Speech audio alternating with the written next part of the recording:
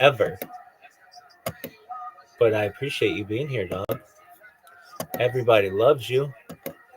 They wish they had this body, though. Fucking svelte motherfucker. Come on, you little bitch. What is bullshit? Dog, you guys don't even know I gotta get my fantasy football team together.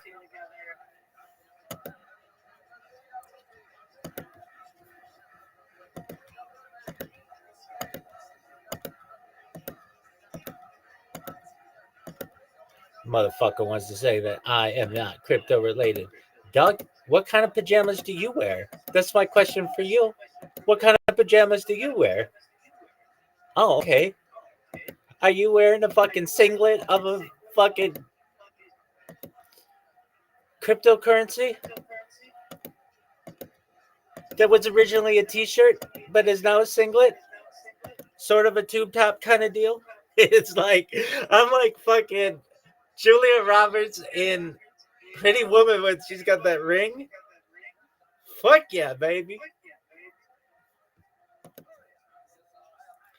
Hilarious. Julia Roberts is so hot. And anybody who disagrees can eat my ass.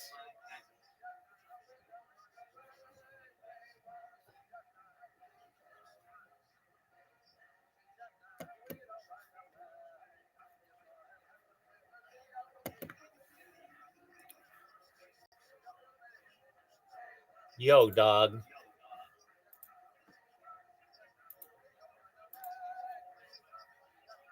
I'm like Julia Roberts. Look at this.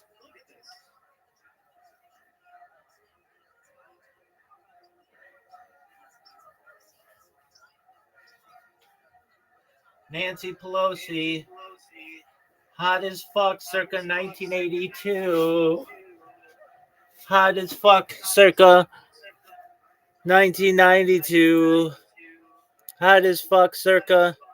Well, she was hot as fuck in like 1961.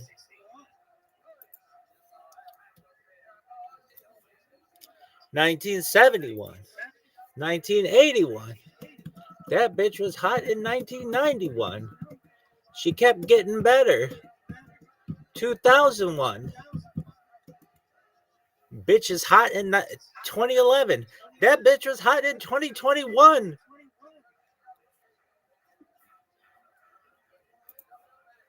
People don't know it. But I allegedly played capture the flag with that bitch with a bunch of fucking armbands. And no one's ever going to see it. Oh, man, my arm, my back itches. My butt itches. Dog. Well, because Rabbi's not really a crypto project. Excuse me? What kind of pajamas do you wear, motherfucker? Have you Julia Roberts your cryptocurrency gear? Motherfucker, I look like an offset Pretty Woman right now. Big mistake. Huge. Dog, my balls itch. My back itches.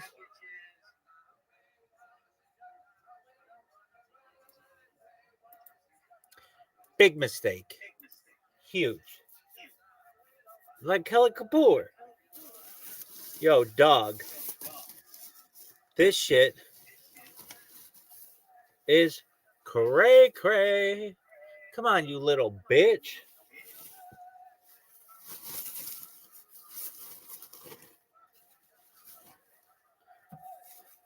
Come on, motherfucker.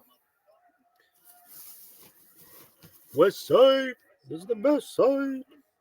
Look at this athleticism, motherfucker.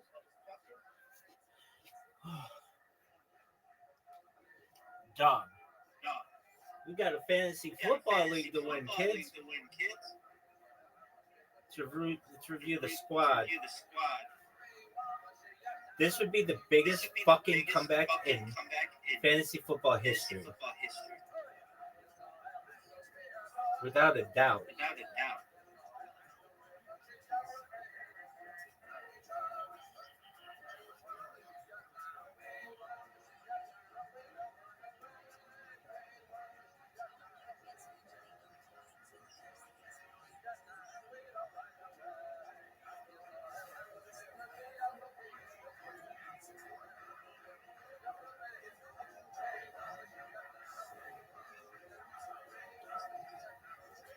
Yo, dog. Oh, Rabbi's not in cryptocurrency. Excuse me, motherfucker. What kind of pajamas do you wear? I'm the ultimate cryptocurrency person. I'm a spokesperson for Harry Potter Obama's not Edu. I compete not with Schiller, aka Bitcoin Obama. I haven't heard Bitcoin Obama in any spaces. What the fuck happened to Bitcoin Obama?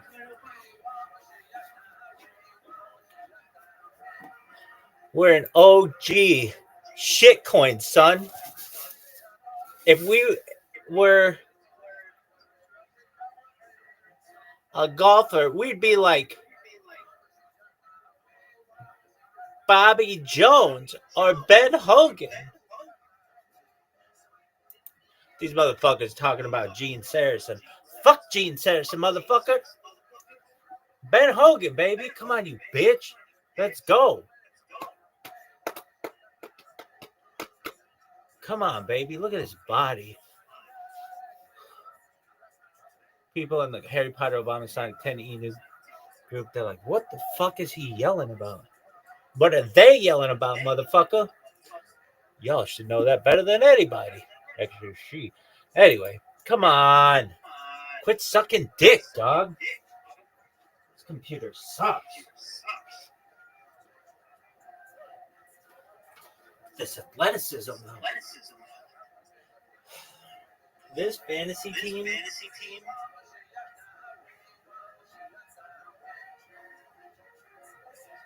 So sick.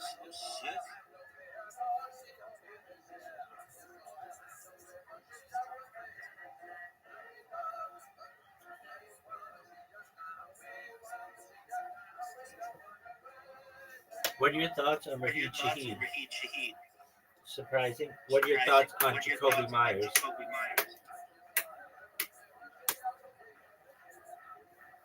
He got his wish. He got traded. I don't know. That's kind of a lateral move. I mean, if I were fucking in the NFL, I'd be like, yeah, I want to be traded. To whom? Whatever team's the best right now. That's the team on which I want to be. Why? Because I'm going to make them even better, motherfucker. All right, come on. This thing sucks.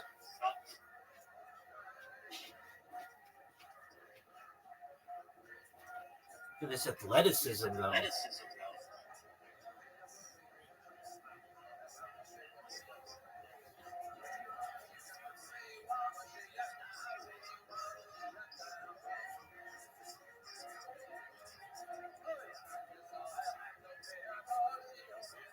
Who's available?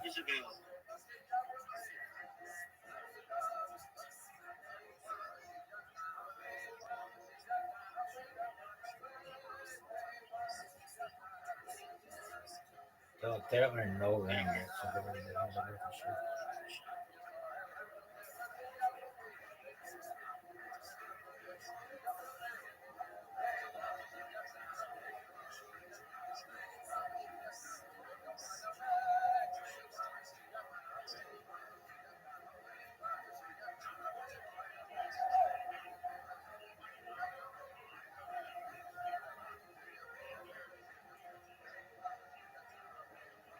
All right, dog. Look at this athleticism. It's impressive.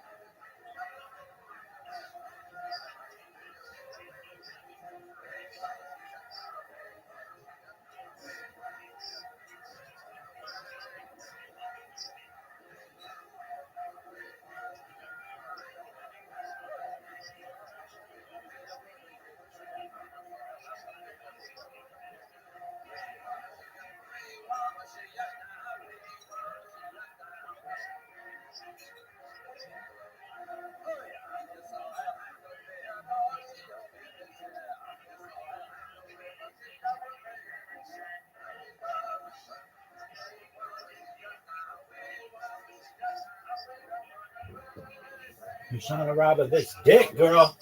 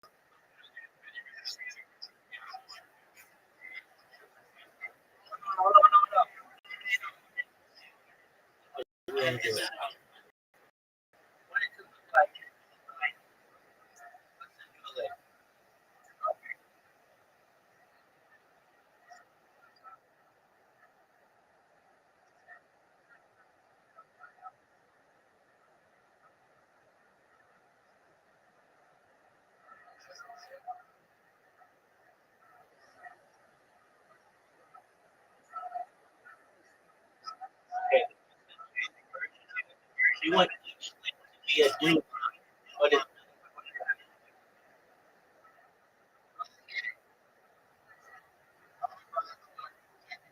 okay. You do so.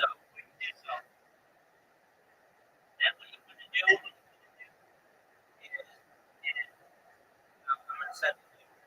you want to make it. You want to make pictures that represent well, what are you on? Really 007? Okay. Tree. Really 007?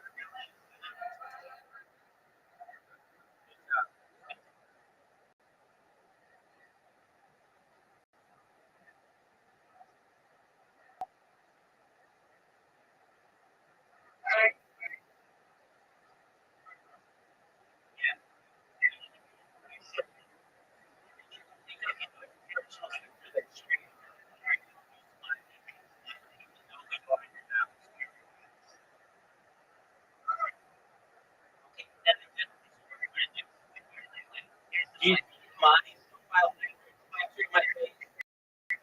There's a around it.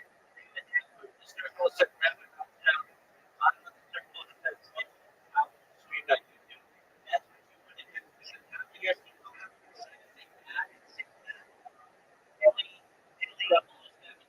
and it's fun.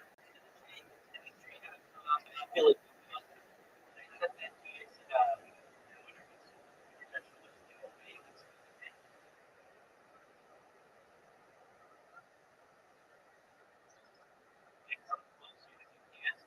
Try to use color. If you can, catch the attention of the.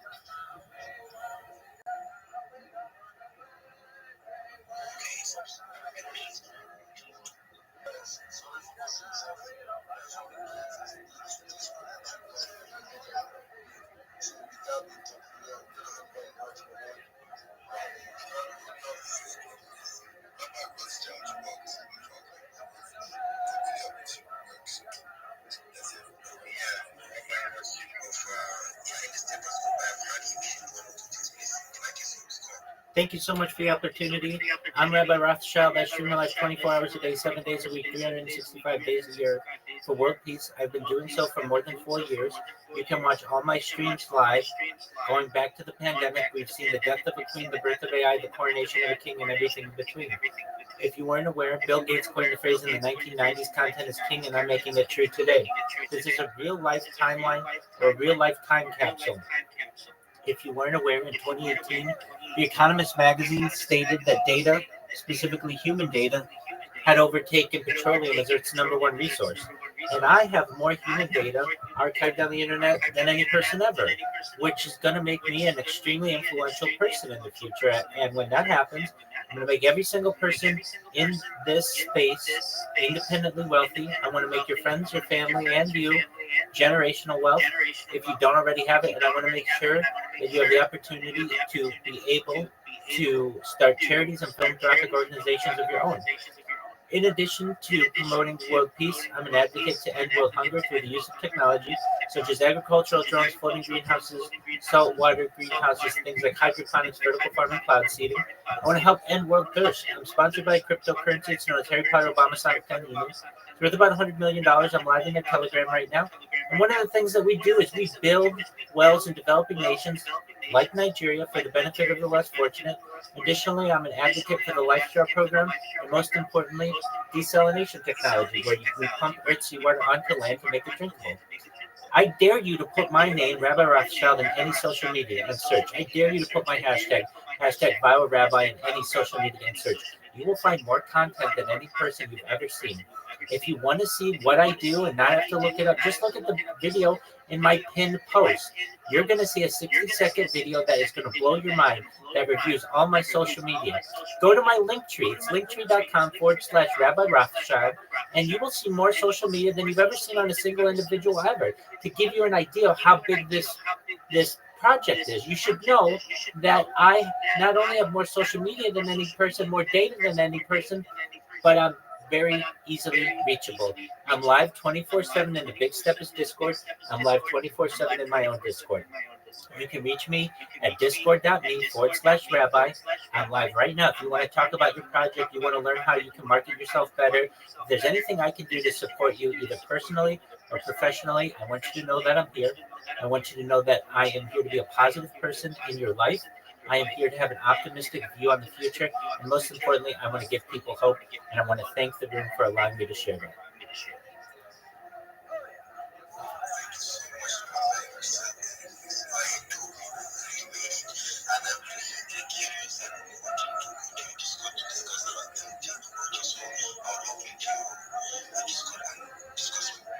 Absolutely. After this call, Bobo, come in there.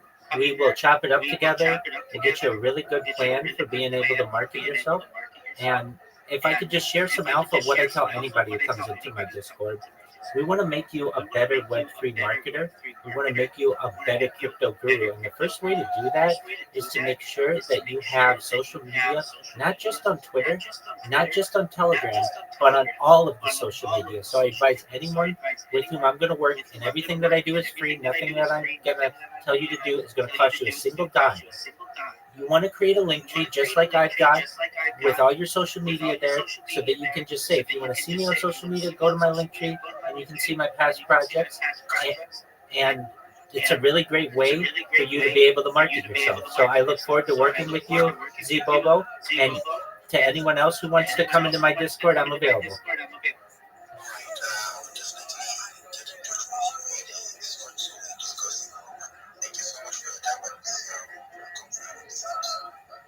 Thank you for the opportunity. I'll step in.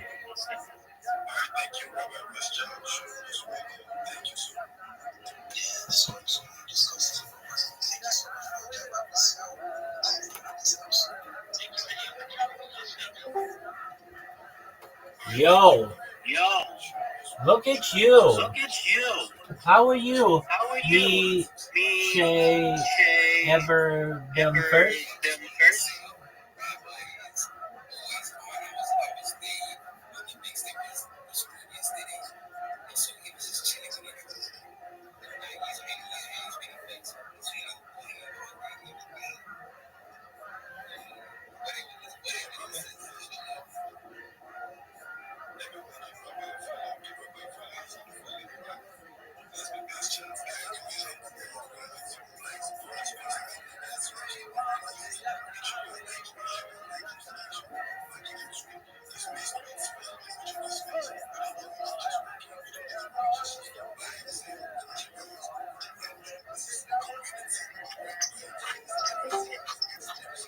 Yo,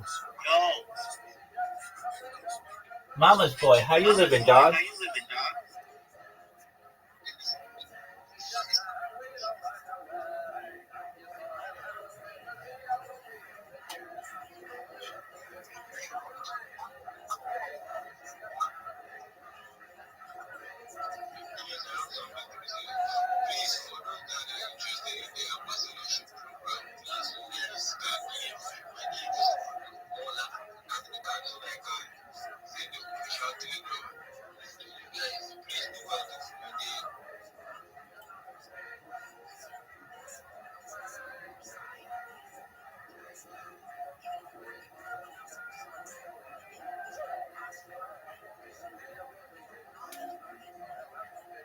Yo, mama's boy, on me. Can you guys hear me? You want to talk? Let's do it, baby.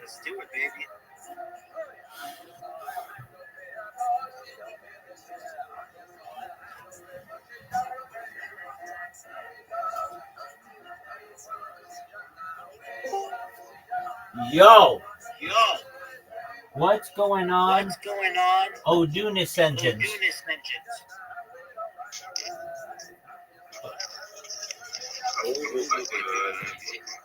Hello, how are you? How's your day?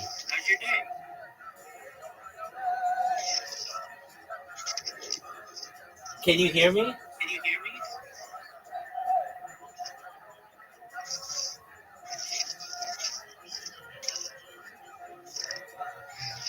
Hey, what up? Hello? Hello, how are you?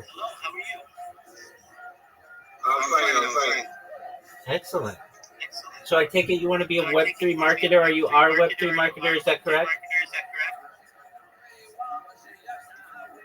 Yeah, I want to be a community moderator and also an ambassador. Okay, excellent. Well, we can make those things happen for you. Do you have a link tree? No, I don't have a link tree, but I have social media handles. Okay, great. Like Great. Facebook, Great. Yeah, Instagram. that's wonderful. You need to put them all in Linktree and then send them to me, and we'll review them. Linktree is free, but it's one link. It's one link so I can get all your social media at once. And it's really easy for you to be able to promote yourself. So what you want to do is create a Linktree, put all your social media in there, and then come back here and we'll review it, okay? Okay, I have one question, please. Go ahead, my friend. Okay, how can I create the link tree, please? Sure. You go to linktree.com, you sign up, it's free, get the free account, and then you put your links in, your Twitter, your Facebook, if you don't have a Reddit, create a Reddit. If you don't have a YouTube, create a YouTube. If you don't have a Spotify, create a Spotify. If you don't have an Imager, create an Imager. If you don't have a Rumble, create a Rumble. If you don't have a Kick, create a Kick. If you don't have a Twitch, create a Twitch. Create an account on all the major social media. And then you put the links in there. And then you'll have your linktree.com / whatever your username is. And then when people are say to you, hey, where do I get your social media? You have one link to give them. Does that make sense? Yes. Thank you. You're welcome, my friend. I'm here to help you. So you go do that. If you're struggling, you need help, come back in here and I'll help you, okay? Okay, thank you very much. You're welcome. Absolutely. You're welcome, my friend. Let me do that as soon as possible. Hey, before you do, I'm going to send you an example of what you want to do so that you know all the different social media you should have. So just one moment and I'll send it to you. Okay.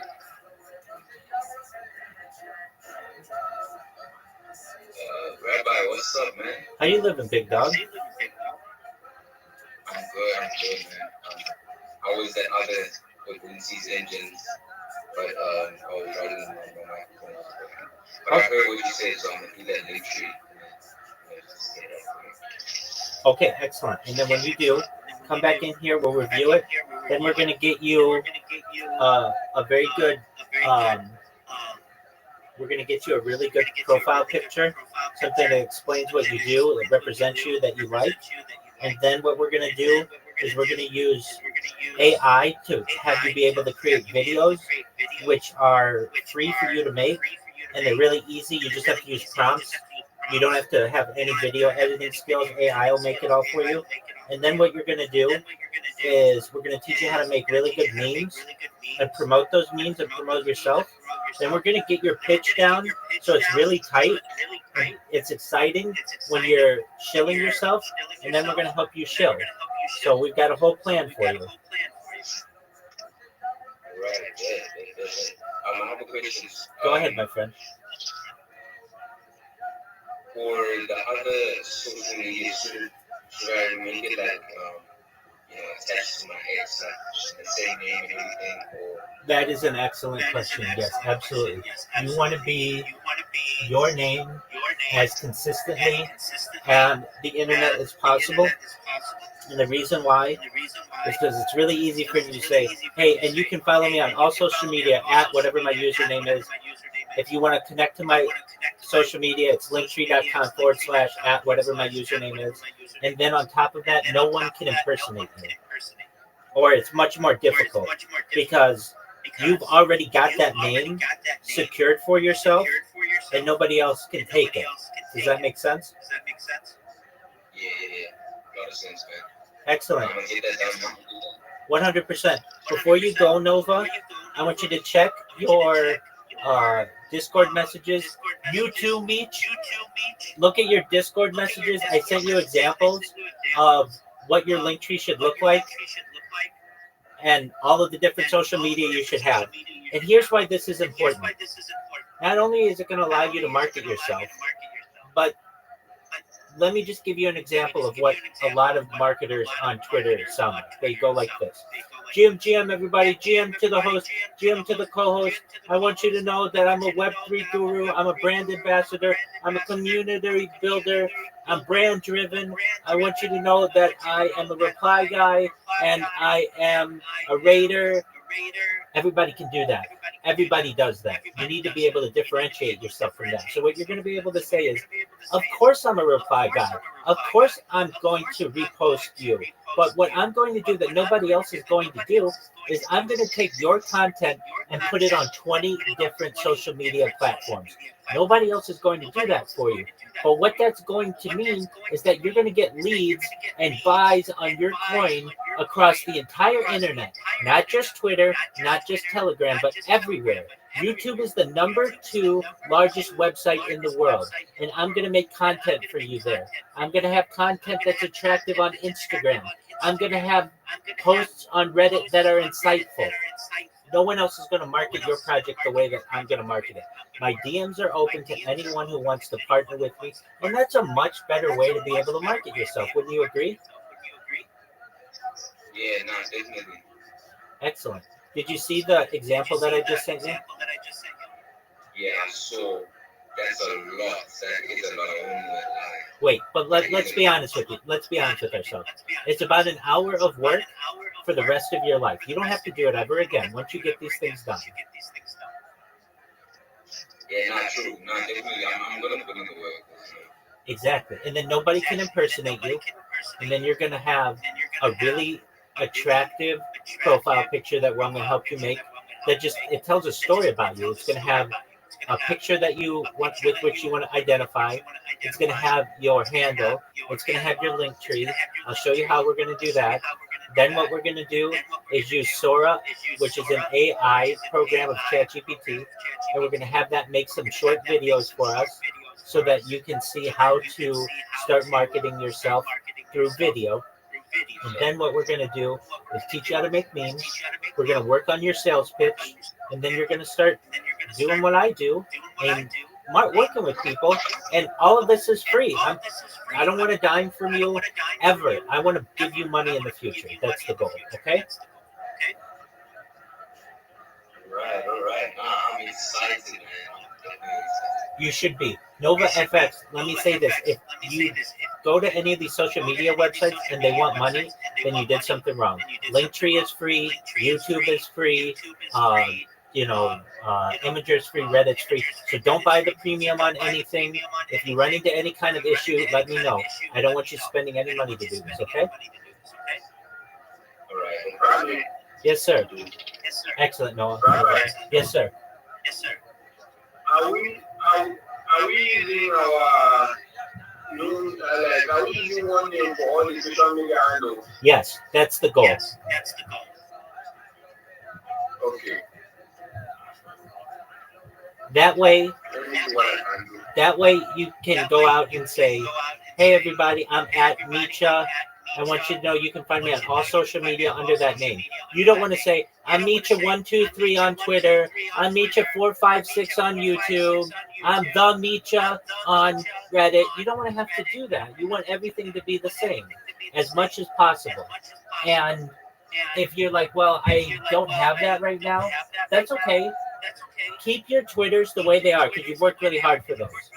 But if you need to, you can change it up a little bit for the other social media so long as you can get it as consistent as possible. So let's say Micha, you can't get Micha on YouTube. Okay, then be Micha Web3. Or let's say Nova, you can't be Nova FX on Reddit. Okay, so be Nova FX Web3. Whatever it is, but so that it's for you consistent or as consistent as possible. So if someone's searching you, they're going to find your account. Yeah. I agree.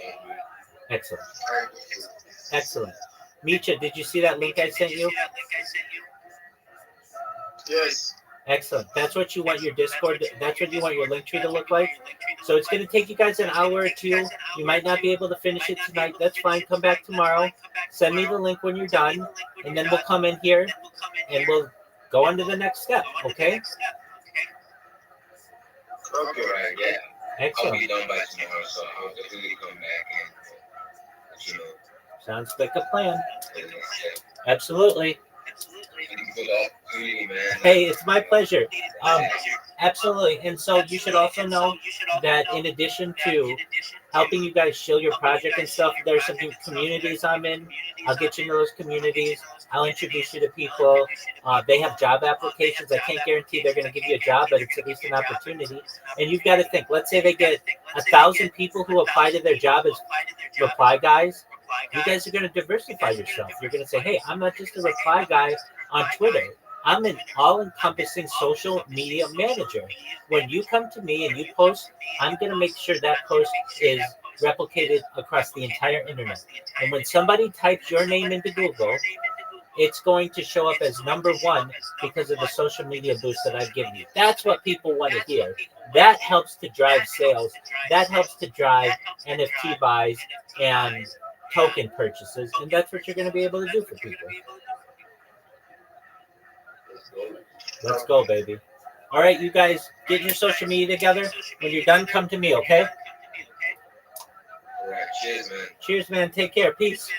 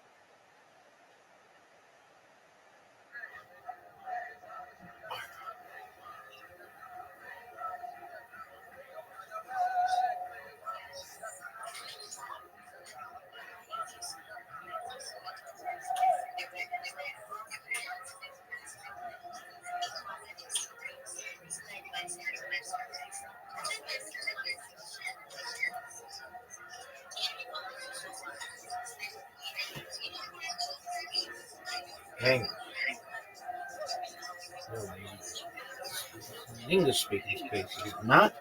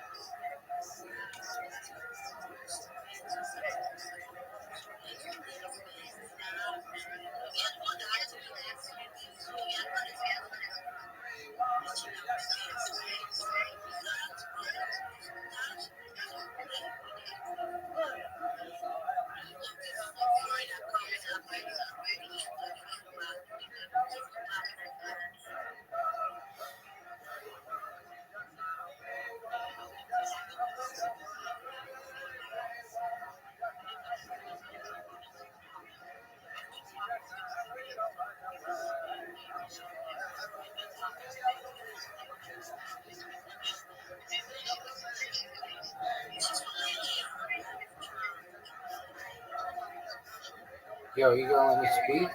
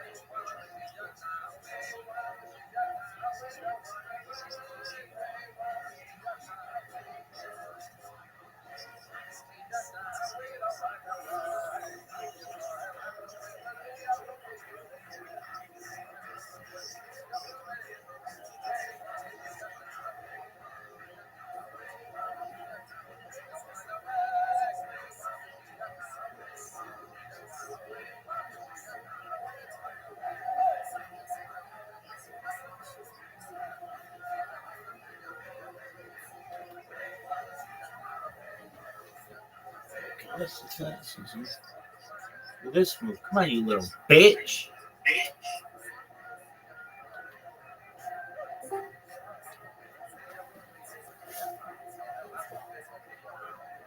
Yo, how are you? Hammy G. What's good, son?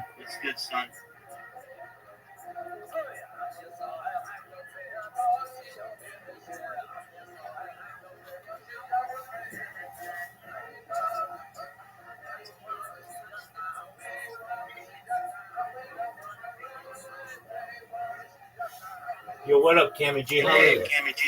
What's good? Kicking ass, taking names. Every day's a holiday, every meal's a feast. How are things in your neck of the woods, son? Not bad. Excellent. I How'd was you? just checking your X account got suspended. Oh, did it?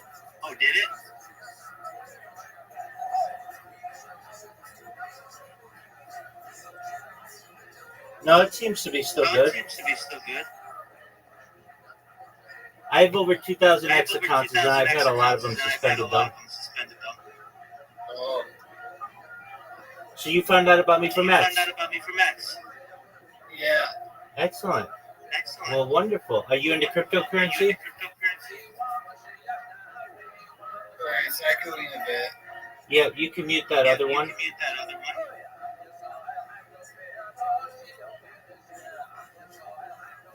I have 2 accounts in here.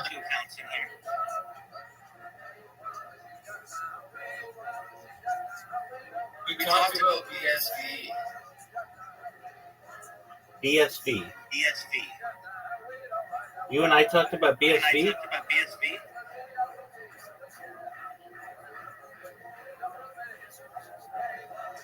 we talked about BSV for a bit. When did we talk? Because, When did we talk? sorry, it's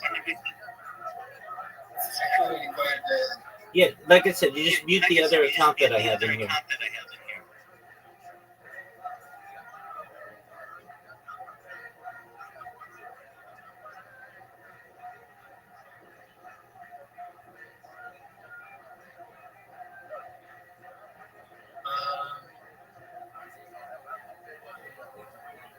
think I unmuted it. Okay, great.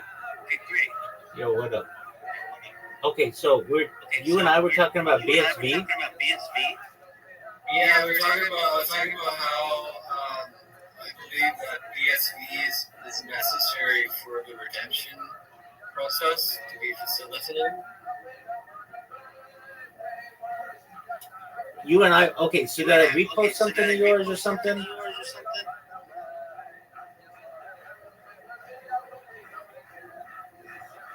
Help me out here.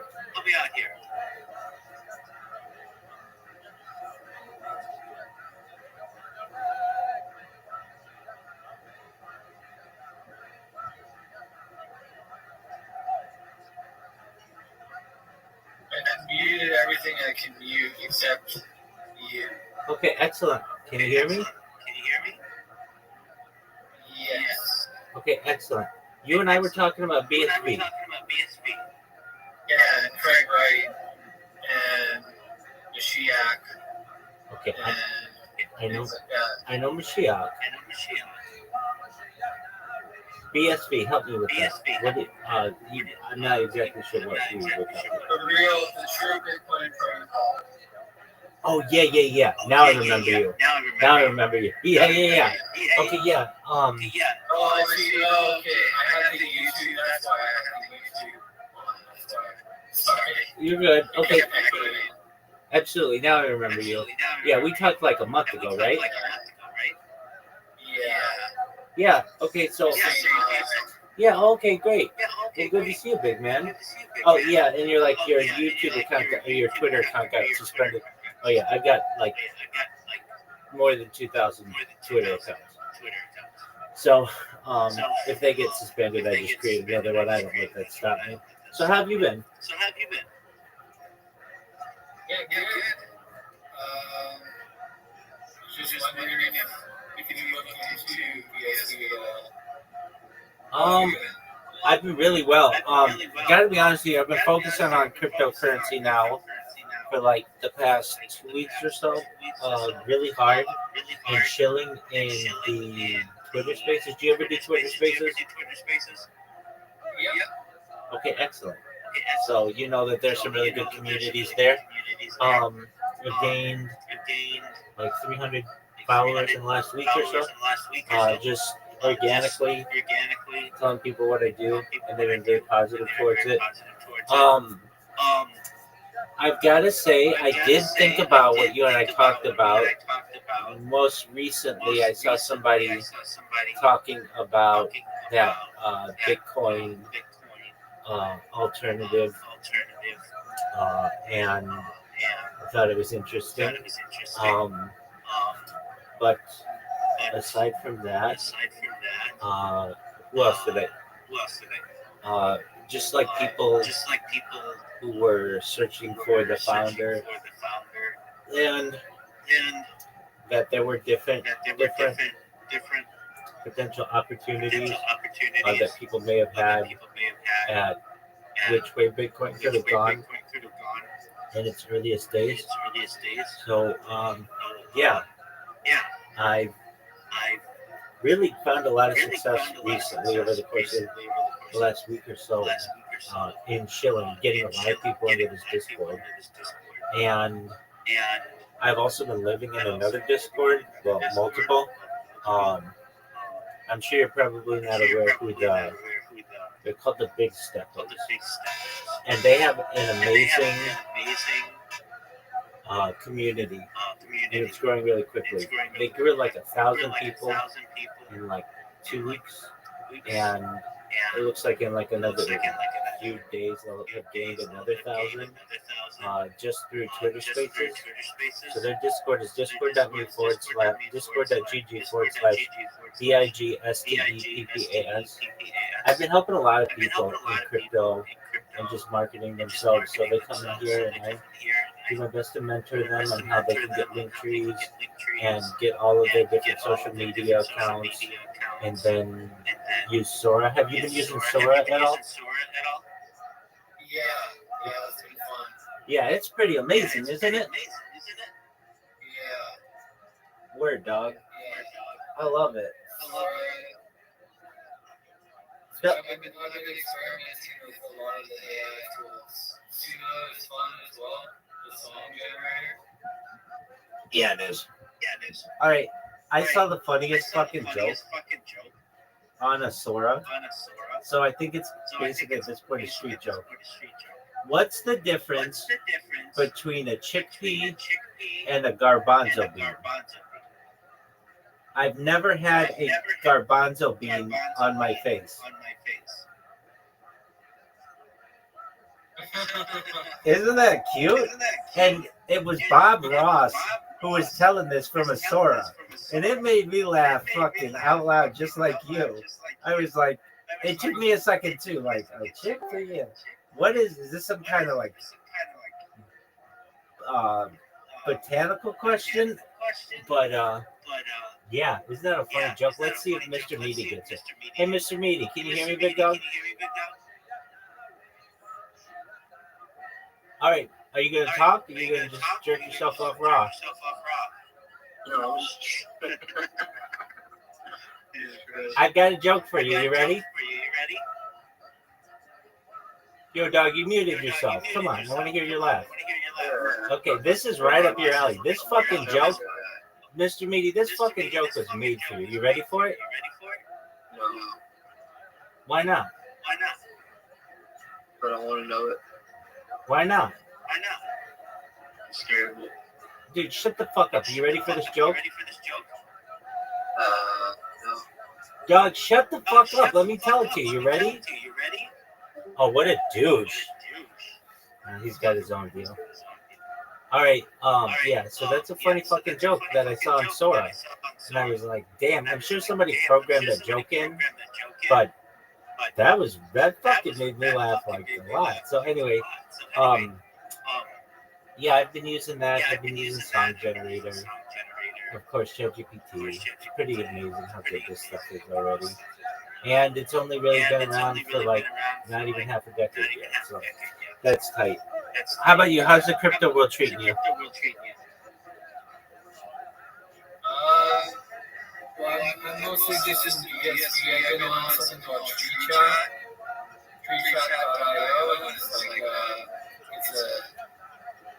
it's a BSB powered social network where you can take people microtransactions on chain, and there's a good community of people on there. BSB is the only blockchain that can do microtransactions on chain. So it's doing what a blockchain can. So I'm mostly focused in on that, and also I'm pretty sure that like I was saying, we need it for the redemption process to facilitate the world to come. Whatever it takes, baby. All right. When's the last time you were in a Twitter space? Oh man, it's been a little while. Have you talked to Maybe like a month ago. Have you talked to anybody about BSV and Twitter spaces? Oh yeah. But there isn't any. Nobody knows what you're fucking talking about if you're in a general one, right? Yeah, it's hard to grasp. I think that's why I think it's interesting to talk to someone who's Jewish because they understand the world to come, and that's the best way I can describe it. Is we're transitioning from the world of lies into the world to come, and I'm pretty sure it was sent by God. So, There you go. When is this guy? Didn't I recall? Like, isn't he Australian? yeah. All right. When's he gonna do something? Like, have a press conference or something?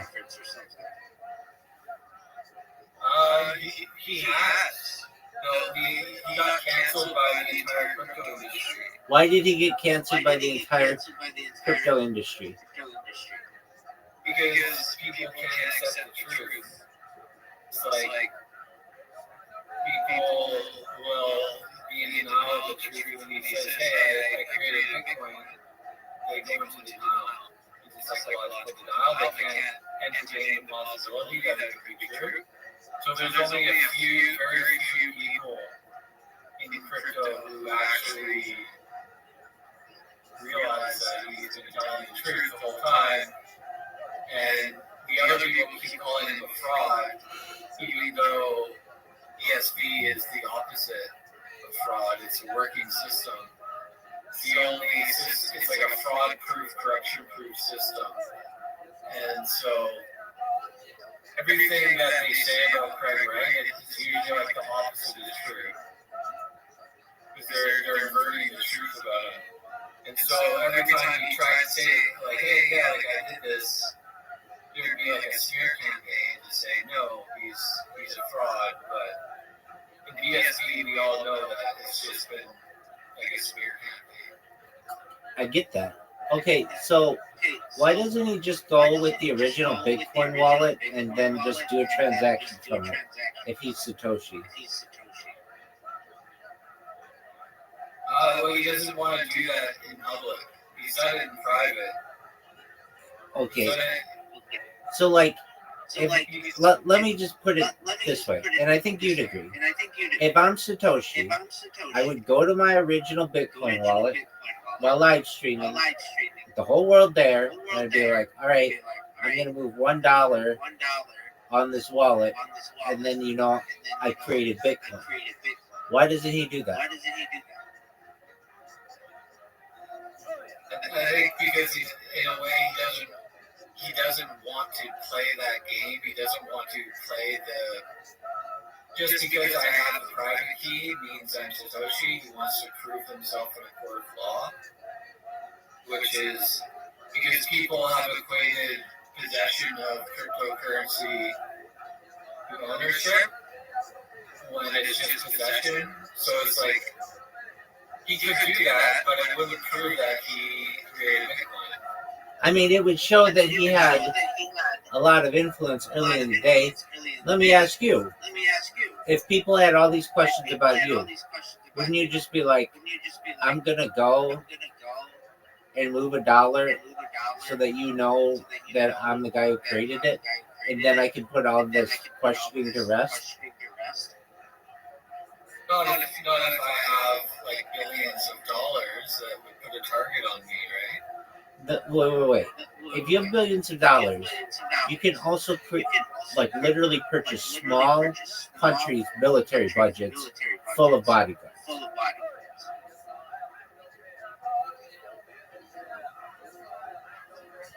Your security is not an issue. Why does he have to do that for the world? Because he could just be some person who is either impersonating the creator of Bitcoin or illegitimate, and there's no way to necessarily prove it. The only way to really prove it is to go to one of those early wallets and move a certain amount of money and say that, hey, I'm going to move this money. That wouldn't prove it, though. That would just say that he has the private key to move it. Okay. It could have been stolen. That's true. That's true. But then wouldn't he have had to be the one who stole it?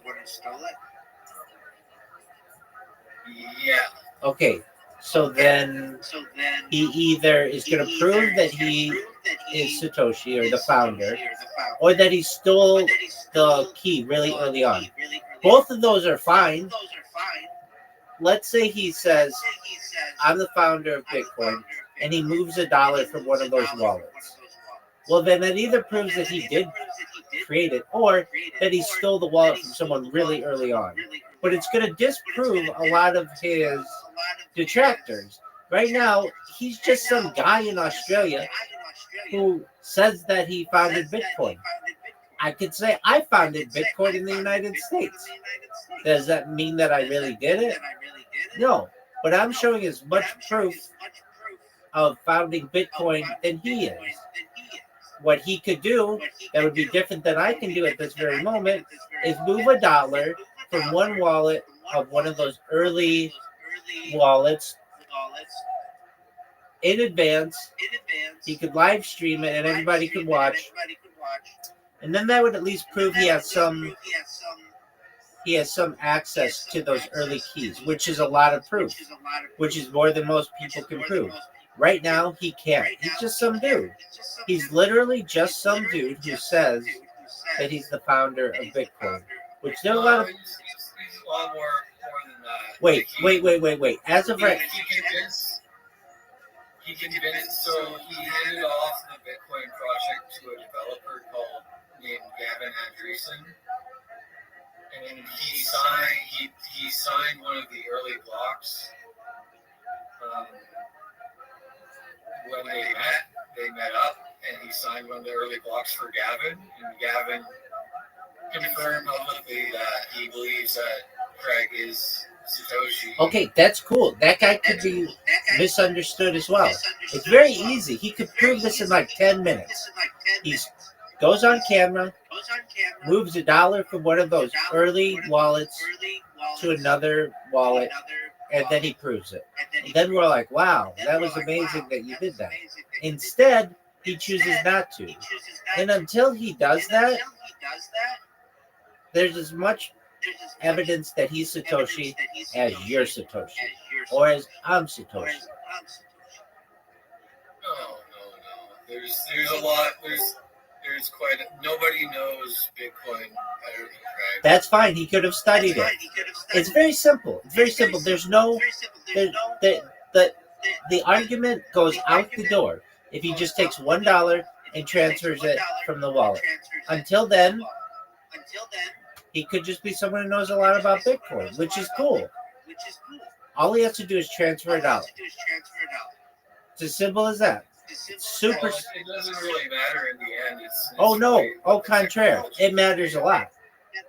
It matters a lot because if he can't do that, then he could just be somebody who knew about it early on, but he has no control over those early wallets. Whatever person has control over those early wallets either A, started Bitcoin, or B, stole the identity or the credentials of someone who did, which is still really important.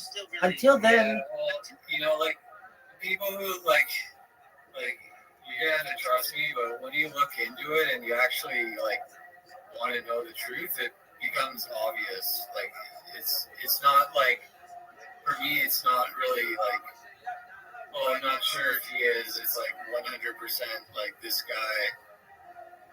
I know it like the sky is blue. Comparing that to Bitcoin. Cool. Like, Cool. So that's just Cool. that's Wait, just my cool. opinion. Cool. Cool. That's a great story. Then have him transfer $1 out of his wallet. It's as simple as that. And then I'll believe you too. Until then, he has no sufficient evidence to be able to prove that he was either the founder or an early wallet holder. All he has to do is transfer $1. Then I'm on board with you. Wait, then I'm on board with you. I'm on board with you wholeheartedly. Then I really mean that. The only difference between making me and all of cryptocurrency a believer in Craig is him transferring $1. That's it. You would think that he would. I would think that he would. If you said to me, Rabbi, all you have to do is transfer $1 from your wallet to some other person's wallet and tell us you're going to do it beforehand. Boom. I'll do it the next 20 minutes. It'd be really simple if it meant something. The fact that he's not doing that is very suspicious.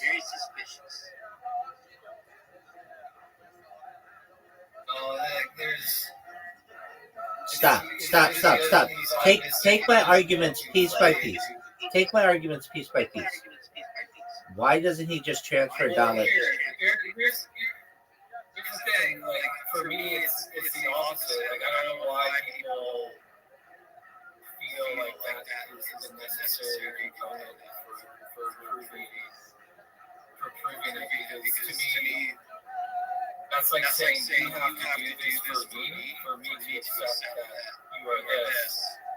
But the truth is, he never wanted to be known publicly anyways. He was outed against his will. So he never wanted to be known as Satoshi in the first place. Okay, that's fine. He's known as this person to a small contingent of people, and you're one of these believers. And he could say, he could go back to saying, I'm not Satoshi. He's come out and said, I am Satoshi. I started this. And everybody can say, okay, that's a really great story. It's a very cool story, and we like it. All you have to do to prove it is to transfer $1 from that wallet to someone else's wallet. And instead of doing that, there's all this debate when he could just solve that. It's really simple. It's almost as if it's when you're in school and there's a child there and they say that they have the answers to the test, and you just say, oh, okay, well, tell us what the answer is. He's like, oh, I can't tell you. Okay, well, then how am I supposed to believe you? You say you have the answers to the test. Just tell us what one of the answers is. You don't have to give us the whole test. Just tell us what one of the answers is. And they're like, nope, I can't tell you. But I know the answers to the test. It's like, okay, how are we to believe you? And it's the same in this case. How are we to believe this person? Well, I'd say if you really wanted to know the truth and you looked into it and you had the intelligence to discern, you would come to the same conclusion as everyone else. But most people don't do that. Wait, why doesn't he just transfer $1 from his account to someone else? Please, you keep not answering that question. The best answer you've given me is because he would need bodyguards or somebody would be after him. He's already a target if he started Bitcoin, and he's a billionaire, so he could protect himself. So that argument is somewhat invalidated. So I'm going to give you another opportunity. why doesn't he just transfer $1 from his wallet to another wallet? Why does he have to do that? Because it would instantly show credibility.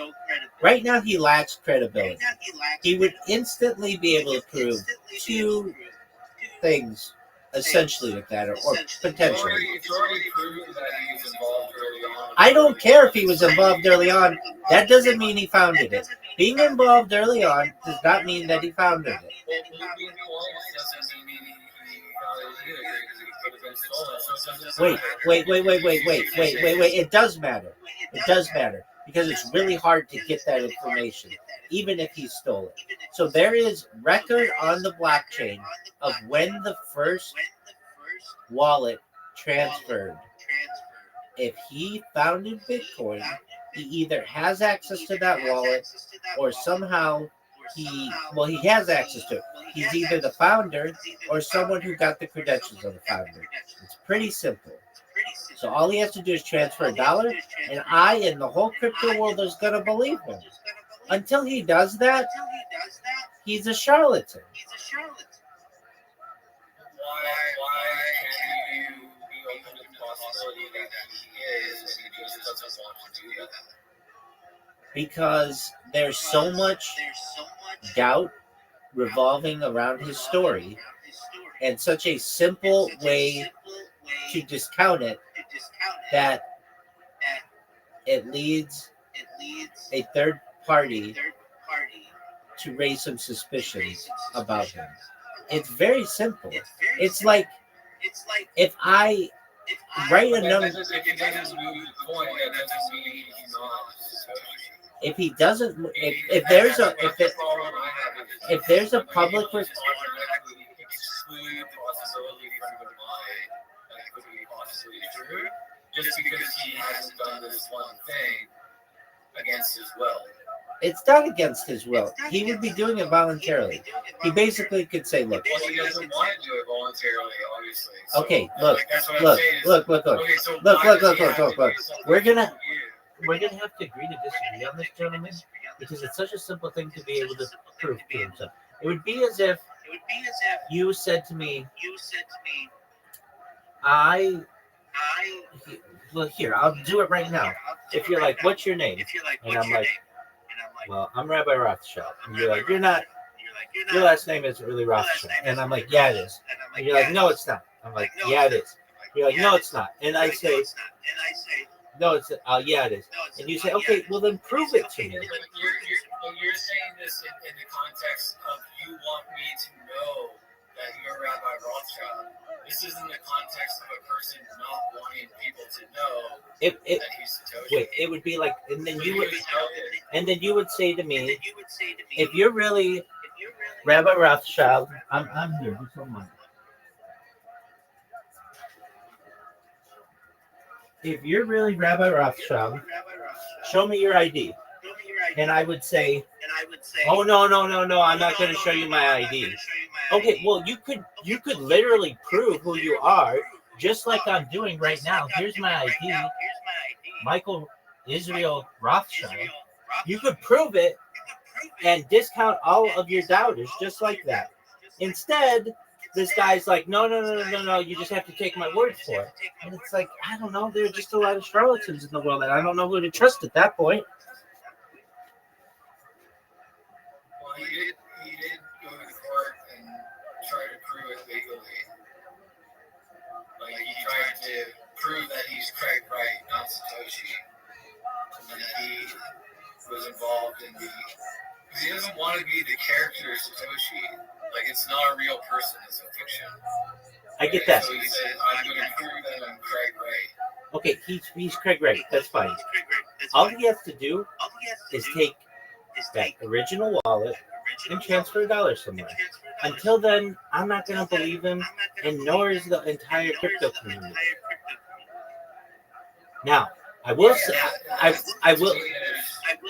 this. That doesn't mean I can't get on board for the alternative Bitcoin strategy. That doesn't mean I can't get on board for that. So I want you to know that, like, I can get on board with the story of the alternative Bitcoin. I get that. But for this man to say that he founded Bitcoin, it's like, okay, show me your ID is basically what I'm saying. Transfer $1. You don't have to transfer $1 billion. You don't have to transfer $1 trillion. One penny, just transfer it. That's all.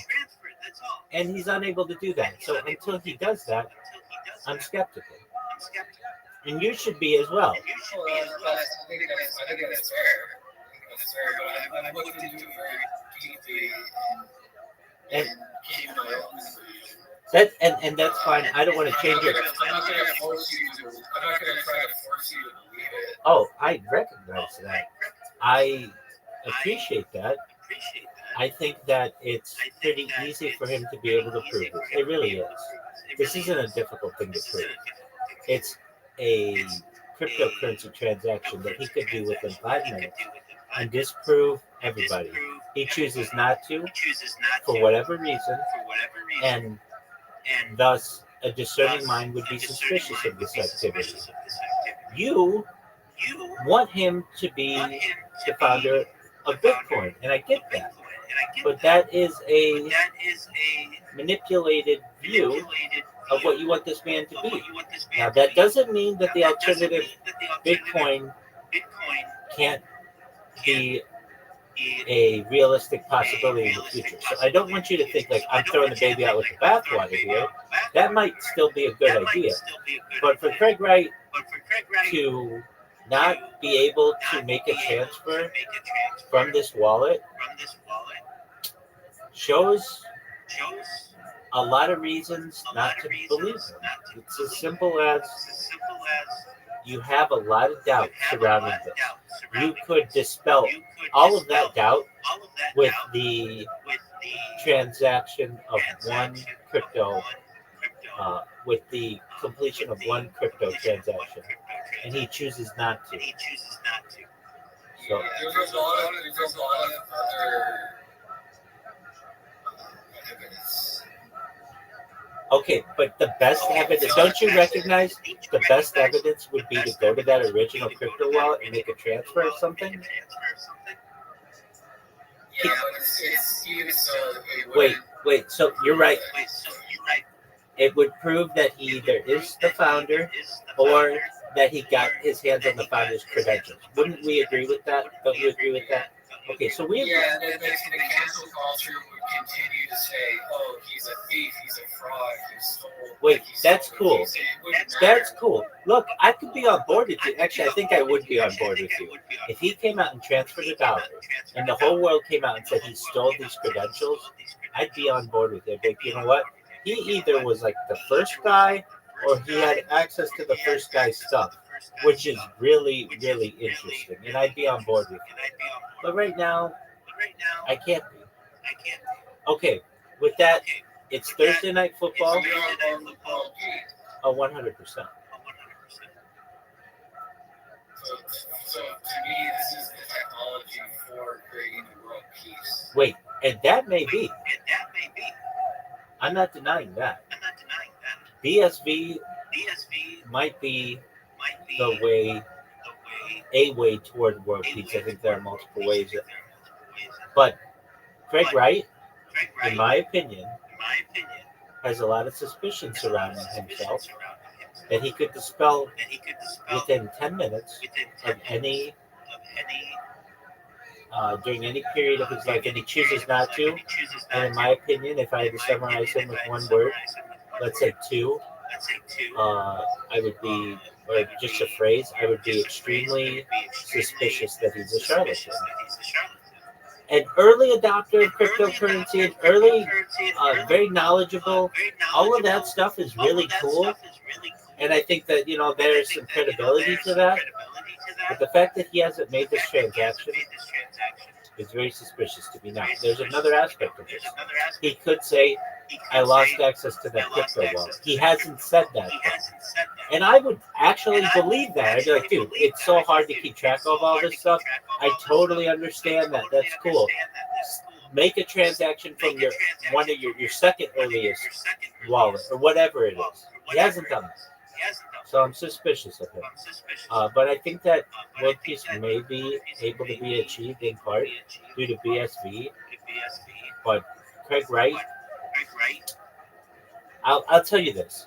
At least within Judaism, our belief of Mashiach is that when he arrives, it will be apparent to the entire world. The entire world will know instantaneously upon his arrival. Craig Wright's been around and we don't all know. There are a lot of other aspects to him that we don't necessarily recognize as well. So for people to think that he or anyone like him is Mashiach, I'm doubtful. Oh yeah, I'm not saying he's Mashiach, but it's the I'd say it's the technology necessary for facilitating the redemption process into the world to come. And so for me, the economic game theory of the system is so like near perfect that it's like this fraud-proof system, like a fraud-proof, corruption-proof system that would help facilitate us into an era of truth. And the way that you do that is you need to have one blockchain protocol, like a one universal record that's decentralized for the entire internet. Just like how we're using TCP. It's like the common protocol for the internet.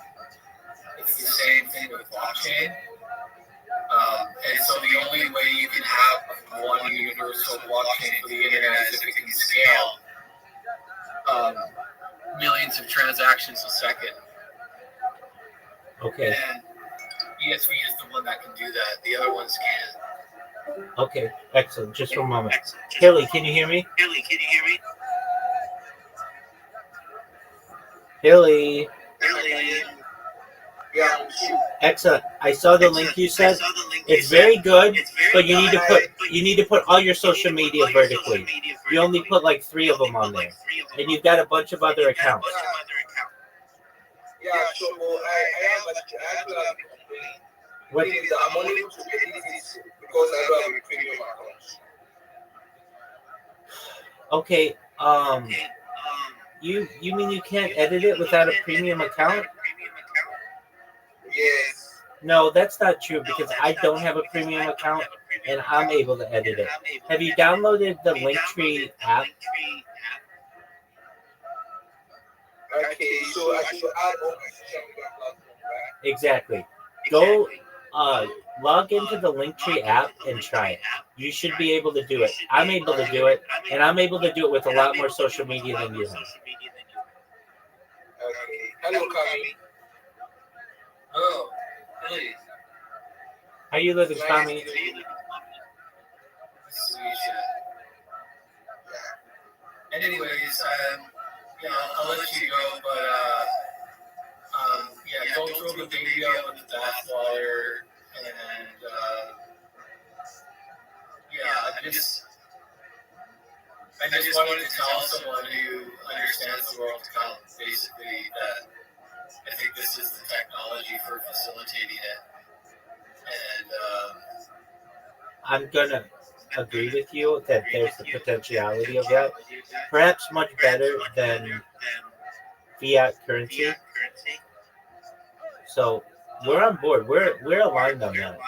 Just with Craig Wright, I just have my suspicions, and I think they're healthy suspicions, and we don't necessarily disagree 100% on the subject. It's just I am highly suspicious, so I want to refrain my opinion until more information is provided, and that information and that suspicion could be dispelled immediately with one transaction on the ledger. Until that happens, I don't believe it. But that doesn't mean that. Could I share something with you that might help alleviate your suspicion? That Absolutely. not to like, I mean, just for later. Absolutely. Share whatever you want.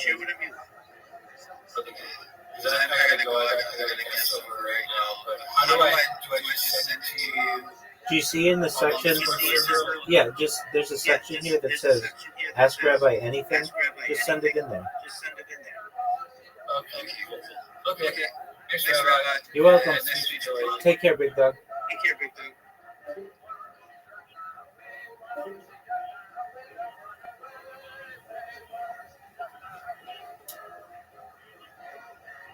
Armani, how you living? Armani, go fuck yourself. Don't want to talk to you anyway.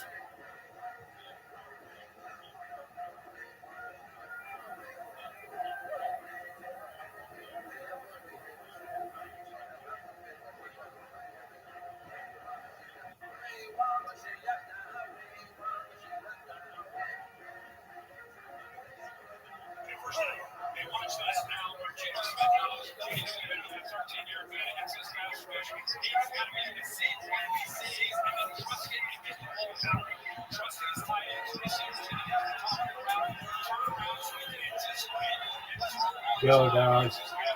I gotta.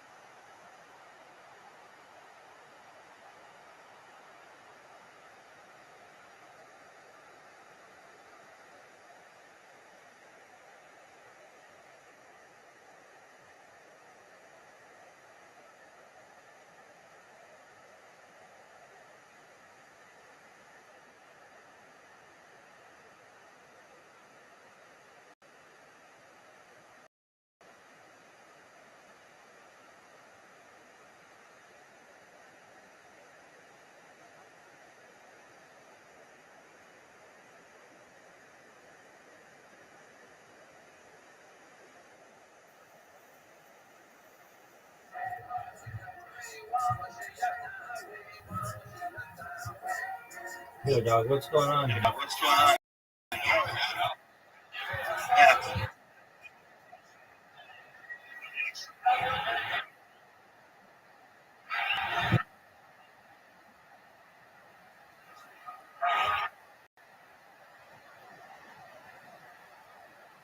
Janty, fuck.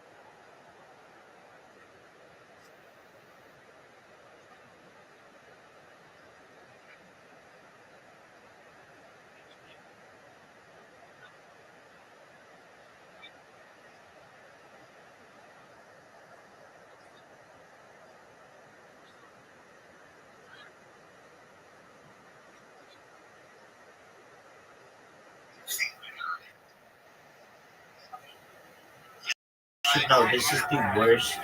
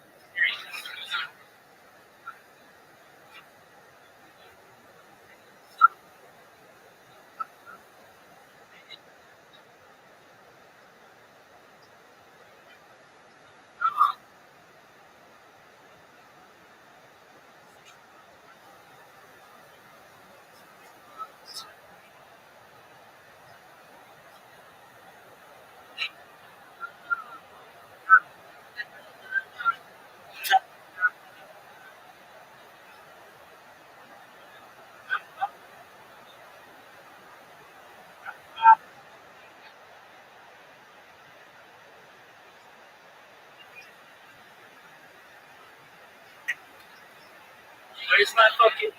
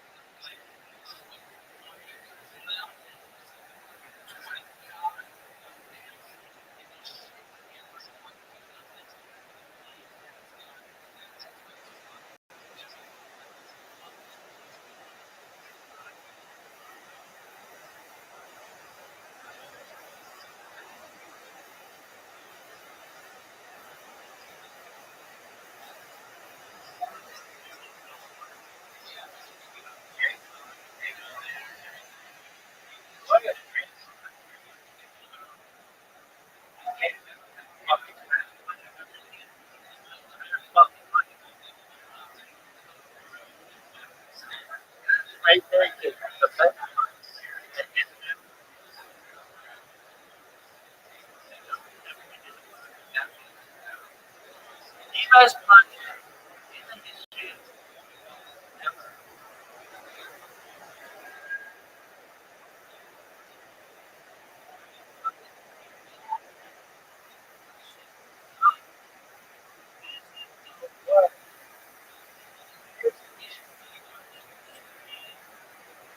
Oh,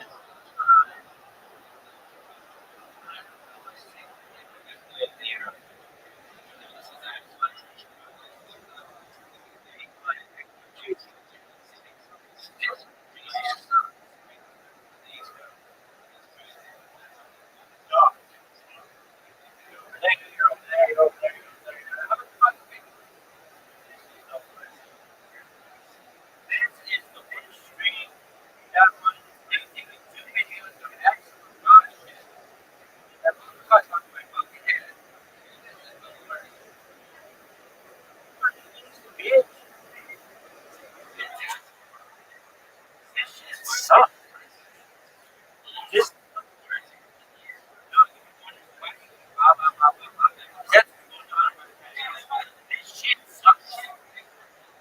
This is why it's so loud. This shit sucks.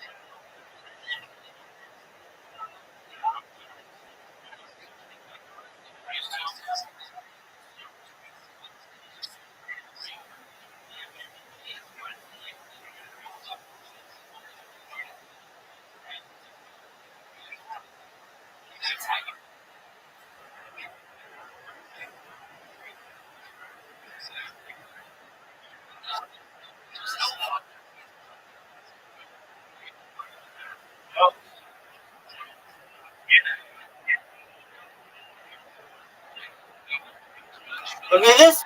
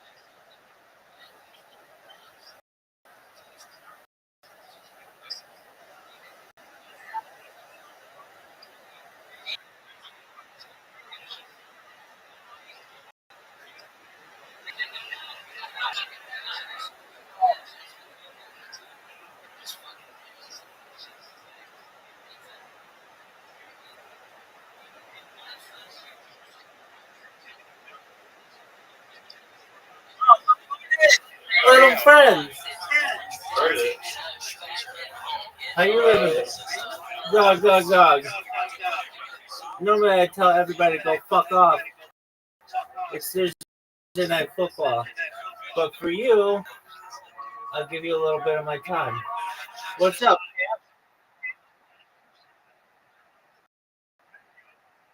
What's,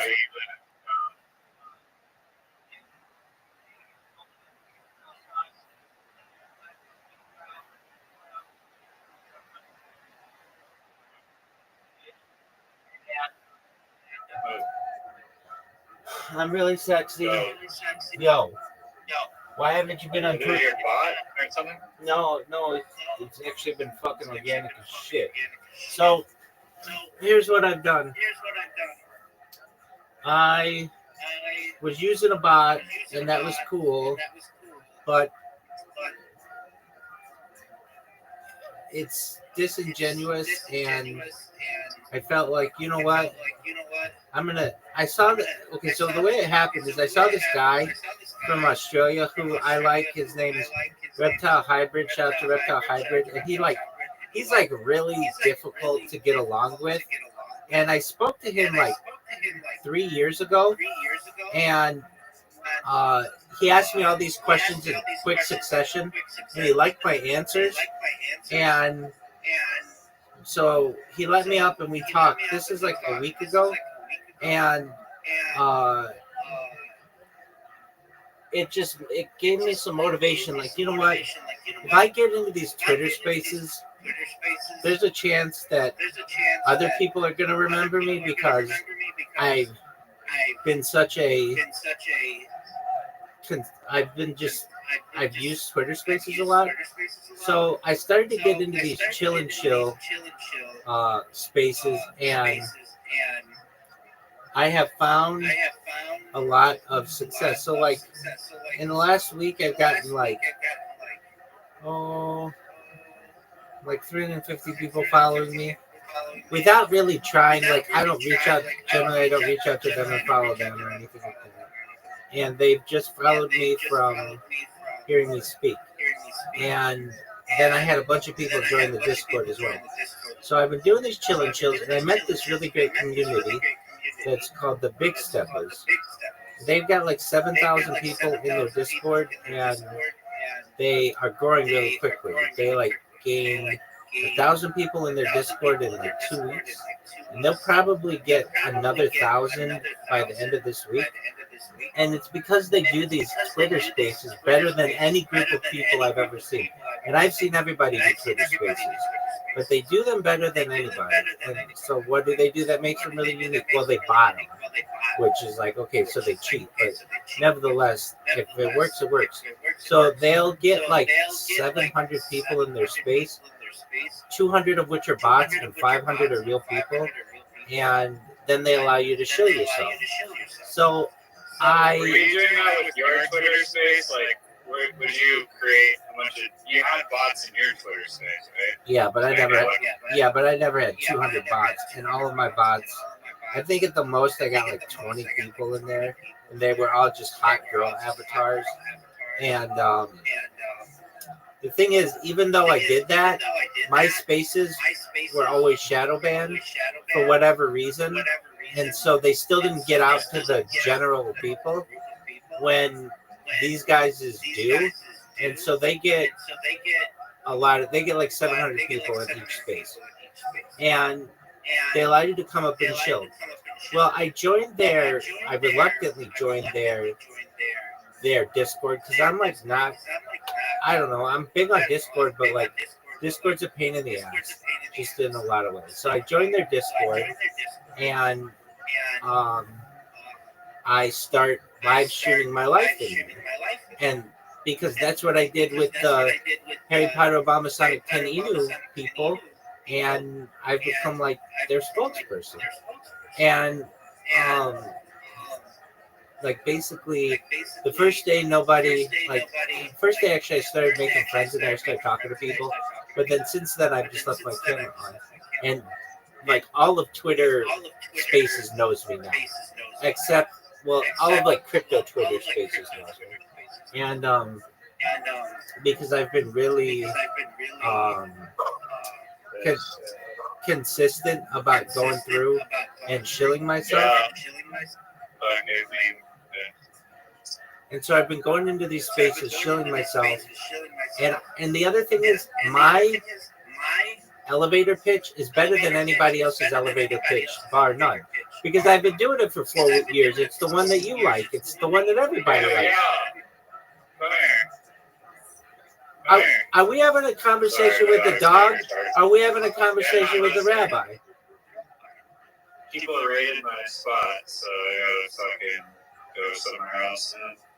All right, well. I must have. Okay, so the same elevator pitch that I give you and everybody else who comes in here, I know it really well, and so I can go into these spaces and do it, and it's better than anybody else's.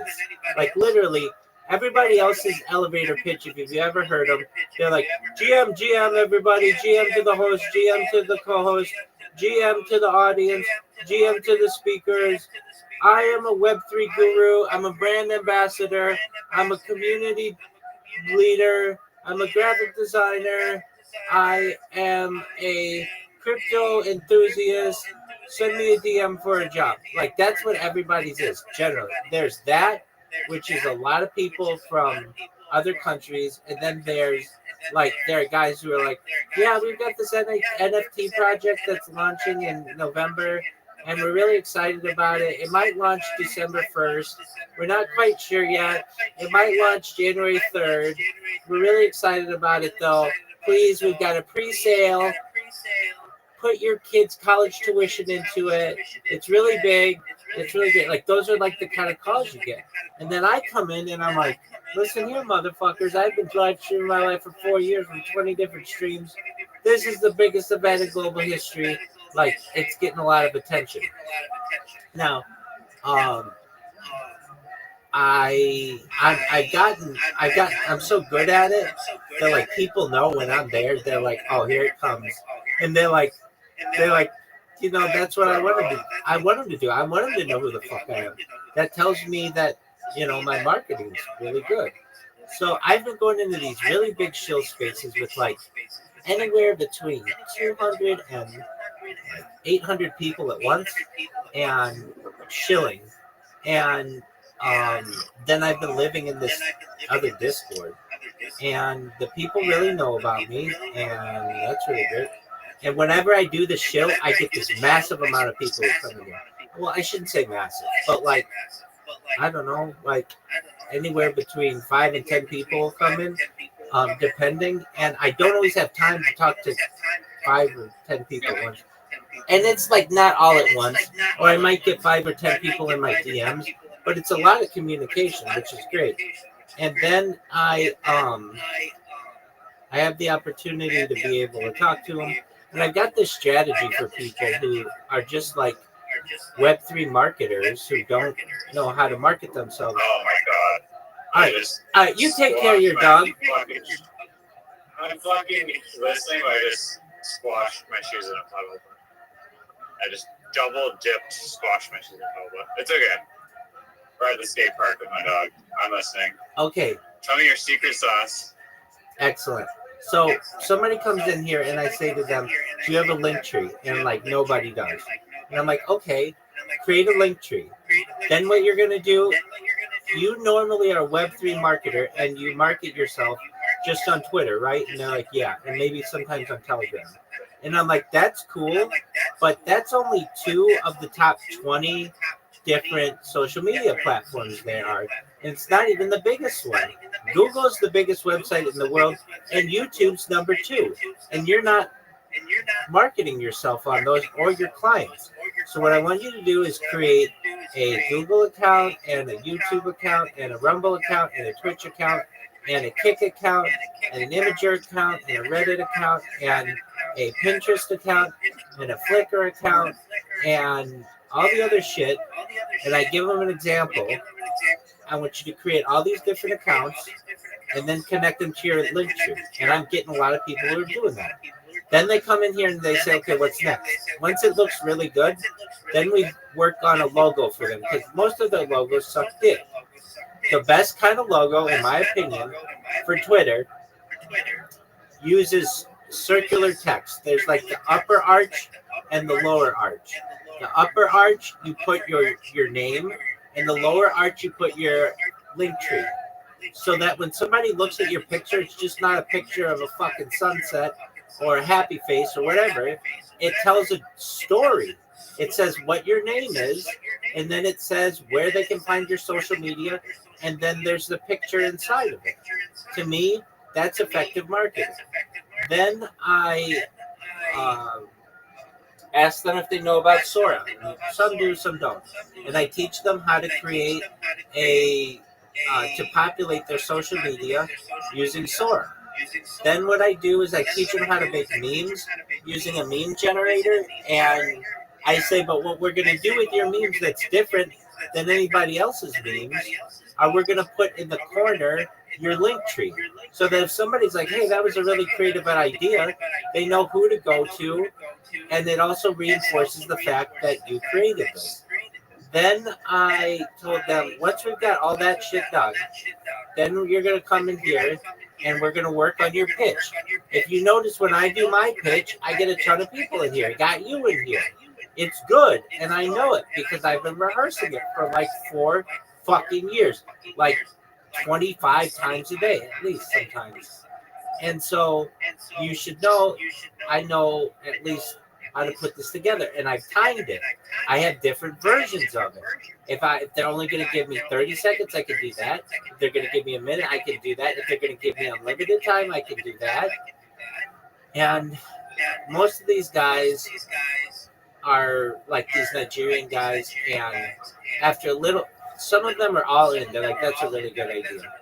Some of them are like, okay, well, I don't understand if, like, why I need to create a Reddit account. And it's like, there's a lot of Web3 people on Reddit.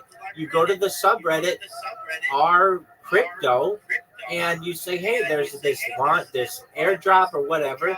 That's a really great place to get eyes on a project.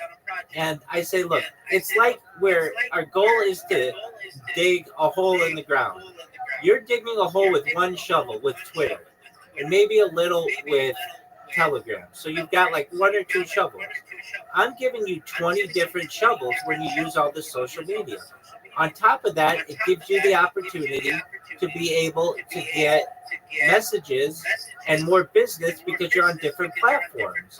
Additionally, it stops people from impersonating you, or at least does its best to prevent that in as many ways possible, because somebody doesn't steal your name and start impersonating you on different platforms. And moreover, when you are selling yourself in these Twitter spaces and you say, I'm a marketer and et cetera, you can say, I'm the best marketer on crypto Twitter, and here's why. Everybody else is going to be a reply guy. Everybody else is going to be a raider. I'm going to do that, of course, but then on top of that, I'm going to post your stuff on 20 different social medias. That's 20 times the impact as a normal marketer. This is why you should hire me. Whenever I say that to these guys, they fucking get it. Whether they go ahead and do it or not, most of them do. So I get, they're working on their logos and they're getting their link trees, and some guys put together really good link trees. And so that's what we've been working on the past few days. So that's life in my world. How about you, Big Dog? The classic, the Rabbi marketing, and it's all free and it's all been streamed into the archive of history. Yeah, that's absolutely It's right. generous. Free game, spilling free game to the Nigerian crypto enthusiast community. I'm giving out alpha like it's going out of style. Is that not a good way to market yourself, Riser? No, I believe that it is. I mean, Riser, sure.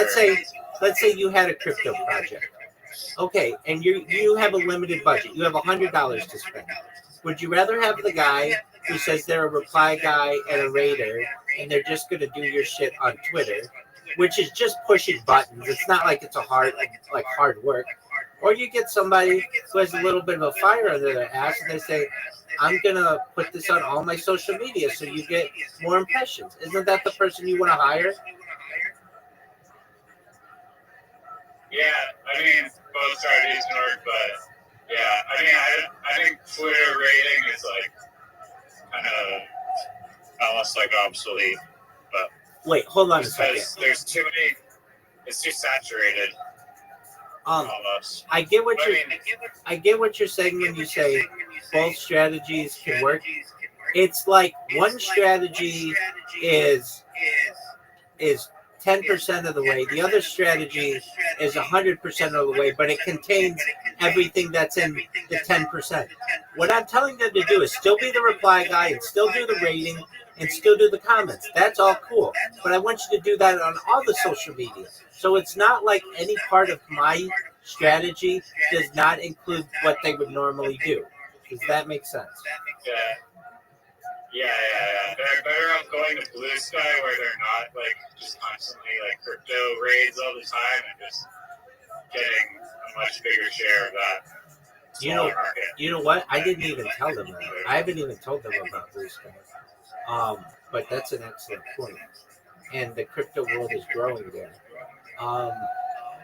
But with that said, I mean, so back to my world. I've been shilling myself in these spaces, and like I said, it's to the point where the leaders of the spaces know who I am, and that's always good. And people are getting excited for what I do.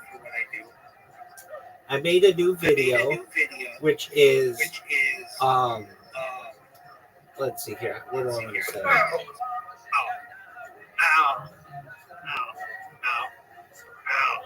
What'd you do?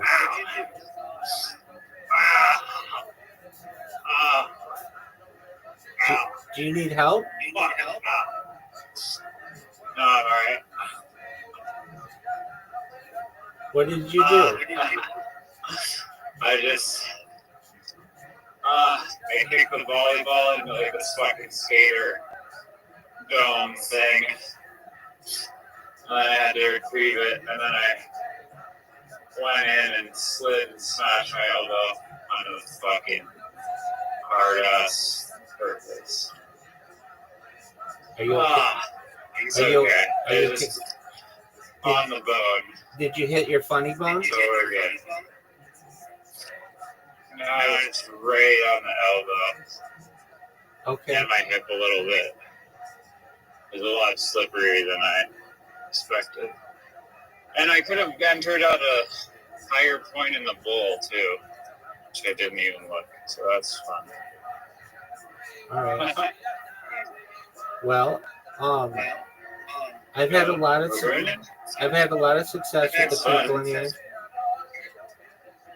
We're at 2,380 people in the Discord, and it's to the point where I don't like. I mean, I shouldn't say I don't like people coming in. I like people coming in, and I like helping them. That's cool, but I also like my alone time so that I can do my shit. And it's getting to the point where like when I'm shilling myself, if I shill myself, I know for the next hour I'm gonna be talking with people, which is cool. And I had this one guy today. He kind of pissed me off. He goes, I'm about to show myself in this space, and they make me wait till the end. And they're like, and we're going to have Rabbi come up. So his project isn't really a crypto project. We want to hear what he has to say. And I come in there, and I'm like, I'm here representing Harry Potter, Obama, Sonic, Ken Inu. I'm wearing their merchandise, and I've done so for years. I sleep on NFT pillows. My blankets are cryptocurrency. I am the center of crypto. I stream my life and just record crypto conversations of any person who has a crypto project. It is I who have one. I'm live on Pup Fund right now. And they're like, yeah, I know, okay. Maybe you do have some influence on crypto, but they're like, it's not a traditional pitch like people have. But I gave them a traditional pitch. I'm like, go buy Harry Potter, Obama, Sonic, Nintendo. It's worth about $100 million. And if you can afford it, go buy a Squirtle. I sleep with these things. And, but it's like, don't say that this project is not a crypto project just because I don't push some lame ass coin that nobody's gonna fucking buy. And they're like, after I say the thing about Harry Potter, Obama, Sonic, Nintendo, they're like, yeah, that's an OG coin. It's an OG meme coin, and it's got a really strong community. And so go check it out. Now that's another thing. So, like I stream my life in Harry Potter, Obama, Sonic, Nintendo Discord, but or I had, but then I had to switch it because I didn't have enough devices.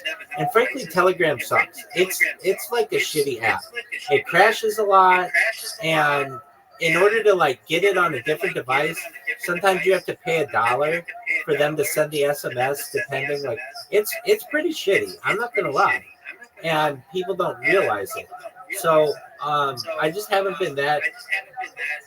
I've done my best to keep an account in there, but if it doesn't have my camera on, I don't really care. Well, a friend of mine came in and they're like, look, we'll buy you another phone or another computer if you just keep your camera on. And I don't want them to, I don't like people having to give me money. Though if that's what they want to do, I'm not against it. But I told them, look, I'm going to do what I can to dedicate. If you really want me to stream in there, which I can, I'll do my best to do it with a different device, and we'll see how it goes. And if it doesn't work, then okay, you can, buy me a. Is it a Telegram? Yeah, and so I got a device in there now that's streaming from a camera. Here's the thing, and this is with a lot of different platforms. They're good if you're just using it for an hour, but if you use something for 24 hours, there's a pretty good chance that an app's going to crash once or twice. And when you're doing so for 24 hours times 365 days, that's a lot of fucking crashes. And no matter what the device is, if it's a brand new iPhone apps have crashing issues sometimes, depending. So, but they were really nice. They're like, we'll buy you. I had one person say they'll buy me a computer, and another person said they'll buy me a camera thing if needed. And I explained to them, look, if you guys really want me to stream in there, I will. I can dedicate a device to it. So I did. That device kept crashing after like, and it, again, it's not. It's fine for 4 hours, but at the 5th hour it crashes. If you get a crash every 4 hours or so, that's 6 crashes a day. That's 6 times you gotta go fix a thing. And it's not just like that's my only fucking device. It's like times 33 devices, it becomes maddening. I mean, literally at points, all I'm doing is just trying to fix crashed apps, and I don't like that. That's just a waste of my time. But for the time being, I'm testing out other devices to see how they work. And again, I don't want them to have to buy anything. I don't like having to feel like on the well. And I also explained, I'm not asking for a device, so I want to make that clear. Like, no, we know you're not asking for anything. We want to give you one. Okay, well, I don't want you guys to have to pay for it. So why don't we do this? I'll try my other devices. If they work, great. If they don't work, then we'll buy one on Amazon, and we'll buy like a used computer that doesn't crash. And that's the only thing I'll do is run the Telegram app from it. So there's that. Do you remember? I mean, there's not a lot of like no one even joins the Telegram and Harry Potter. Well, like the VC. Yeah. There are reasons for that. I mean, that community isn't really visual, like video based. It's more text based and meme based, and it's an older coin, believe it or not. I mean, I remember when it was brand new, and now for a meme coin, it's old. So many meme coins have fizzled out, and that one's still going, and it's still pretty strong. And I'm just making it stronger because in my shill, I talk about Harry Potter, Obama, Sonic 10 Evil. I either say the whole name, or if I'm running short on time, I say, I'm sponsored by this cryptocurrency worth $500 million. And then people ask me about it, and then, I tell them. People are like, hey, you should stream on Pump Fund. And I'm like, I am streaming on Pump Fund.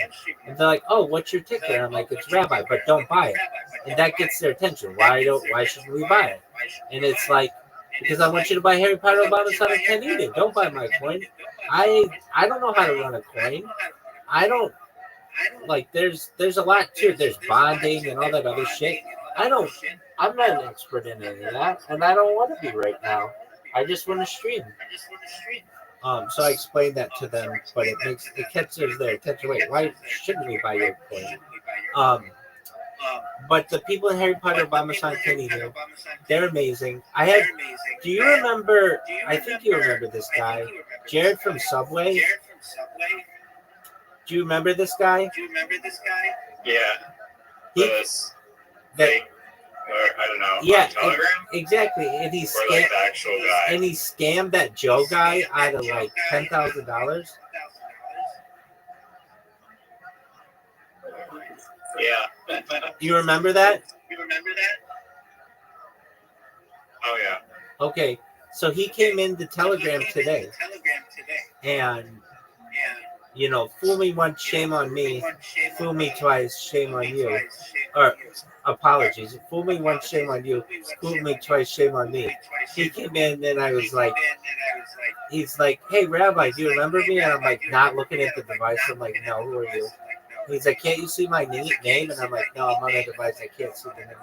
But just join my Discord. Like, I'm so like, just jaded by people. Just like, I don't fucking give a shit about you, frankly, unless I know who you are.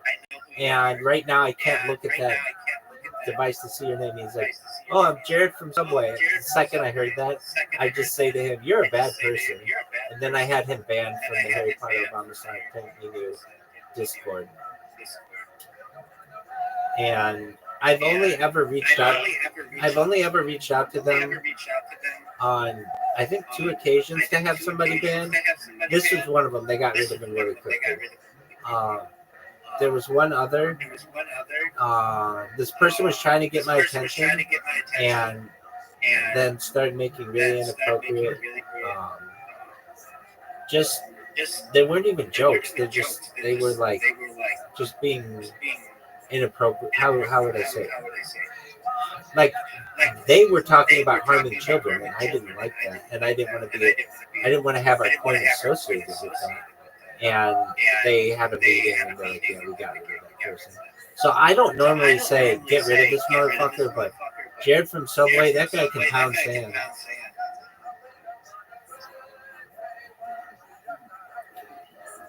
So that's what I've got going. I had somebody's wife come in after I did my shill. I did the shill in a space with like 800 people, and just a moment. What up, Brown? How are you?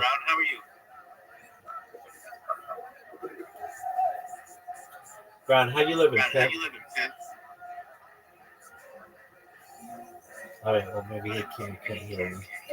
These guys in Nigeria have the absolute shittiest everything. Phones, Wi-Fi, cellular service. It is so bad. I try to have these conversations.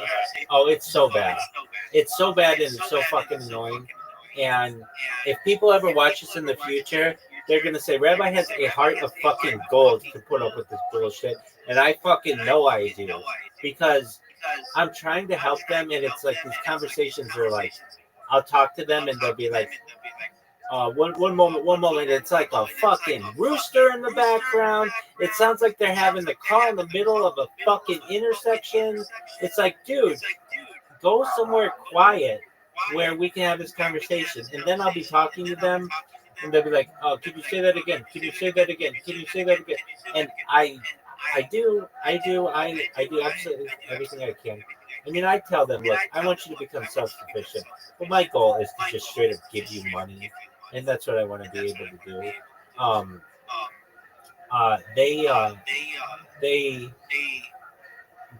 Their service there just absolutely sucks dog shit though. So, but I had this lady come in to my. She heard me speak in this shill space, and she immediately came in and she was like, "I want you to talk to my husband about what he can do in Web3." And I spoke with him, and he's a mathematician, and he knows all this shit about math. And like to the point where he was talking, and I'm like, all right, this guy knows a lot about math, but he's like, I now need to see how much he knows about crypto, and he didn't really know anything about crypto. But he wants to get into it. He wants to use his math skills. He's a mathematician. He wants to use his math skills to be able to make money and, help his family and stuff. And I'm like, well, I gave him the same fucking advice that I give the other people, which is you want to market yourself. So be the crypto mathematician or something like that. Something that's catchy, that people are going to remember. And then get all your social media so that nobody else can steal that from you. And then what you want to do is we'll teach you how to make some sort of videos so that when people go to your social media, it's not empty. There's some content there, and they get a little bit of an idea of who you are. And I think, like with him, Doug, I know you say that, but when I do it, it's very good. So you should know you have to do it sometimes a few different times. I'm not the only person who said that. Okay, I'll try it again right now. Try it 3 times. Try it 3 times, and I bet you get a good one. Okay. And what's your thingy? Fudgeworthiest. And it's not that I don't want to do it, Riser. I've tried, and when I do it, even in like really bright light, I went outside and tried to do it. It just says upload failed, and like I didn't know if that was because it didn't read my face or because I was too close to the Wi-Fi, not far enough from the Wi-Fi. Like I tried a bunch of different things. So I have gotten it to work once. I tried it in the bathroom. I tried it in the hallway. I tried it outside the bathroom. Tried it like in natural light. on the patio, but the Wi-Fi cuts out there, so it's like it's not I mean, great. is it because you already had uploaded it once? You have to delete your current email?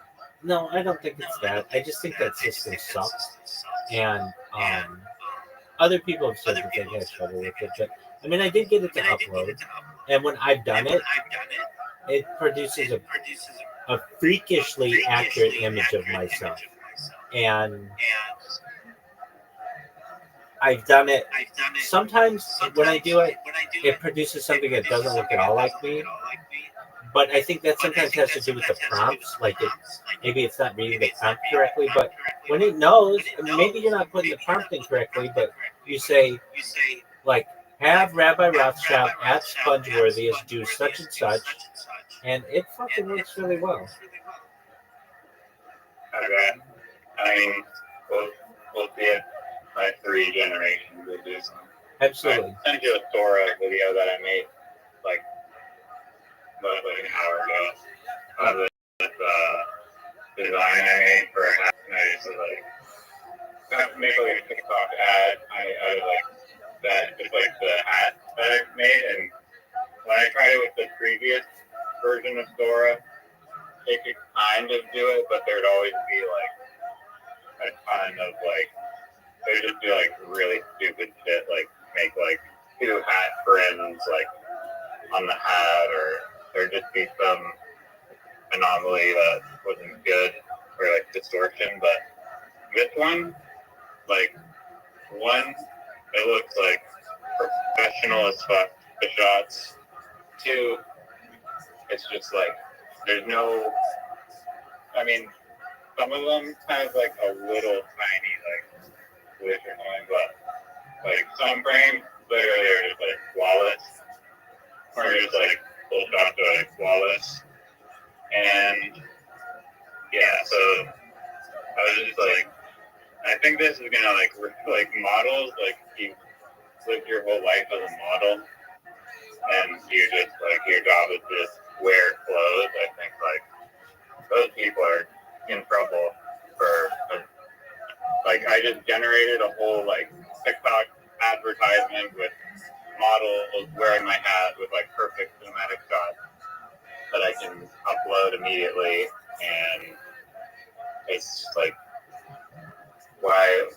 I mean, I guess there's certain applications with models that potentially won't be as easy to replace, but Yeah. if your job is just wearing a hat, pretty easy to replace. Word dog. Or just same thing applies to clothing. Like basic commercial modeling is going to be out the door. I think still for elite runway models, there's still a need for that because it's part of like the aura of having those runway shows where the people are really there and having those clothes shown on real bodies. But if you're doing anything visually and the people don't have to be there physically, they're done. You'll just have good looking people. Okay, I see your hat. What is this dog shit logo? I'm glad you like it. It's just this like hat that I came up with. It's a cat? It looks like a fucking smashed bug. Well, it's an abstract hat. Okay, nobody can tell that's a cat. It looks like a bug with wings. It doesn't really look like anything, but Okay, I'll give you that. yeah. I'll give you that. It does not look like anything. Why did you go with that logo? I thought it was kind of cool. You don't think it looks like a squash bug? Like on the left, it looks like a wing. Do you see how the left part of the head or whatever looks like a wing? I mean, it looks like a butterfly. Yeah, that's what I mean. It looks like a butterfly. It does not look like a cat. So yeah, butterflies don't have giant eyes and like a teeth in the middle of it. Hold on. Some butterflies do have that. If you've seen like They create that so that predators don't attack them from the back.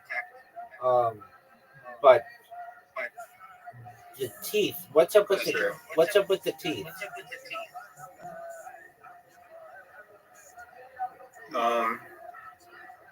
It's just like some random character. It doesn't have to be an actual thing, really. But it's just a character I came up with.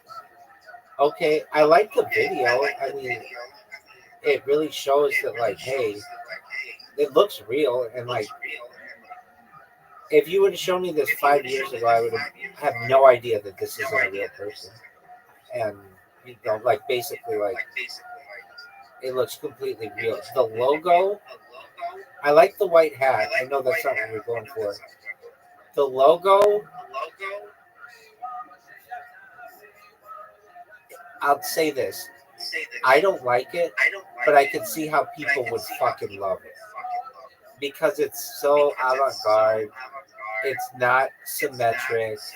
You don't really know what it fucking is. It's, frankly, some things that I kids... feel like it's like Hello Kitty a bit, but like way cooler, kind of. I don't know. Hello Kitty's pretty cool. It's like... I mean, I don't think men or teenagers, like better boys, like Hello Kitty as much, but I feel like they would like this more. You know Hello Kitty is the #1 cartoon character in the world?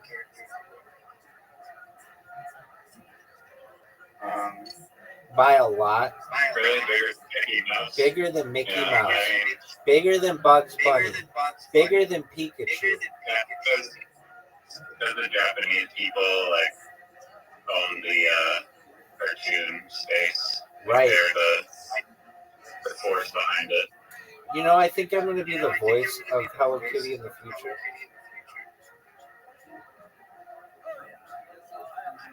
Why? It was just in the stream that I had a long time ago, and I don't know anything about Hello Kitty. I'm not a Hello Kitty fan, but I've become a Hello Kitty fan because I think I'm going to voice that character in the future, and I probably won't, but if I do voice a character, it would be that one. And it would make a lot of sense that Hello Kitty's dead-ass silent, and then all of a sudden when this person live streams, they're like, Hello Kitty's the biggest cartoon character, and the person who has their voice recorded the most on the internet, I'm that person, would be the voice of it.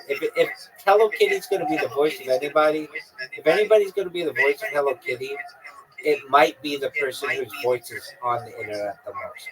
Not guaranteeing that, and it doesn't really make sense if you're like, well, you have a more masculine voice, and Hello Kitty has like we assume, like a girl voice. I don't know. It might be that I do a girl voice. Who the fuck knows? But it would make sense that the cartoon that's on the internet the most would have the voice of the person who's on the internet the most. Not guaranteeing it, but it makes sense. Okay, so you said it was like Hello Kitty. Technically, you're a female. That's true. Actually, right now, I'm a female. According to the state of California, I am a female. I changed my gender in 2024. I mean, I have a whole gender, like when I talk to transgender people, like they all have a journey, and I have a journey as well. I on stream changed my gender to being a non-binary in 2021, and that was fall of 2021, and then I changed in spring of winter spring of 2024. I became a woman, and I'm still a woman. So yeah, that would make sense. Okay, so does this? Weird about this video. I never once ever in this video told it to make it say riser hat at all. Like my username on this is cute_yellow. There's no mention of riser in Sora hat.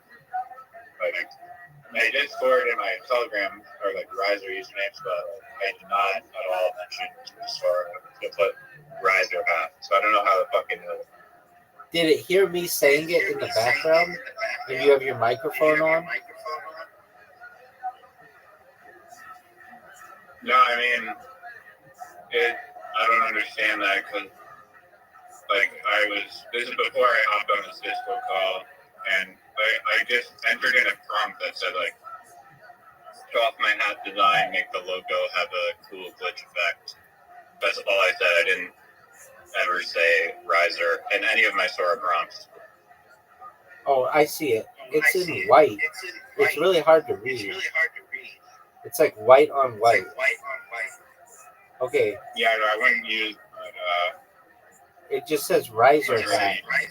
Are you sure you haven't used riser anywhere else? Anywhere? You must have. That's definitely not on. I swear to God, definitely wait. not on. No. But you did on ChatGPT, I bet. And your ChatGPT account is linked to Sora.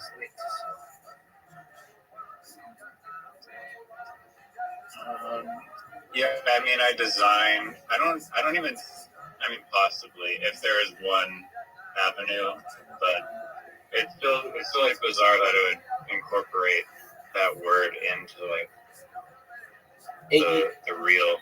OpenAI is using your data from ChatGPT and your Sora account. They're linked. I agree with you, though. That's weird that it would put that in there. It's also weird that how hard it is to see that. I do see it. Okay. What is the name of this character? This one I don't have a name for. My other character's name is Fluby. It looks like it could be the anti Hello Kitty. I don't know if Hello Kitty has an enemy.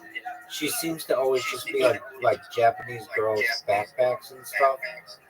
So I know that's kind of like an innocent world, but I'm sure she could have like an enemy. It's like the Antichrist of Hello Kitty. There actually is a inverse like evil version.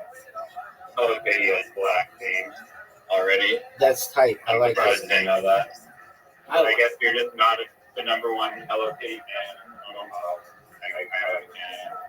Well, I did know that she was the number one cartoon in the world. But I will say that I have a lot of learning to do. What did you think about William Montgomery on this week's Kill Tony? I thought you were going to say the podcast, The Fullest Guy. I did not watch. I haven't seen his get up on Kill Tony in a minute, but when I do watch them, I pretty much don't watch any of the Kill Tony. I only just watch the real. And some person makes like these montages of just Williams performances. So that's how much of a diehard fan I am. Yeah, that's not diehard at all. You should know he was sick, quote unquote, and something's wrong with him recently. Okay, a few things. He's on Ozempic or something because he's looking a lot thinner. He looks good. He looks muscular. He just surpassed, it was 1 million miles. I think he's at 1,100,000 miles and rowing on his rowing machine. But and I think he's still with Erica. She just didn't want to be on podcast anymore. And Casey Rocket, I think, went to rehab, so that's why he's not on the podcast anymore. But he might come back. Where are you getting source of Casey Rocket was on some hard drugs? Yeah, that was on the Kill Tony Discord. Pretty, not Discord.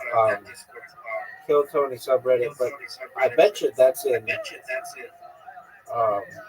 sounds very speculative, and I honestly don't believe that. No, that one I think is true. There was some. Okay, so hold on. Casey Rocket has canceled his tour due to, they call it health issues, with speculation on Reddit suggesting he may be entering rehab. Multiple sources indicate that he had been sober for several years, but they have relapsed, but may have relapsed, with one user noting that someone in the community commented he was back on the sauce, which could explain his move to Chicago to be closer to family and subsequently for his rehab. Another user mentioned that William Montgomery William Montgomery referenced an intervention for a close friend around the time Casey stopped appearing on the podcast, further fueling speculation about a relapse. While some speculated about health problems unrelated to substance abuse, such as brain swelling or other serious conditions, the consensus among fans and commentators leans toward a relapse being a likely cause of his tour cancellation. I mean, I don't know. I want him. I want the best for him. Um, but it's not like it was just one comment. But again, uh,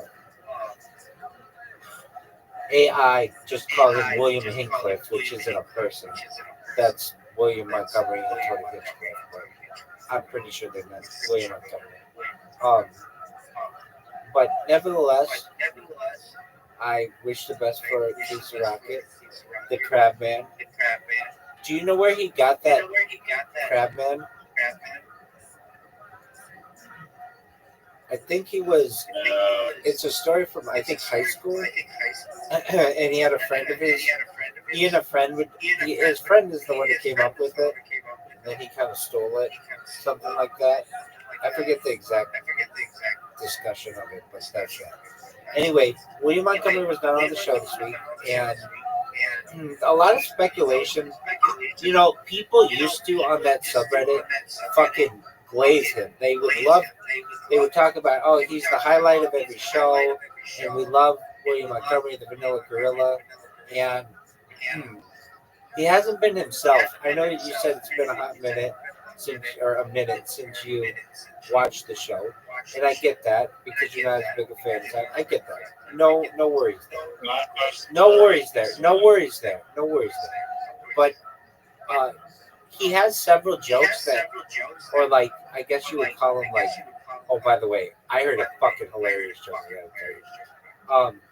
He has basically like he and Tony have this back and forth rapport.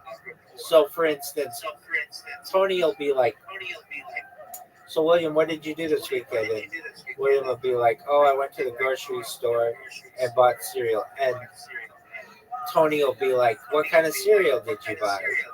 And William will be like, "I bought Lucky Charms." And then the band will go boom. And then Tony will go, "What else did you buy?"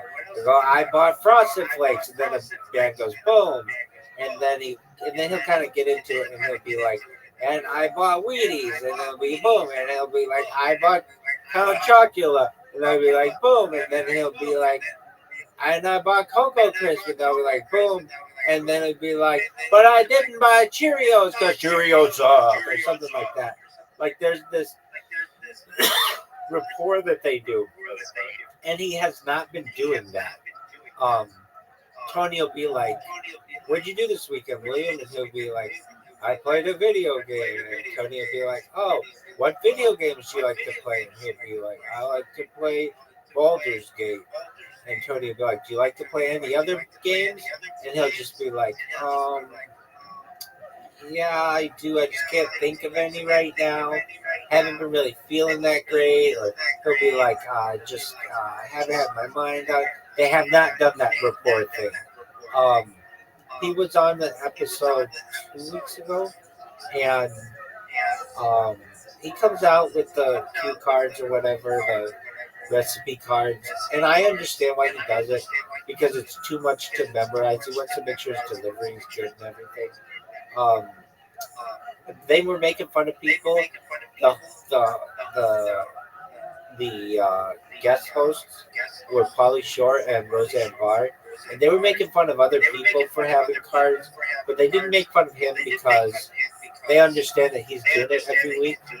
He had a story that he dropped off weed to Roseanne Barr, and just dropped it off in her mailbox. And she was like, "Well, why didn't you come in?" And he was like, "Because I just stupid ass stories." Anyway, and she's like, "Well, I'm glad you didn't because I just smoked it and fucking fell asleep or just hung out on my couch."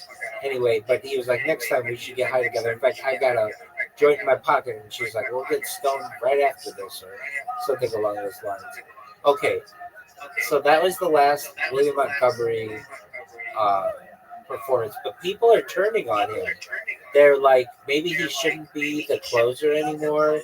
He's obviously he holds the record for the most amount of shows, but they're just the Kill Tony audience is very hot and cold with people, and he's like one of the only consistent things that the show about the show that's been really like he's part of the Yeah, show. I mean they switch up the guests like judges or whatever. The only consistent thing about the show is Red Band, Tony, and Williams. Exactly. Since like episode 250 or something like that. Or maybe it's later than that. But yeah. And so they've got this other guy who comes on. He a lot of people really like him. Do you know who Andrew Dice Clay is? Yeah, I do. He was a comedian back in the day. Exactly. And So just wrote people exactly. make fun of their brethren. He's basically like a John Travolta, like John Travolta, Sylvester Stallone, like Italian stereotypish character. And so this guy comes out. His name is um, Timmy No Breaks, and he comes out and does like a kind of a something like that, but in his own way. And there are people who there are arguments to be made that he should replace William, though his isn't that his is a gimmick, and I've even heard him on other podcasts, and he said, "I don't want to do this. I don't want this to be my character my whole career. It's something that I'll do for a year to make a name for myself, and then I want to get into something else." Dude, did you hear Grand Theft Auto 6 is delayed till November 19th, 2026? When was it supposed to drop? May 26th, 2026. I even had a countdown in my. I've been doing countdowns for a long time. Damn, that's pretty sus. Dude, they said it was going to come out You know what? in 2024. It was supposed to come. It was supposed to come out. I hope they have I hope they have trains built into the game because they have not really had trains ever. I don't think. Yeah, they have. I don't Yeah, the first, the Grand Theft Auto. Well, the 1 and 2 had them. But Grand Theft Auto 3 had them. They had like a subway system that you could get on and travel across the city. So you couldn't like really jump in front of the train or anything like that. Grand Theft Auto Vice City did not have trains or monorail or anything like that. Grand Theft Auto 4, I believe, did. Grand Theft Auto San Andreas, I think, definitely did. Yeah. There's one train mission. I believe it's Grand Theft Auto 6 that like everybody says is really hard to beat. So yeah, they do have trains, both subways and like classic locomotives. Wait, in Grand Theft Auto 6, that isn't out yet? Apologies, you're exactly right. Grand Theft Auto 5. And I think there is trains in that one? yeah, there's like a campaign mission though? Exactly. Like you're following like a story? well, there's a train that goes around. But yeah, there's you have to like jump on a train, and I remember might have been Grand Theft Auto. One of the Grand Theft Autos. Let me look. Well, I'll just look up the answer right now. Hold on. In what Grand Theft Autos are there a train? I should have said, is there a train? Okay, here we go. There, trains are featured in several Grand Theft Auto games. In Grand Theft Auto, Grand Theft Auto 2, Grand Theft Auto 3, and Grand Theft Auto Liberty City Stories. Trains serve as rail-based transportation, primarily in Liberty City and Vice City. I'm trying to think. Oh, so they have trains in Vice City? I didn't really remember that, but okay. Grand Theft Auto San Andreas includes the Brown Streak Railroad, a passenger and freight rail system operating 24 hours a day across the state, with 6 stations and the ability to hijack trains for side missions. That's what I kind of remember. In Grand Theft Auto 5 and Grand Theft Auto Online, there are 2 trains, the Metro train, an uncontrollable streetcar service in Los Santos, and the freight train operated by Go Local Railroad, which can be driven during specific missions. Trains are also expected to be in Grand Theft Auto 6, with at least 3 automated trains in Vice City and mainline trains across the state of Leonida. I don't really remember trains in Grand Theft Auto Vice City, but maybe. I do remember at one time, it might have been Grand Theft Auto Vice City. So Grand Theft Auto Vice City and Grand Theft Auto 3, you could not really fly any planes.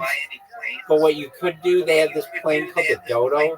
I don't know if you remember it, but it like didn't have wings, or it had like wings that were chopped off, and you could kind of get somewhat okay good at flying it to get it around the sky a little bit, but it was really difficult to fly. And I remember, oh no. So I remember being with my friends, and we would play Grand Theft Auto, I think Vice City, and we would try to land a helicopter on a train, or something like that. That's what I recall. But I don't really remember. Anyway, why do you want trains in Grand Theft Auto? I played GTA 5. That's like the only one that I played like a little bit, and I do not remember trains being very like incorporated into that world at all. So I thought there was like a big. They're just missing the train. I mean, I guess they had. It sounds like they had one somewhere, but I do not recall that one. They have 2: the Metro train in the city of Los Santos, and then the freight train, which I think goes around. I remember reading about a mission that everybody struggled with, and I did not in Grand Theft Auto, Grand Theft Auto 6 or 5. But I don't know. A lot of times the missions people on which they struggle in Grand Theft Auto, I don't, for whatever reason. I have found that Grand Theft Auto has one mission in particular where I think you have to. Oh yeah, no, now I remember. You have to drive the Sanchez, the like dirt bike, like alongside the train or something like that. And I think you have to hop it, and people really had issues with that mission. And now that I recall, it's been like 10 years since I played the game, but I might have failed it the first 2 times or whatever. I have a terrible, terrible habit. I don't know if you're the same. I don't watch the cut scenes, even though I should. I get so excited to play the level, I'm just like, fuck it, I'll do it without the cutscenes. Are you someone who has to watch all the cutscenes, or do you sometimes just go, oh, I know what to do, and then you do it? I've never played a mission on Grand Theft Auto, and yeah, I don't even know how to access that menu. There's a guy on Polish guy on William Montgomery's podcast recently that also said the same thing. He's like, I didn't know that you could play missions, so for 2 years straight, I was just running over hookers basically the whole time. That's hilarious. But I did not. I haven't really played it. I did free run a little bit. Okay, are you ready for the funniest fucking joke you're gonna hear all week? Yeah, I just wanted to say that I think the new Grand Theft Auto is going to be played set in like Miami. Yeah, Vice City. But I feel like they should make it in like the future. I feel like because it would be cooler to have more technology integrated and like futuristic. I get you. No, I don't think it's gonna be Vice City in present day. Yeah, that limits the creativity that you put in the game a little bit. They Hopefully that's good. the big question is gonna be: is it gonna be an island or is it gonna be a peninsula? And if it's a peninsula like Florida, what do you do when you get to the land? Like, do you just die? Or does it just like blow up your vehicle? Or do you get a bunch of warnings before like missiles hit you? Do you get what I'm saying? Like, why that would happen? No, I mean, are you talking about being on a boat and then going onto the land? Or something? No. So, okay, imagine the state of Florida. You know how it's shaped like a peninsula? Yeah. Okay, what happens when you're driving north on the land and you hit the end of the map and it's still land? Do you just want to hit an invisible wall? Oh, like you're talking about just like the area of the map? Yeah. I mean, So there's the discussion, is it going to be an island map like all the other ones where if you move far enough away from the island, the game just kind of slows you down so that you don't keep leaving the map, but you don't necessarily die? Or is it going to be a peninsula where you could drive to the edge of the map, but then something has to happen to you? In Red Dead Redemption, the way they did it is they made it with mountains, but it's easier to do with mountains in Red Dead Redemption because you don't have planes. You would just get on a horse and like your horse can't go any higher up into the mountains. But with Grand Theft Auto, because you have planes, what do you do when you're just flying over the land? They want to make sure it's immersive, so they don't want it to seem like you just make you come out the other side of the map. So that's an argument to be made. Like they call that the Pac-Man strategy. It's like Pac-Man, you go from one side to the other side. So that's one option. Another option is just have it be an invisible wall. You just hit and explode. Another version is whenever you get that far, somebody attacks you, which is how Grand Theft Auto, Vice City was before you get all the bridges to open up and everything. Like if you go to the area where you're not supposed to go, all of a sudden it's 6 stars and they just blow you up basically. There's an argument to be made that they just make it an island like all the other ones, but Rockstar's really, really quiet or really, really hush-hush about this stuff. They just fired a bunch of employees in the UK. They said it's because they leaked information on the game, but no information really got out. And then other people were saying it's because these people were trying to unionize. Basically, Take-Two, who owns Rockstar or something like that, is putting a lot of pressure on these people to make a really good game. And it's going to be fucking... I've talked about this so many times to people. It's going to be the biggest gaming event in global history. I remember people putting bets on whether it would launch on May 26th, 2026, and I thought for sure it was going to. But I'm glad I didn't put a bet Probably in. a lot of people on Poly Market got wrecked. That's exactly right. That's exactly right. Dude, do you want to hear the funniest fucking joke? I heard it on a fucking on an AI video, but it's so funny. Are you ready for it? Yeah. What's the difference between a chickpea and a garbanzo bean. What's the difference between a chickpea and a garbanzo bean? I don't like garbanzo beans Hold on. on my face. Hold on. Yeah, did you hear that? Yeah, I've heard that one before. Dog, that joke is so fucking funny. And It's a good one, yeah. and they had Bob Ross say it, and it was fucking. It caught me off guard. I had not heard that one, and it made me fucking laugh hard. And I told Zoot it, and he didn't get it. And I was like, Zoot, you need to use that on Monday. It's like a solid joke. And he's like, I don't get it. We don't eat chickpeas and we don't eat garbanzo beans in fucking Australia. And I'm like, it's not about eating them. It's about English. You speak English there, right? No. He's like, yeah. And then he gets it, and then he doesn't want to use it. He doesn't want to use any joke that's not his, and his have to be about autism, Down syndrome, or the Amish, and maybe porn. Or what? Or Kanye or Kanye. Oh, yeah, that's right. Or racism.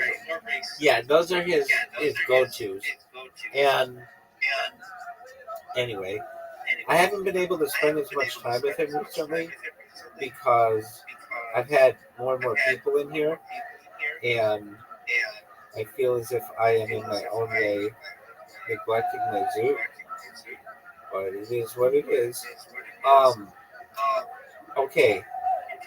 So with that said, I'm trying to think of any other drama I can think of. Dog, I know. I've been absolutely fucking obsessed. When I say obsessed, I mean, I know you don't listen to the podcast The Fighter and the Kid. I get that. I didn't either. Don't listen to it. It sucks. It's the worst podcast. It is so bad.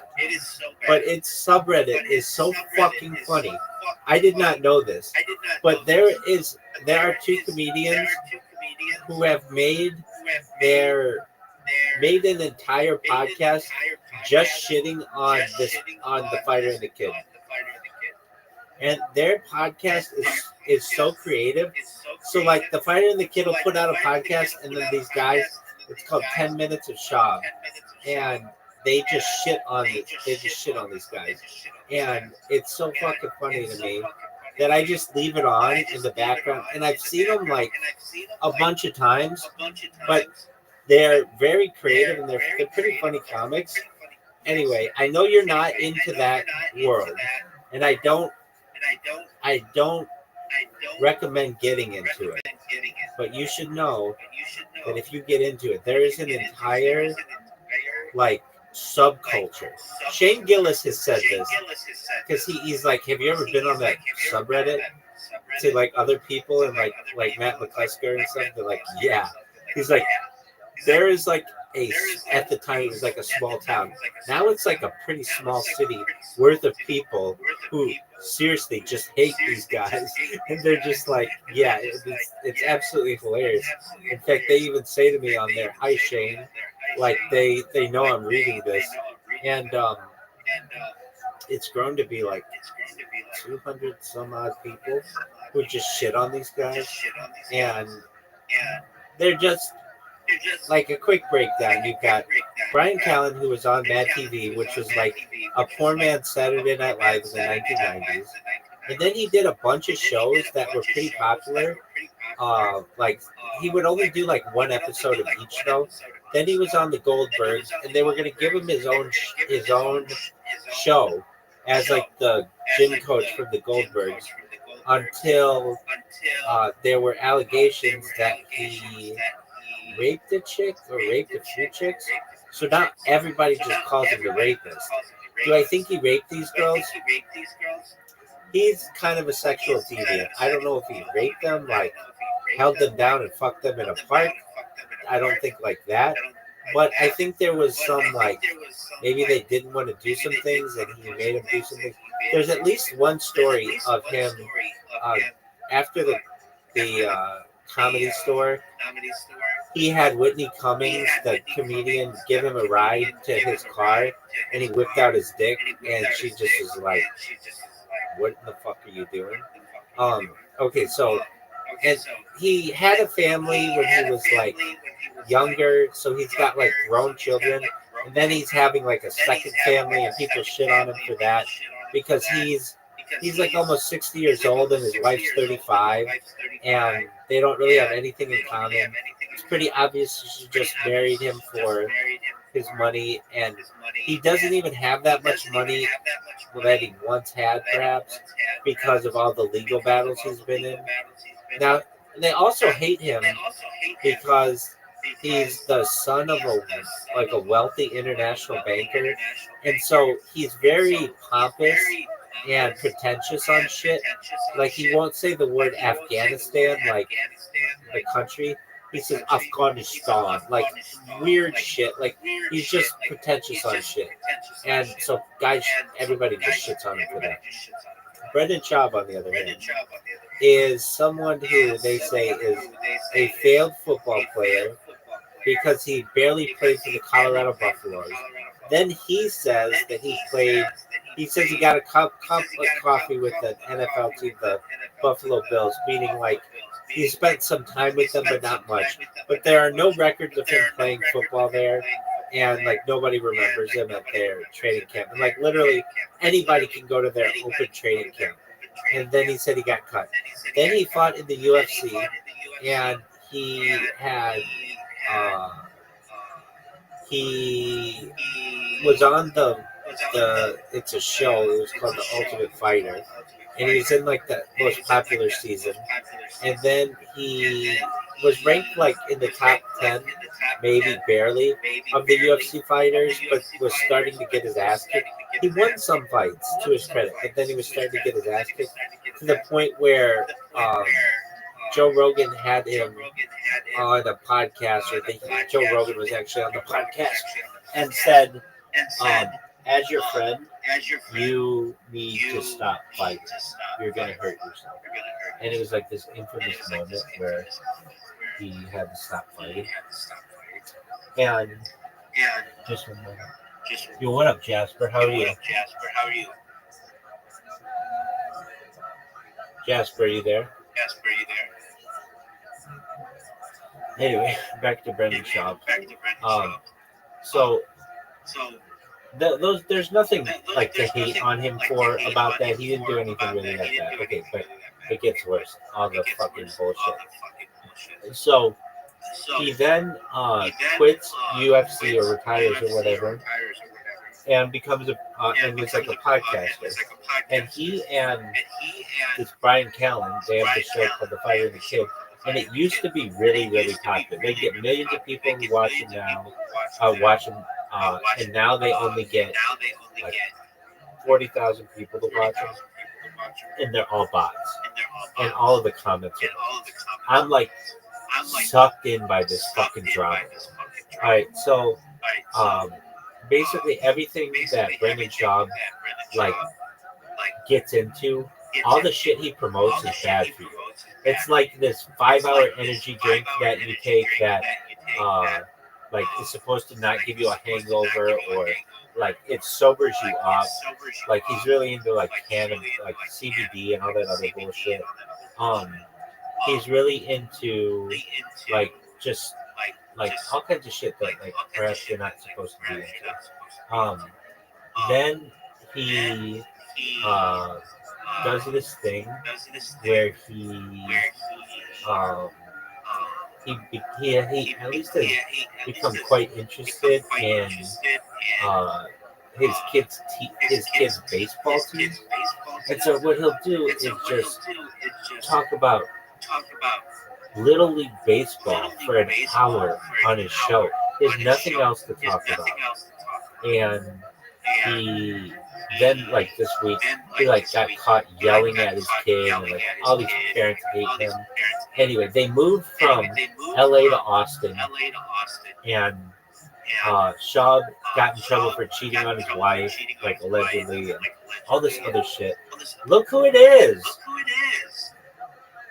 Zoot, how you living, pimp? Zoot. Hello. Zoot. Hello. Hello, Zoot. Zoot. I have someone here. Their name is their name is Riser. Riser, Zoot, Zoot, Riser. Are you guys ready to lose? Shang, I swear, Rise is one of Shang's Lewis video and he's full of an Australian accent. If you watch the Shang Lewis video, I can sound like Australian. I'm gonna see between the two of you who can accept this invitation faster. So you guys have the invitation now. Who gets the invitation faster? I think Zoot's gonna win because Riser's got a fucking plug in his iPad and all this other bullshit. Zoot did win. Riser, what the fuck, man? Riser. Did you know the Australian accent? You know the Australian accent is the most attractive accent to women on earth? No, it's not. Riser, come on, man. What is the most attractive accent? What the fuck, Riser? It's like a posh British accent. Riser, what the fuck?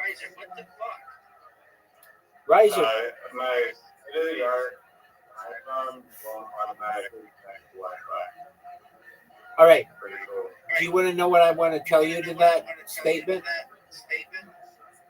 I'm waiting for the invite and it's on my goddamn phone. So. Yes, it is, and it was.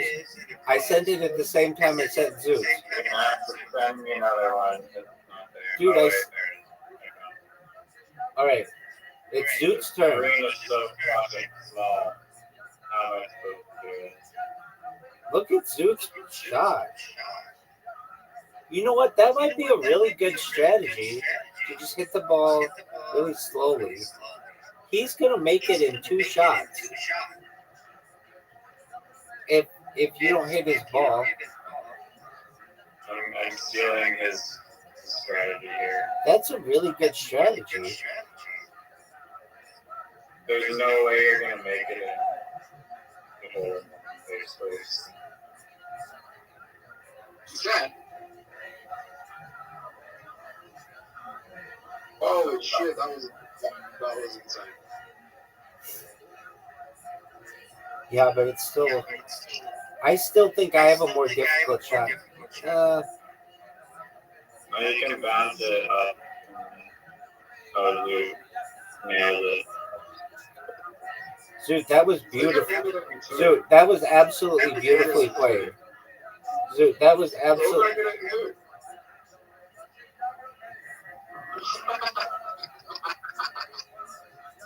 Oh, you fucked up, son. It's over for you. You're done. No one wants to do.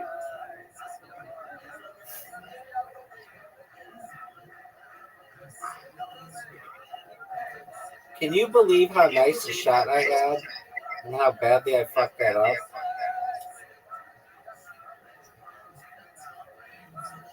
Do you think I can get it in a break? Yeah, you definitely should get it in 3. You both hit pretty good shots.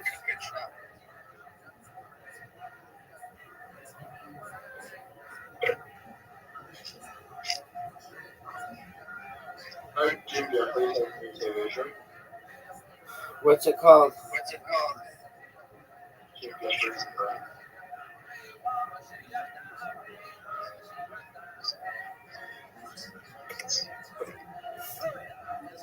Is it a sitcom or like what is it?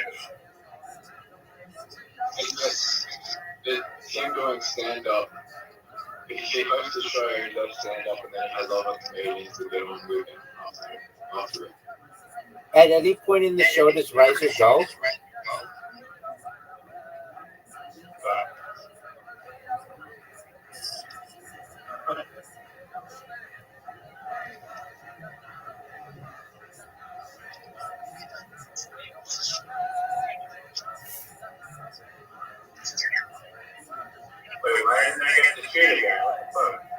Because I made it. Oh.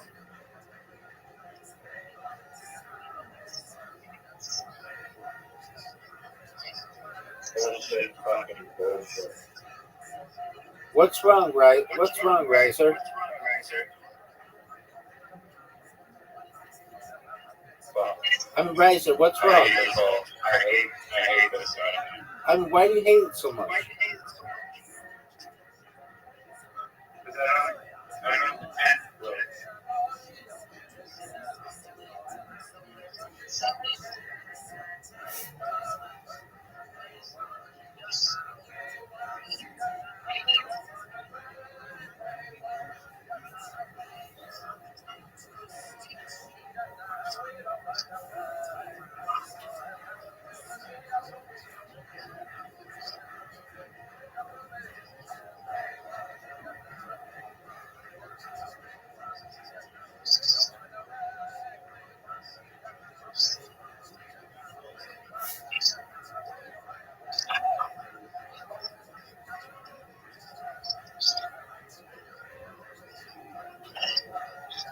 Fuck.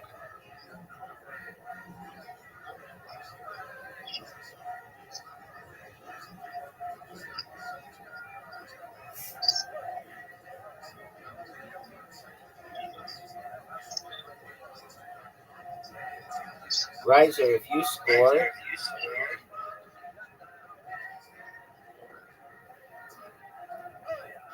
No. then Zoot and I will be tied, and you'll be down 1. I'm doing pretty good, you know? Dude, what are you doing? Yeah. What a good shot, Riser. Hurting or late?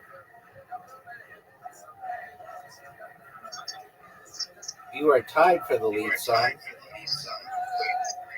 You are tied You don't for want to go first. Yes, you do. You don't want to go first. Yes, you do.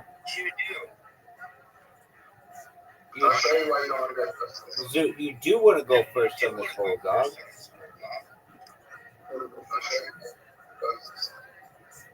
Zoot, you do want to go first. Because if you have a good shot, it's going to push me forward. Like this. Watch this, Zoot.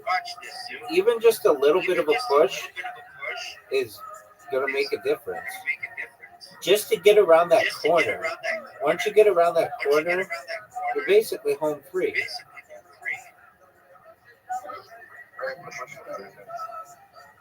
Your shot out of 10 is a 10 or a 9. Don't hit that thing. I mean, Rather was in a good position than both of us. That's a like, terrible. want your part to end as high up as possible, I think. Oh, wow. Oh, no. Oh, no. No. No. It's not just Zoot who does that. I notice people making fun of Australians all the time because of that. All right, Zoot. Big time shot here. And Zoot has an amazing shot. Good shot, big dog. What up, baby? What'd you say? Can alcohol $200? Oh. Do you need money? You have money. Dude, you shorted gold with $50,000 like a week ago. What happened?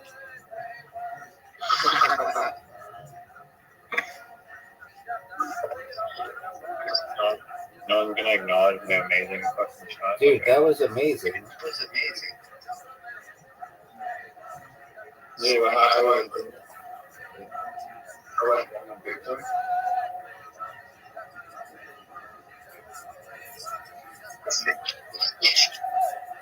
So you sold your gold shorts and went long on Bitcoin and got liquidated?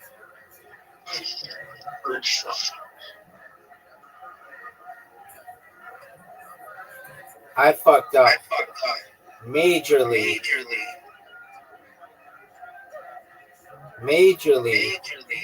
I need Zoot to fuck up.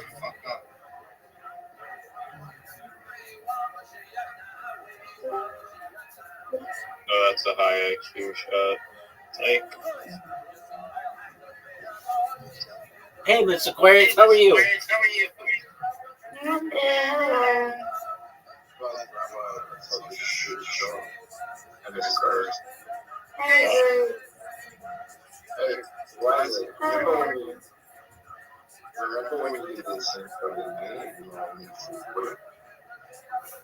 I did not do the same shot as you did.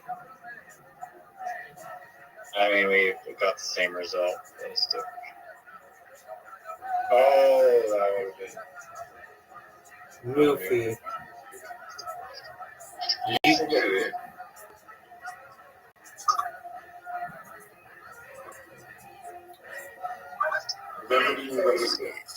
Oh, Riser, you just fucked You're gonna Zoot. lose now, Zoot.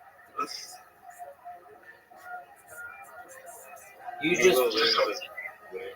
Oh, No way he makes this shot. yeah, you didn't bank that hard enough. Thank you, Riser. All right, gentlemen, it's time to play bowling with Miss Aquarius. Yes, ma'am. Yes, maybe you are. All right. We are playing with 4 people, and I'm sending Zoot an invitation, Miss Aquarius an invitation, and Riser an invitation. Boys, we are playing 2 games, and Miss Aquarius is tough to beat.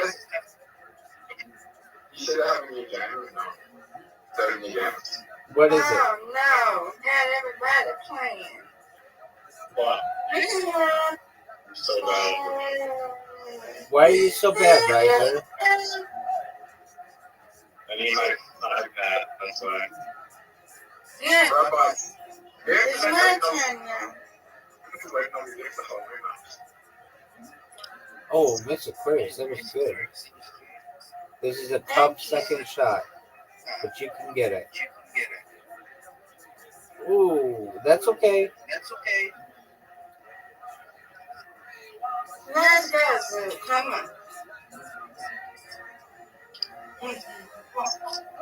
Zoot, did you hear the Grand Theft Auto is going to be delayed till November 19th, 2026?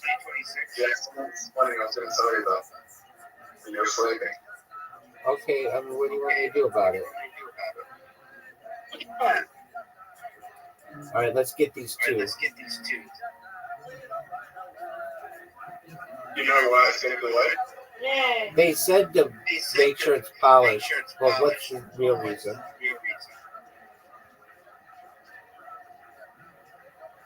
Good morning. Building a blockchain or a cryptocurrency attached to it. Well, if they did that, it would be smart. Wow, that was a good one. Riser, that was good. Good job. Yeah. Bottom No. is Yeah. bottom is not when the majority of the audience is children. Well, I mean, Roblox has Robux or whatever, don't they? And that's like a big money maker. Let's go. Roblox has Robux, which is a big money maker. You can't pass that out. Oh, I don't know. Okay. You can probably sell stuff. Right, I think so. You can trade this stuff.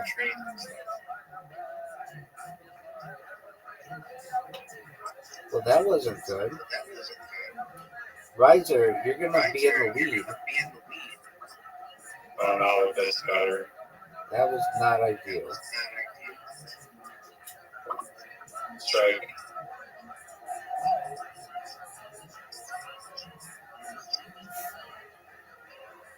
Miss Aquarius, you happy that you're off tomorrow? Yeah, I'm on tomorrow, but I gotta go to my what's it called? Well, Mr. Chris, that was an amazing strike. Zoot, that was Thank a. you. You gotta go to what? I gotta go to my mammogram thing. Oh, okay. I gotta go there. Sure. Yeah. What are the chances I come back? Like very slim, Zoot. Miss Aquarius has a really good chance. She probably has the best chance of winning. Oh, that was an amazing shot. Go, Riser. Riser, Strike. Riser, that was amazing. I even saw the curve. Yeah. You get Rex on the right away. All right. Riser put a curve on it. Did you do that purposefully? That's good. Good job, Riser. Yeah, I did. Oh, that Larry is. is just up front. Yes, she is. And she's got a big lead now. 47. Come on, Riser, we got a strike. Come on, Zoo. Ooh, look at you. Okay. That should have been a strike. Good job, Zoot. A Hey, spare. that's a good spare. Good job. This is not what I wanted. Yeah, I can't win that. I could get 3 strikes in a row and I can't win. Give it to me. Oh, no. That's devastating. Come on, Riser. Come on. Get another strike. You put curve on it. I am not far behind Riser. I'm not far behind. No, I messed it up. No. I'm not far behind Riser. Good job. Aquarius. Balls here, please. Everyone just take better money. This Aquarius would just won. Yes, she did. He just won. If this was a real professional bowling alley, there'd be like that kiddie like guide thing. Do you mean bumpers? There'd be bumpers and the like guide thing that like pulls the ball in a straight line for you. I might be right. Good spare. Good job, Zoo. I can be right. Famous last words. You just won last place. Mr. Aquarius just won of us. Rabbi gets the most amazing shot ever. Oh, Nice job, Miss Aquarius. You win, we win. All right. Here's our second game. Can you tell that?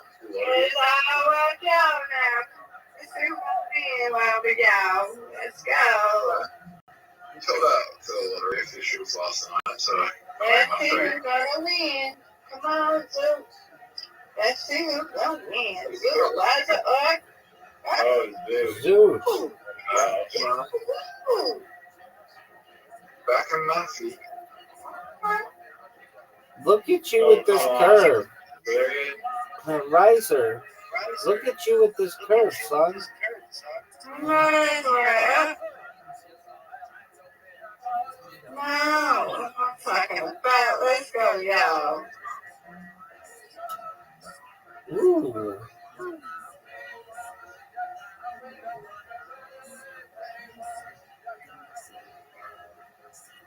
That's a tough one. Anyway, let's go. That's a tough one. Let's go. Yes. I good matched. strike. I matched Now, Zoot. let's go. I matched Come you. on, Zoot. Looking good. Zoot, you can get these. I want you to win, Zoot. This is the only game that Zoot and I have played a lot, and I don't think he's ever won.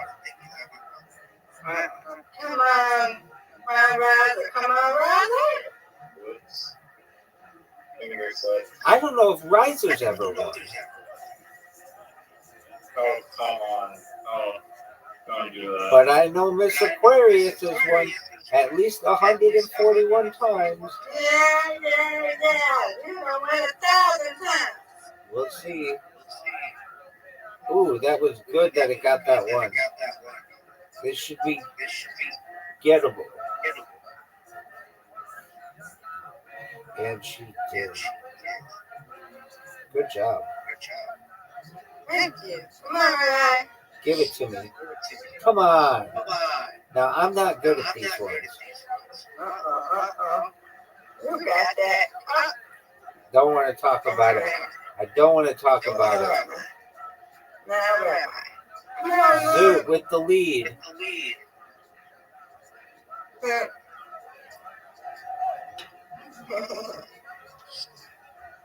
will be his first not spare if he messes this up.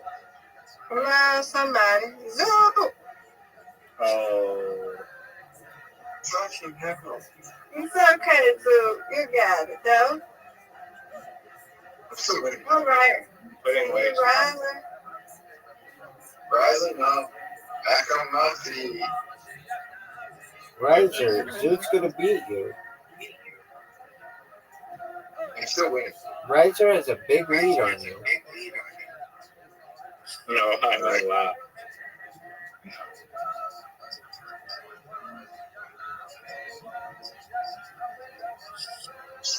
Now we're fine. Yeah, we tied now. Come on, Rabbi. This is not good. Never. What do you mean? You're in the way. Yeah, but it's really hard to get. You're in the way. Zoom. Oh, no. Now. Start. Red. Riser, you going to get him? Riser, you going to get him? I'm still going to be rising. Riser, this is a big one for you. Are you serious? I hit the front end. Riser. Zoot's got the lead on Riser. I'm saving all my strikes for the last turn. Like Zoot that wasted his strike on the first turn. It's actually probably better to do it on the first. Come on, Rabbi. That's 3 strikes on the last.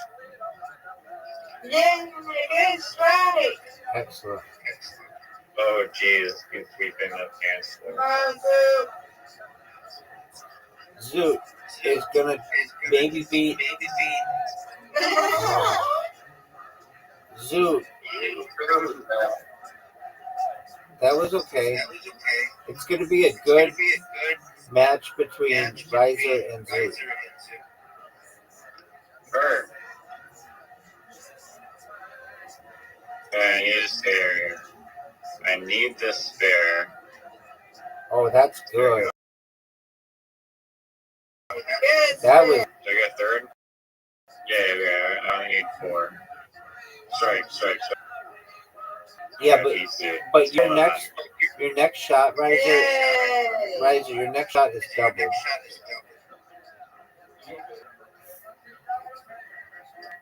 Dog, I beat you. You have 42. I have 46. It's not over. Well, yeah, you can.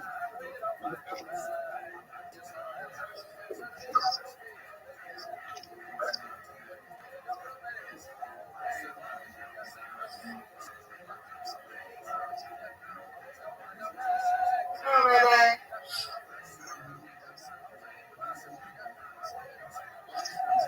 Oh, I just need one. Yay. for the win. Come on. For the win. Let's Oh, go. wow. And you get another one. Yeah, come on, Rabbi. I'll take it. Yay. I'll take it. I win, y'all win. Yay. Excellent. Undefeated Miss Aquarius in bowling, undefeated in friendship. That's right. And thank God for playing with us. Yay. Sweet dreams to you, Miss Aquarius. Sweet dreams. Good night, everyone. Good morning, morning, afternoon, I think, or morning, wherever you at, Australia. So it's morning, right? Afternoon. All right. Good night. Good night. I'll be back on my iPad in a minute. Okie dokie.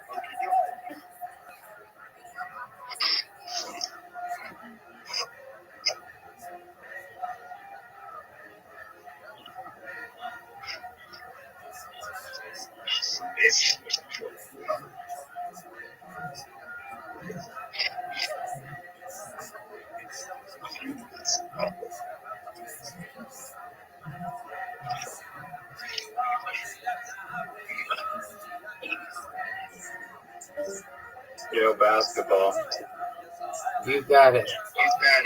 Just a moment. I'm telling this guy how to make his logo.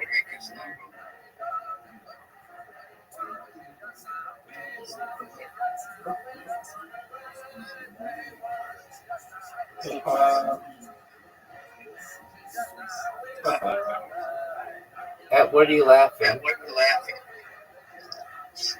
Oh, my dog has a little boy or a tractor.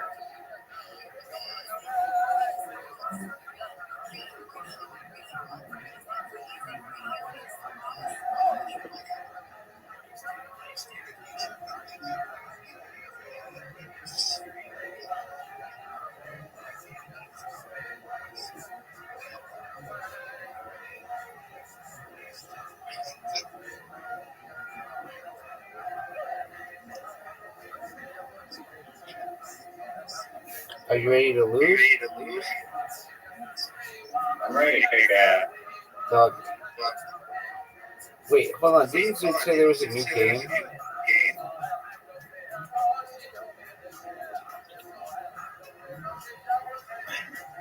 Zoo is a pathological liar. You're very funny.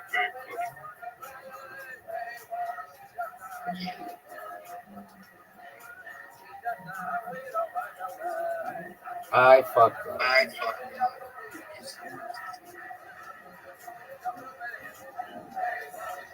So he just leaves without saying bye.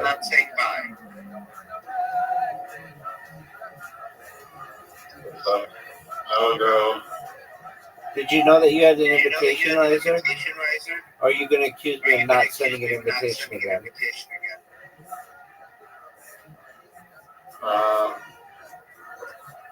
I'm gonna go.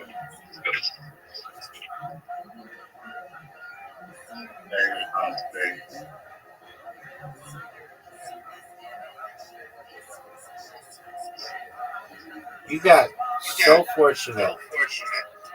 You've made everything. Dog.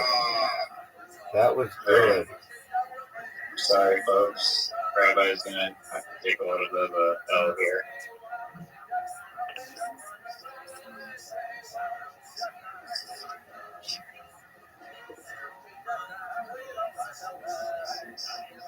Airball.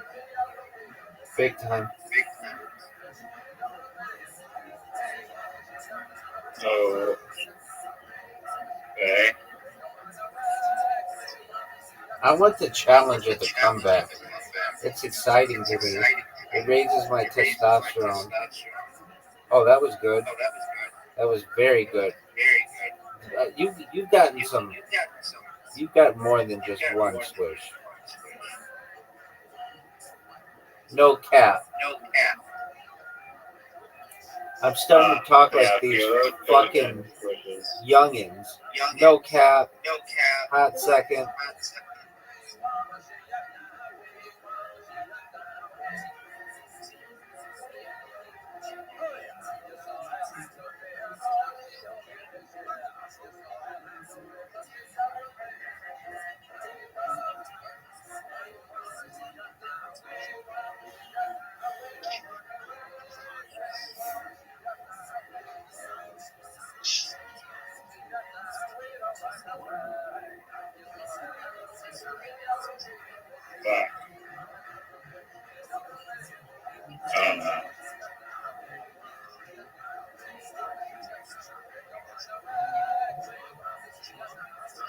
That was great.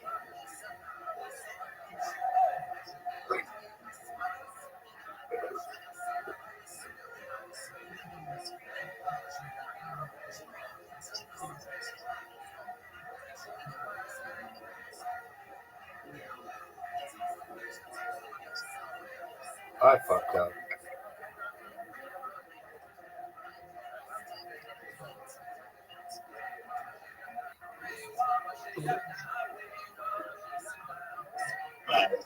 Karen. The fellow looks like real. All right, Karam, and then I'm going to sleep. I can't even keep my eyes open. If you want to consider that to be an excuse, please do. What time did you wake up at? 3 in the morning.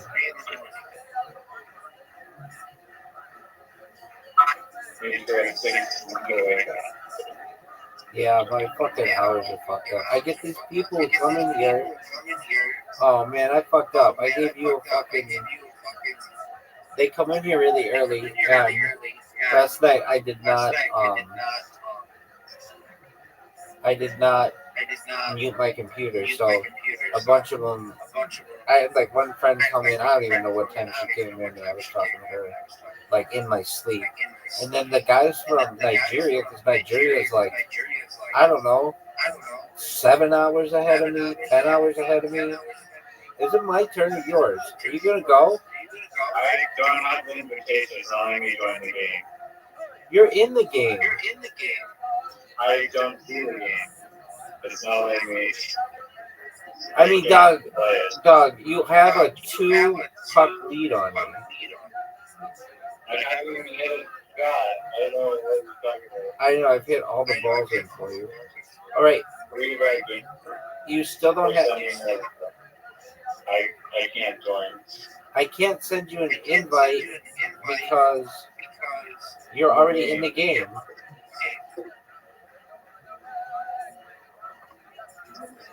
I can't join the game. Go look at your list of currently playing games. They won't let me join. I don't know how else to say that, but it's not letting me join. Does it not show up or it doesn't let you join?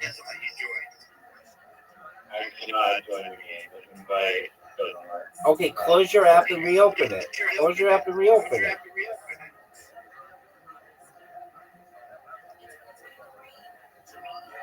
Yeah, it's still not working. Just leave that game and try it again.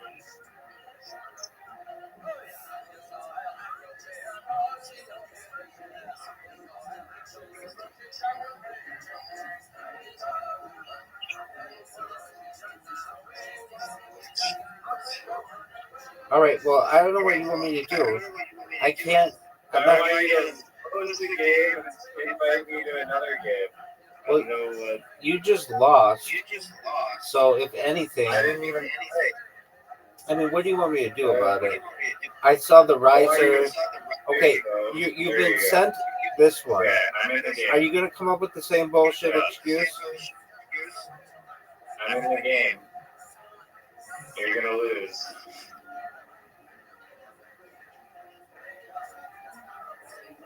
I didn't know this game had like elevator movie. Thank you for putting my ball in, son. Thank you for putting my ball in, son. Ready to see some sick ass play? Ready to see some sick ass play? I like the comeback. I like being underdog. Well, guess what, son? You got yourself in that position.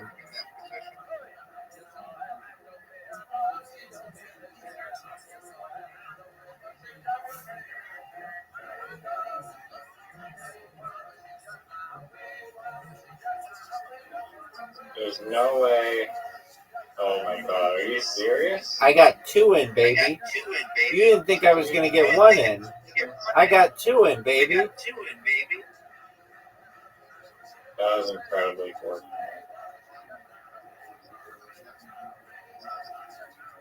Alright, the jig is up. You're fucked.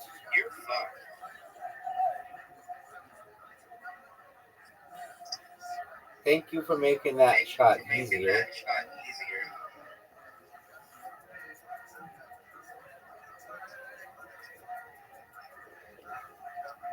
Are you fucking kidding? Riser, that was a dog shit shot.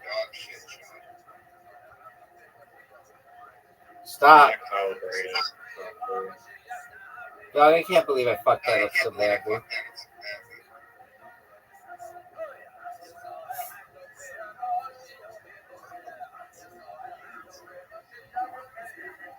Are you gonna go? Or are you gonna jerk yourself off raw? I've been using that comeback on other people. Oh my word, was that unfortunate to get something in. I'm just that good. Doug, you haven't even hit one of your own in yet, basically. I'm just trying to make the biggest comeback possible. Well, you're gonna need it, son. It's all part of the strategy. Your strategy sucks, baby.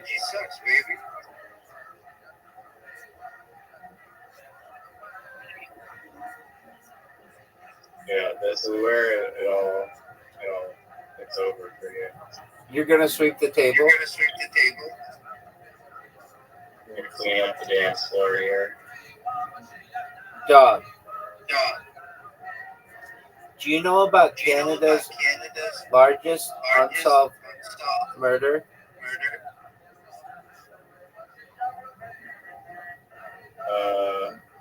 Yeah, it was this like carom game of Canadian Airways flight something. A bomb blew it up, baby. Fake news. It was a fake bomb.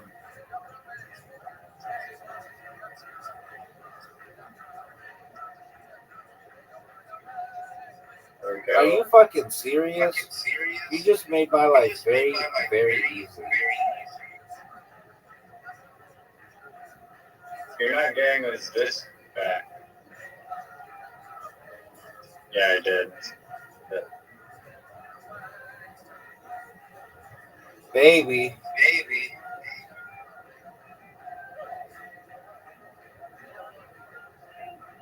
Luckily, this is a warm-up game and it doesn't count for anything. Baby. Are you ready for this? Are you sure? What is that bullshit, dog? I gotta shut you off. I beat you 2 games in a row. 1 game in a row, but okay. It was a warm-up game. Au contraire. And I keep having to go first. This is bullshit. You wanna? Okay. Well, now you're just gonna lose. That was absolute dog shit, dog. Look how Oh, I messed up. That was a bad serve. A bad what? Serve?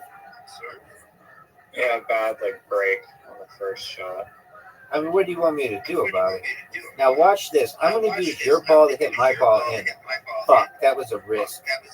And it backfired.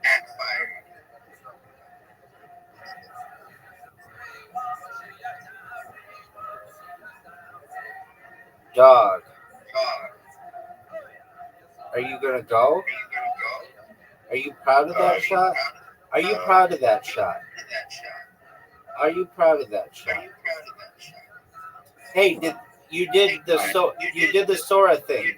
That was new. Do they look like me or no? I need to check. Yeah, you do need to check, dog. You're sitting here jerking yourself off raw, saying, you need to do it again, you need to do it again, you need to do it again. You didn't even check them yet. Are you fucking... Forgive me, trying to help you out. Dog. Yeah, let's... Actually, this one...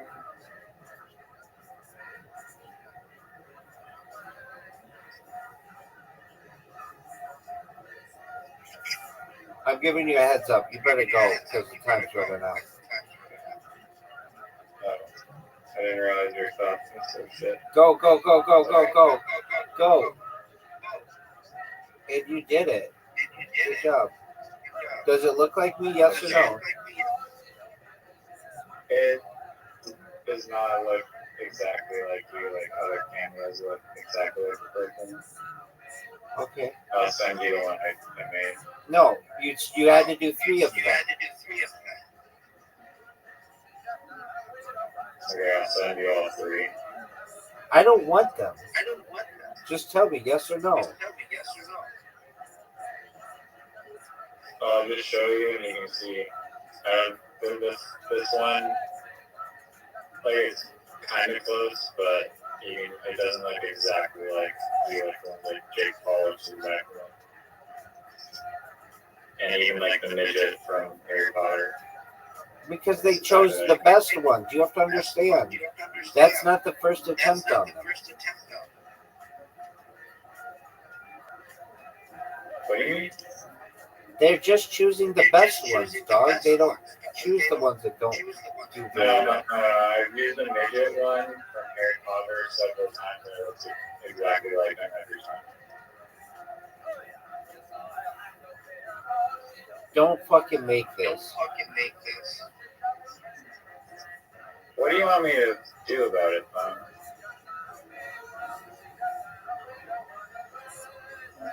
Oh, this is like almost impossible. Thank you. I think the most bullshit red disc placement I've ever seen. It's a red one. You don't have a wallet. Are you fucking serious? That was bullshit. One of the worst I've ever seen. Yeah, try getting that red one, son. Try getting that red one, son. No way. Terrible shot. One of the worst I've ever seen. And it's a difficult shot still.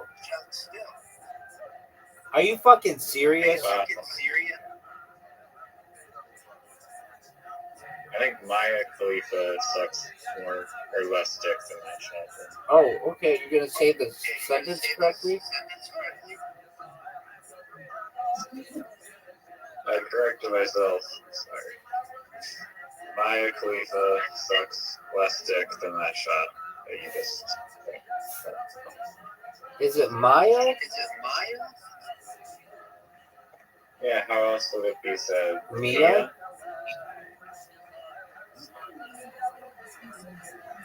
You know what the dragon attack is? Yeah, it's what I did on you the last game, son. I do know what the dragon attack is. I do know what the dragon attack is. I don't think you have to worry, though. Why do you have 2 balls that came out? Why do you have 2? I don't know.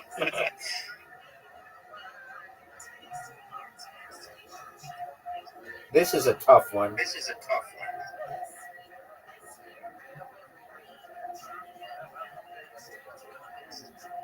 Ho, ho, ho. Oh my god. Damn. I get another one out? Fuck off. I didn't even.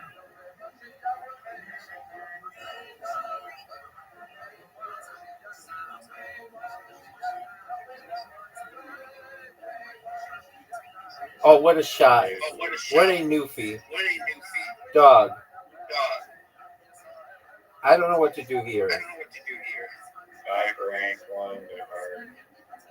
Oh, what a newfie shot.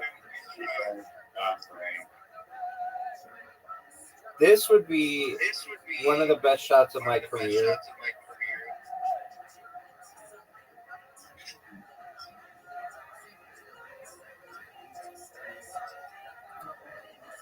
What are you going to do, son? Oh, that was good. That was good.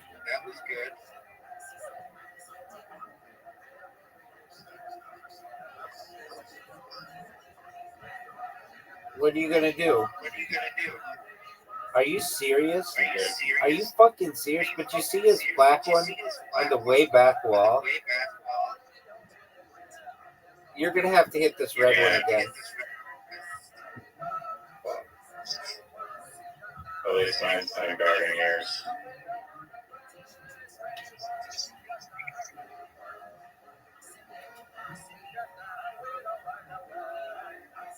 Let's see, Mr. Newfie. Oh.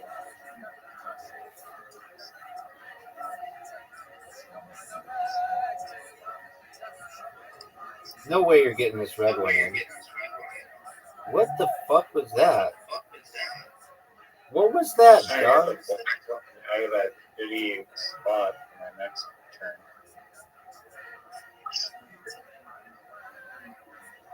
That's the best. Get that black one. Right back where it should be.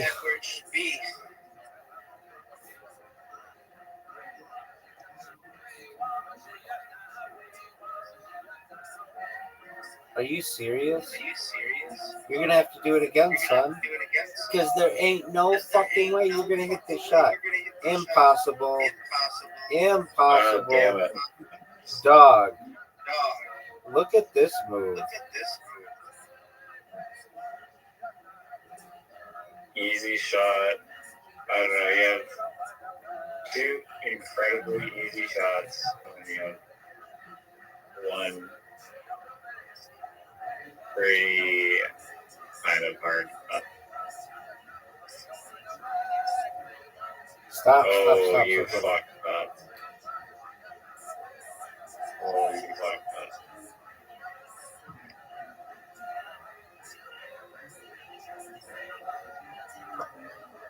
Yeah.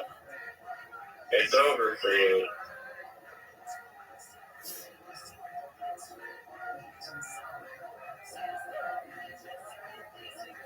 Done.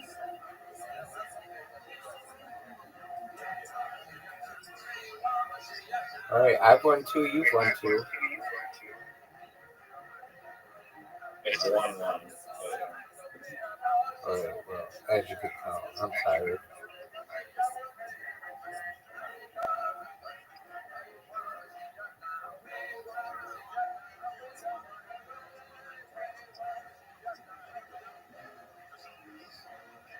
Do you know who Ed Gein is? I feel like maybe I've heard of them. He's the guy But who no idea. made clothing and furniture out of people's bodies.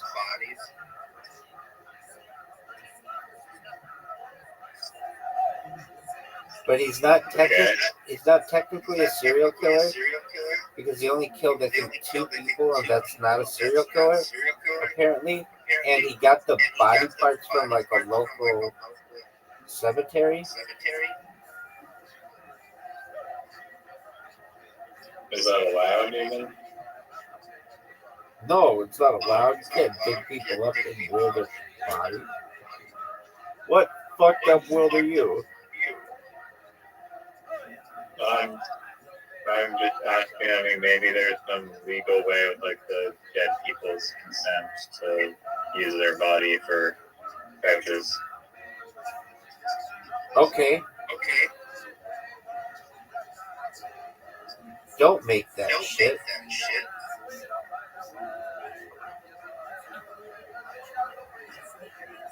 Get in. Are you proud of that Did he shit? sell the furniture or did he go to jail? No, I think he went to jail. I don't know that much about him, but everybody's obsessed with him because there's a Netflix documentary on him. And I think the police came into his house and said it smelled like dead people, and they were just shocked. He had like lampshades made of people, and he wanted to be a woman. He actually had something to do with his mom or something, and he wanted to be a woman, and so he like had a bodysuit made of women's skin. Pretty disgusting. You know what else is disgusting? That shot? Yep. That awful carom shot that's like an embarrassment to the carom community. Hit my ball, baby. That was very interesting that you only got one in. I would take it, but it's not what you wanted to do. You wanted two. Oh, what? That was the most fortunate shot in the history of Going fortune. with you, not even funny. Like, the Newfie word is like, even the Newfies look at that shot and are like, wow, that's like beyond. We need a new word for this guy. Do you know that Newfies are on an island? Newfound Island.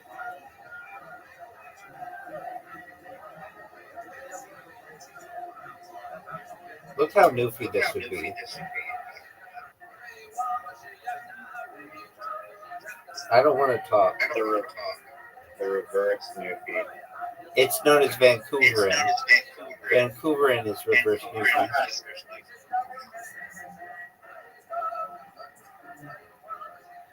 But I don't want to say that because it might put down the University of Vancouver, which is actually a really good school. So, and I like Manitoba. I like Winnipeg a lot. So what else? It's Torontorian. That shit was Torontorian. What do you call someone from Toronto? Like if you're from LA, you're an Angelino. New Yorker, New Yorkers. What's a Torontorian? What's someone from Toronto? Torontorian? Yeah, it's a dumb name, but nobody fucking uses that term. That's redundant. I just made it up. No, I've heard it before. No one's ever said it. I just made it up. No, it's a term. No, it's not. I just invented it. There's Torontorian. Vancouveran. Is it Vancouveran? Vancouverite. Oh, Vancouverite. Well, I think it should be Vancouveran.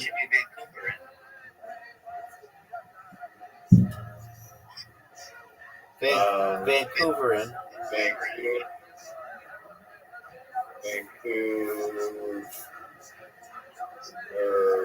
Yeah, Vancouver is honestly pretty. It's better than Vancouverite. Vancouverite sounds goofy. Yeah. That was a dumb move. Right? Oh, I had to hit my fucking red one in. Yeah, I didn't Doug. realize. That was very That was very Torontorian of you.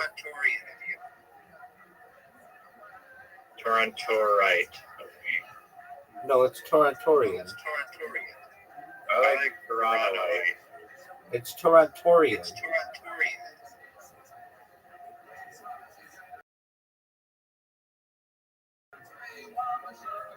Are you fucking serious? Oh, baby. Maybe Torontoopy.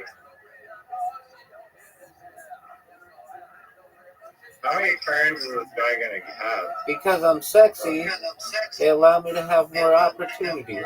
Now this is really hard. Go, baby. I just fucked myself. You have the You dunked the red one. I know, you have the easiest shot in the world. All right, baby. All right, baby. We'll end it 2-on-2. That's the way I like it. All right, baby.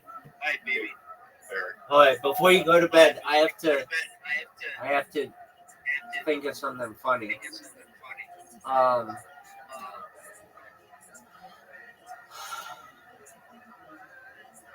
Did you know that I told you this? Dude got heckled last time he went up. That's not funny. I didn't. Yeah, and then you said that funny thing. I said, what is it? Hold on. Let me see if I can remember what you said. I said I couldn't understand what you were saying with the dick in your mouth. And you were saying, I don't come to your work and suck all the dicks. That is so funny. I love it. What is a stand-up special that you've seen recently?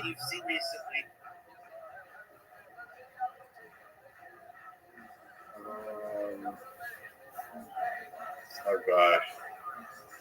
I've seen John Doerr's stand-up special recently, a few weeks ago. No one knows what that is.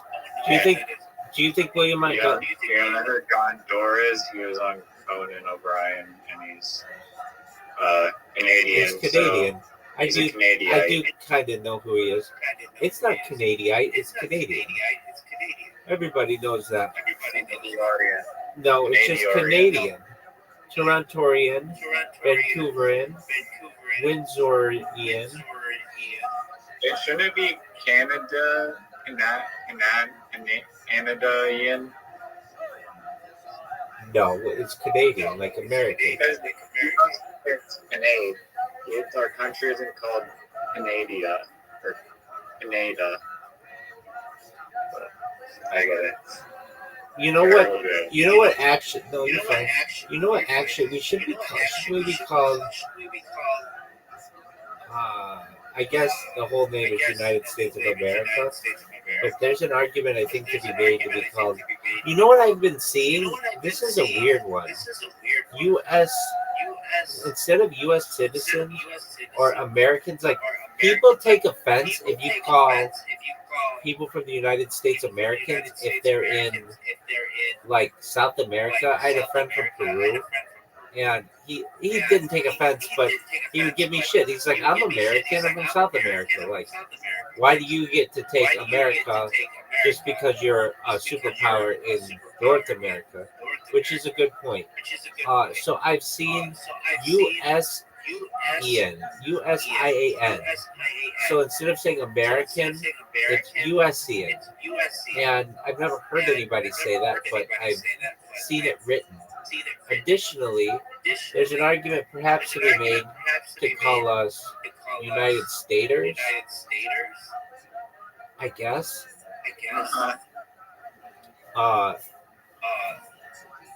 I guess United States of Americaners, but that's a little long. But United Staters, okay. I want you to know that I'm gonna go viral on Twitter Spaces without a doubt. Let me put things into perspective for you. It just gives me an idea of how I'm going viral. Normally, when I just have my bots going, in a month, I might get 3 people in here. But when I show myself on Twitter Spaces, I get like 15 people a day. Does that make sense? Yeah, I can make you viral with Sora prompts. It's clear. Cameo. Dog, I tried. Try again, make a different account than first. I've made a bunch of accounts. Well then, it's working for other people perfectly. This No, one actually no. does kind of look like you. I sense it. So it does look like me. Okay, I mean, I'm gonna look at it right now, and if it doesn't look like me, I'll do my best to re-upload. Okay. That looks just like me, man. It looks just like me. Go fuck yourself, dog. Dude, fuck you, man. That looks just like me. this is the best one. This is the best one I've seen. So, Doug, that looks exactly like me. okay, it's hard to know what you can look like because there's not every time I see it, it's like a pink screen. I know. It's hilarious. I kind of like it.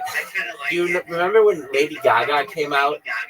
Like, you might not remember, but you never really saw her face straight on. That's how I am.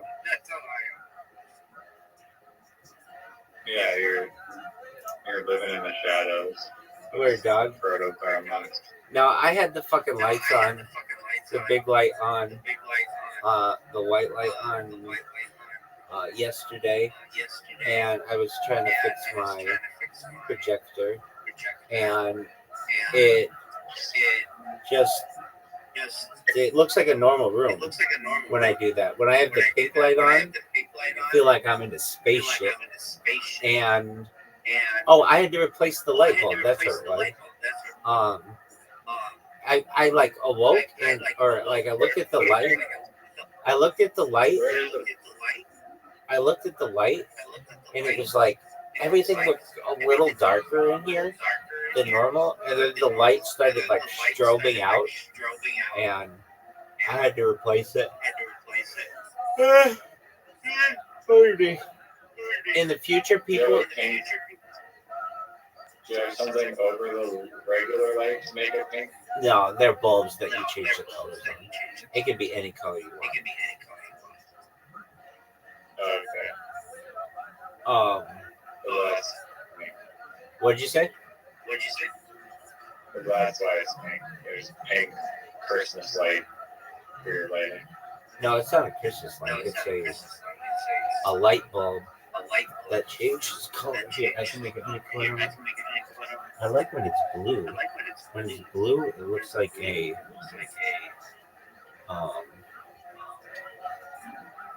not that blue. What the hell? Here are all my colors. Wait.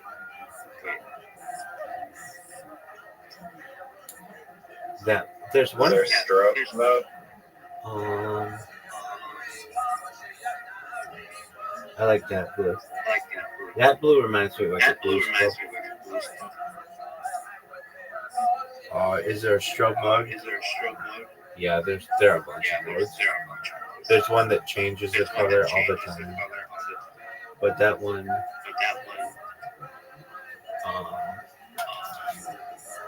that one's fine. It's just I need more consistency. So I like the pink. The red one, which is what I thought I would go with. I don't know. Pink's really popular on the internet. If you really want to know the reason why I go with pink is it's actually a magenta, and if you didn't know, the human eye cannot discern a few colors. One of them is magenta, another one is teal, and that's why I use them because it's technically like the right kind of magenta. It's called magic magenta. The human eye cannot perceive it, and so we just have our brain makes up that this color exists for us, but in reality, our eyes can't see it. There's a version of teal like this. There's a version of blue like this, but I think it's cool, so I go with this magenta that technically. There is a version. I don't know if it's this version. It looks like this version, but our eye cannot perceive. Isn't that cool that our eye basically can't perceive? They're like hidden colors our eyes didn't know, or like our eyes don't know.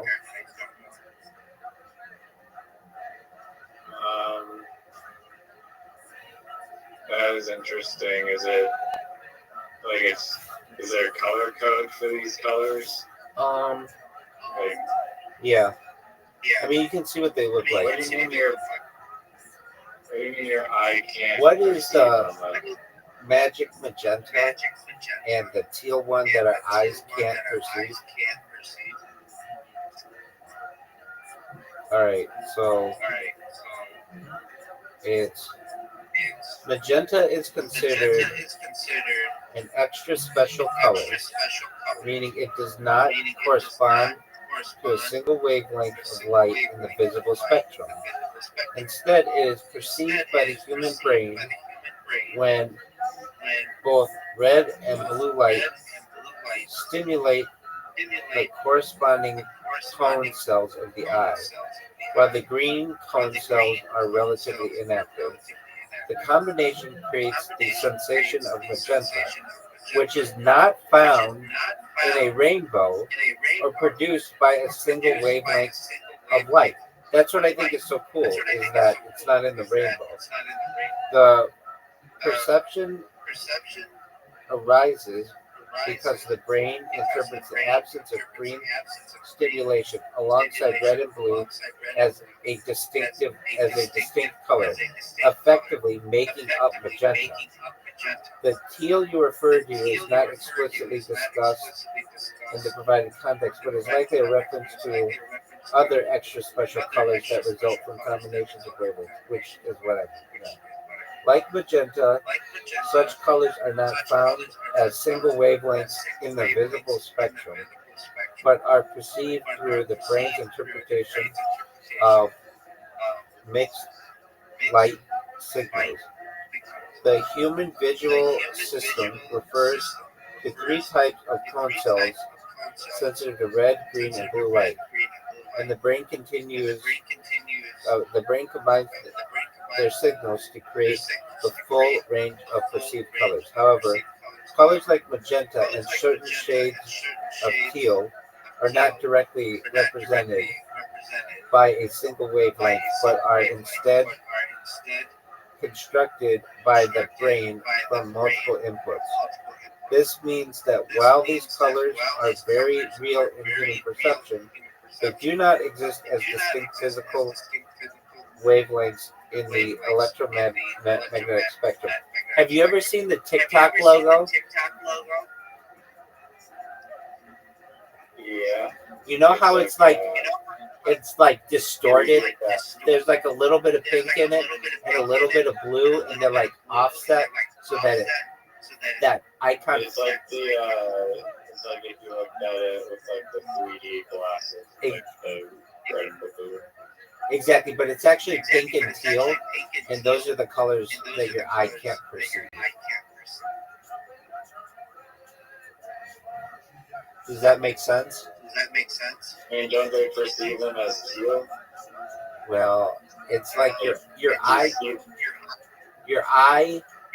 is basically making up that color because it's not in the rainbow.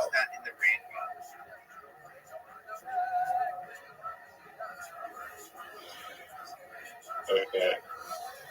Or at least the magenta is not.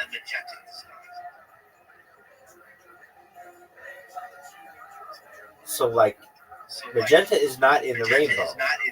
So why do I use it? Because of that story. I think it's really fucking interesting that magenta is not in the rainbow. So I can make my light any color I want. So I make it a color that's not in the rainbow. Just to be different. Like all the other colors I can make. All the other colors I can make the light. I think generally they're mostly in the rainbow, but there are some that I can make this light that are not, and this is one of them, and I choose for that. But another reason is there used to be this show on television in the 1960s, like right when color television came out, called I Dream of Jeannie. And have you ever heard of this show? No, never.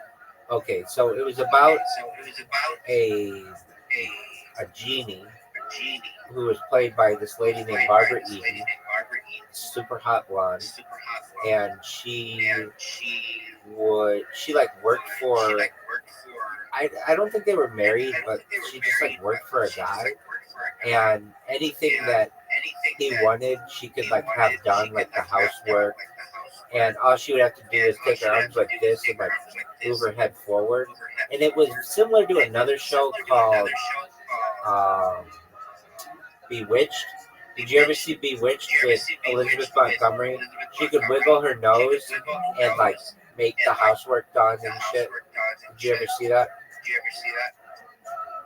No. There was a movie starring Will Ferrell and Nicole Kidman in like the early 2000s based on this television show. Anyway, in the show Bewitched, they would sometimes show where in the show, apologies, I Dream of Jeannie, they would show where Jeannie would live, and she lived in a lamp that was like pink, and it looked like this, and um, I kind of wanted it to resemble that, and it does. It's really, I mean, this place is called Rabbi Rothschild Ohel, and an Ohel is like in Judaism a tent, and that's what I wanted to feel like it's a tent. It's got like drapes on the walls, though a lot of those are for because I got the projector and I need to block all the light, but it's just like it's supposed to look really comfortable, and it is. This place is so fucking comfortable. It's like I'm like surrounded in pillows and shit, and so was Jeannie in her show, and that's kind of how I feel. And I make the pink because she was pink in the show, but the real reason why I do it is because of the magenta color. I can make this thing any color. In fact, I have a suit in like every color, and I have a pink suit that I like to wear.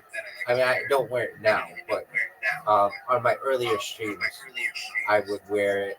I'd wear it golfing. I would just fucking wear a pink suit, because why not? Look like a pimp. I mean, let me say this.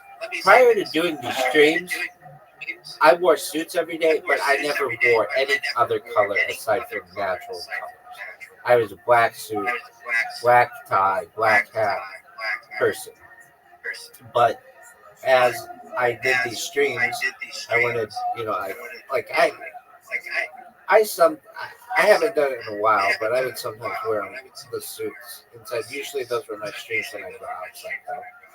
Anyway, so I don't know. I use color a lot, and in some of my older videos, I would do different colors of the lighting.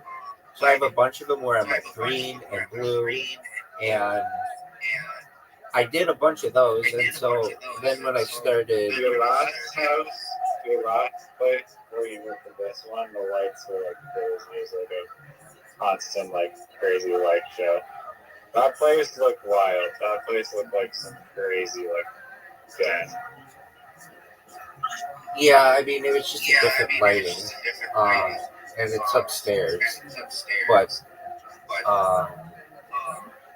That was upstairs in the same place. yeah, that's on the second floor. I had to move out though because I couldn't pay the rent there, and the rent's cheaper downstairs because this is just like a storage room. It wasn't previous. No one was previously living in this room, and I worked it out. Is there a fire escape? Yeah, I mean, there's a door. And this one's a little bigger, but it's just not like a traditional bedroom. Meaning, like my upstairs bedroom was smaller, but was like not made into a storage area. It was like a normal room. This one had a bunch of furniture in it, and the people who own the house, they're like Iranian, and they had other people living in the garage. They made the garage a bedroom. They've made the whole house into different bedrooms. So they made. Is that even allowed? No, it's not. So they made the garage a bedroom. They made the living room into several bedrooms. They just basically split the whole house up into bedrooms, and then this is a storage room that they made into a bedroom, and the rent is cheaper. So, Are the floors concrete or are they like wooden? they're of the house, they're marble, and then upstairs they're wooden. They're like carpets though. We have carpets over here. No wonder the rent is expensive. You have marble floor. Well, it's not like. I mean, it's like marble, but it's not like It's pretty standard closet. But they had a couple of, so there's a sunroom. They have like 3 people living in the sunroom. There's another storage room. There's another storage room just like this one that they have that I was in for like a month. And so like of this house, I almost, let's see here. I lived upstairs. I lived in another storage room. I lived in this storage room. So I lived in like 3 different rooms. But I almost moved into the master suite at one time. But they wanted way too much money for that. And it wasn't, I don't know, I didn't feel it was in my best interest. It was like, they wanted $2,000 a month for it. My room upstairs $1,000 a month. This is $500 a month. But I also worked it out that if I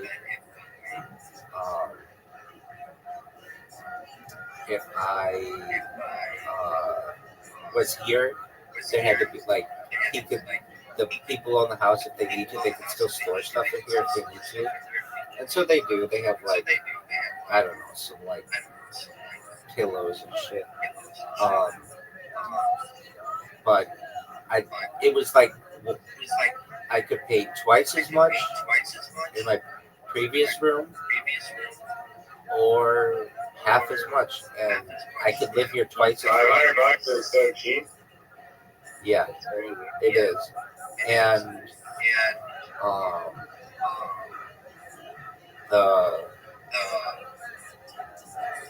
but the thing is, and I know this too, if we ever get a house inspection, I'm the first to go. Meaning, I'm not in like a zoned room. So that's always on my mind that, you know, there could be a knock at the door and they're like, hey, they're doing a house inspection. If you're like, well, when do they do house inspections? It can happen. It's not a common thing. But if you get like a complaint or something like that, but it was either a storage room or the garage. And if I was going to stay in this house, and the garage is also going to be $500, but Wouldn't that be like hot as hell? yeah, exactly. They do have some air conditioning in there, but that's what I said too. So I just decided that if I'm gonna have to move from the upstairs downstairs, because it was just getting hard for me to make $1,000 payment every month, then why not do it where there's air conditioning as opposed to not? And there was another room. So one of the reasons why, at least, the rent is cheaper than a standard place in Irvine is because we have so many people in the house, and thus, like, you know, like normally in a house, it's not that there aren't that many people, but ours at any time, I think the most. How many are there? It's a good question. It changes. So there are 2 in the master bedroom, 1 in my old room, 1 next door, and another next door to that. So that's 4. And then downstairs there are 2 storage rooms. I'm in 1. Somebody else is in another. So that's 6. There's a sunroom that has like 3 people in it, I guess. Like, I don't even know. These guys don't speak English. So that's 9. But they're not always in there. There's a guy who just straight up lives on the floor of the dining room. Like, he has just like he's a nursing student, and he is just here at night, and he's from Iran, and he's the nicest guy, and he just like sleeps in a sleeping bag on the floor. So that's 10. There's another bedroom downstairs. So it's like in a. It was like built onto the house near the sunroom. And so that's actually two people in there, 12, 13. So I think right now 13. And that's way too many than like what the house is supposed to have. And I said like, how many bathrooms and kitchens? So well, there's one kitchen and 4 bathrooms technically, I believe, if you want to call it that. So the master bedroom has one, which none of us use. There's an upstairs bathroom, which we can use, and then there are like 2 downstairs bathrooms. But they like made the bathrooms a like one of them is like a half bath, and then across the hallway there's a shower. It was like a closet that they made into a shower. They've done a lot of like I don't want to say additions to the house. Like the house was a standard way, and then I think another family, like it was built in the 70s, and then another family built a sunroom onto it with an extra bedroom, and then I think some other family built a bathroom with and a shower across the hall, and then the people who own it now, they like made most of it, like at least the exterior they made into like gardens, and oh, you know what, there's another person in another bedroom, so I think it's whatever I said, 14.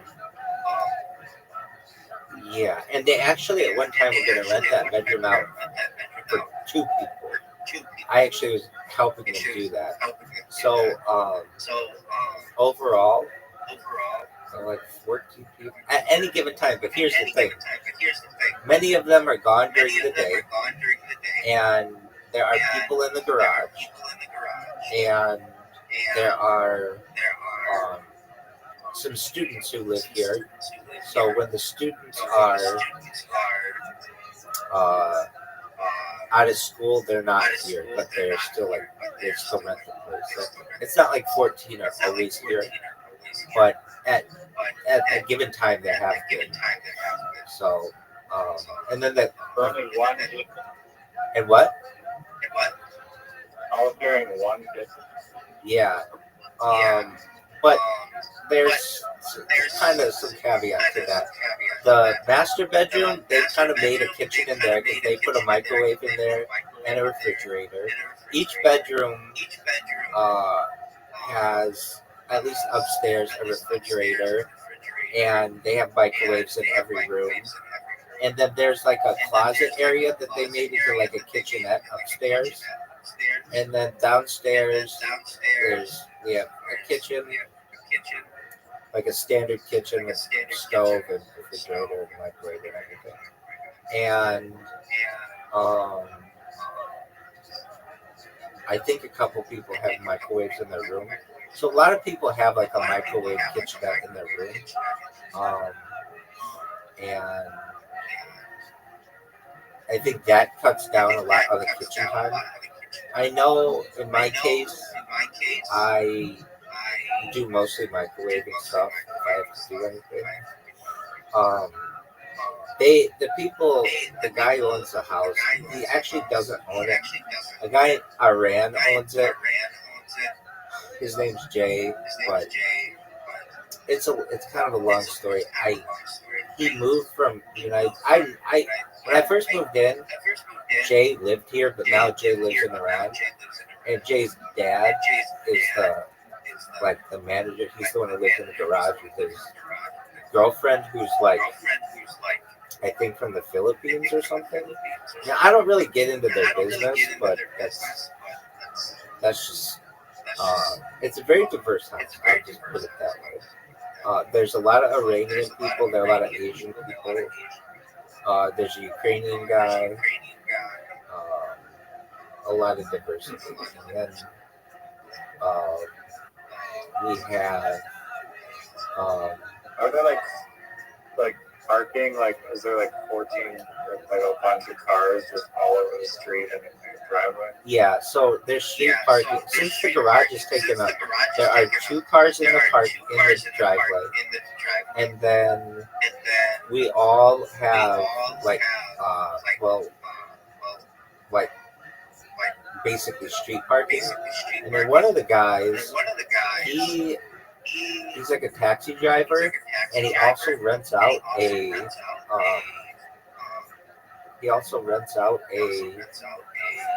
like a medical taxi. How do I describe it? It's got like a lift in it for people with wheelchairs, and he rents that during the day to some other company. I took him to the airport one time, and he was like telling me like what he does with this other vehicle during the day, and but it's a long street, so there's enough room, and then all of our neighbors basically have garages and stuff. But we are the outlier house. Like basically, you can tell that there are a lot of people living in this house, and but our neighbors are cool. Neighbors across the street. Yeah, it's interesting that no one has like noticed like a whole Brady bunch of people going into like this house every day. Well, and they have. Or whatever. Yeah, that's the issue. About let's see here, like I don't know, maybe 4 or 5 years ago, we got a thing on our doors that said they were going to do a tour, a home inspection, and I know they made the people who own the house. We have a washer and dryer upstairs, and that's against code, and they made them move that downstairs. But that's the only thing that they changed. Because they didn't go inside the rooms, they just went in the public areas. So I know they have done one. So I think at one point somebody either complained or something happened. But the only change that was made was the washer and dryer downstairs, and then that area they just made into like a kitchenette. And I think the reason why you can't have a washer and dryer upstairs is if it leaks, it can cause some major issues. But that was, to my knowledge, the only issue they had on the inside of the house, and I think the outside of the house is fine. But you're right. It's like there are a lot of people here, and I remember like it's been 2018 is when I moved in. Around 2019 or something, Irvine passed some ordinance that said you weren't allowed to do like Airbnbs, and you weren't allowed to like subrent your house. And I remember like showing that to the people who own the house, and they were just like, well, it is what it is. We'll kind of cross that bridge when we come to it. And you know, they've been able to get away with it thus far. So, what do you mean you can sub-rent your house? Like you can't rent out rooms? Yeah, exactly. They passed some kind of ordinance, but like not everybody followed it because. I thought it was possible. Well, they just say that you can't sub-rent or sublease. What they're doing. Why? It's not like super common. Well, they like Irvine's a pre-planned city. It's one of the largest pre-planned cities in the United States, and they really do their best to make everybody have like homeowners associations and things like that. That's who I'm surprised hasn't caused more issues. But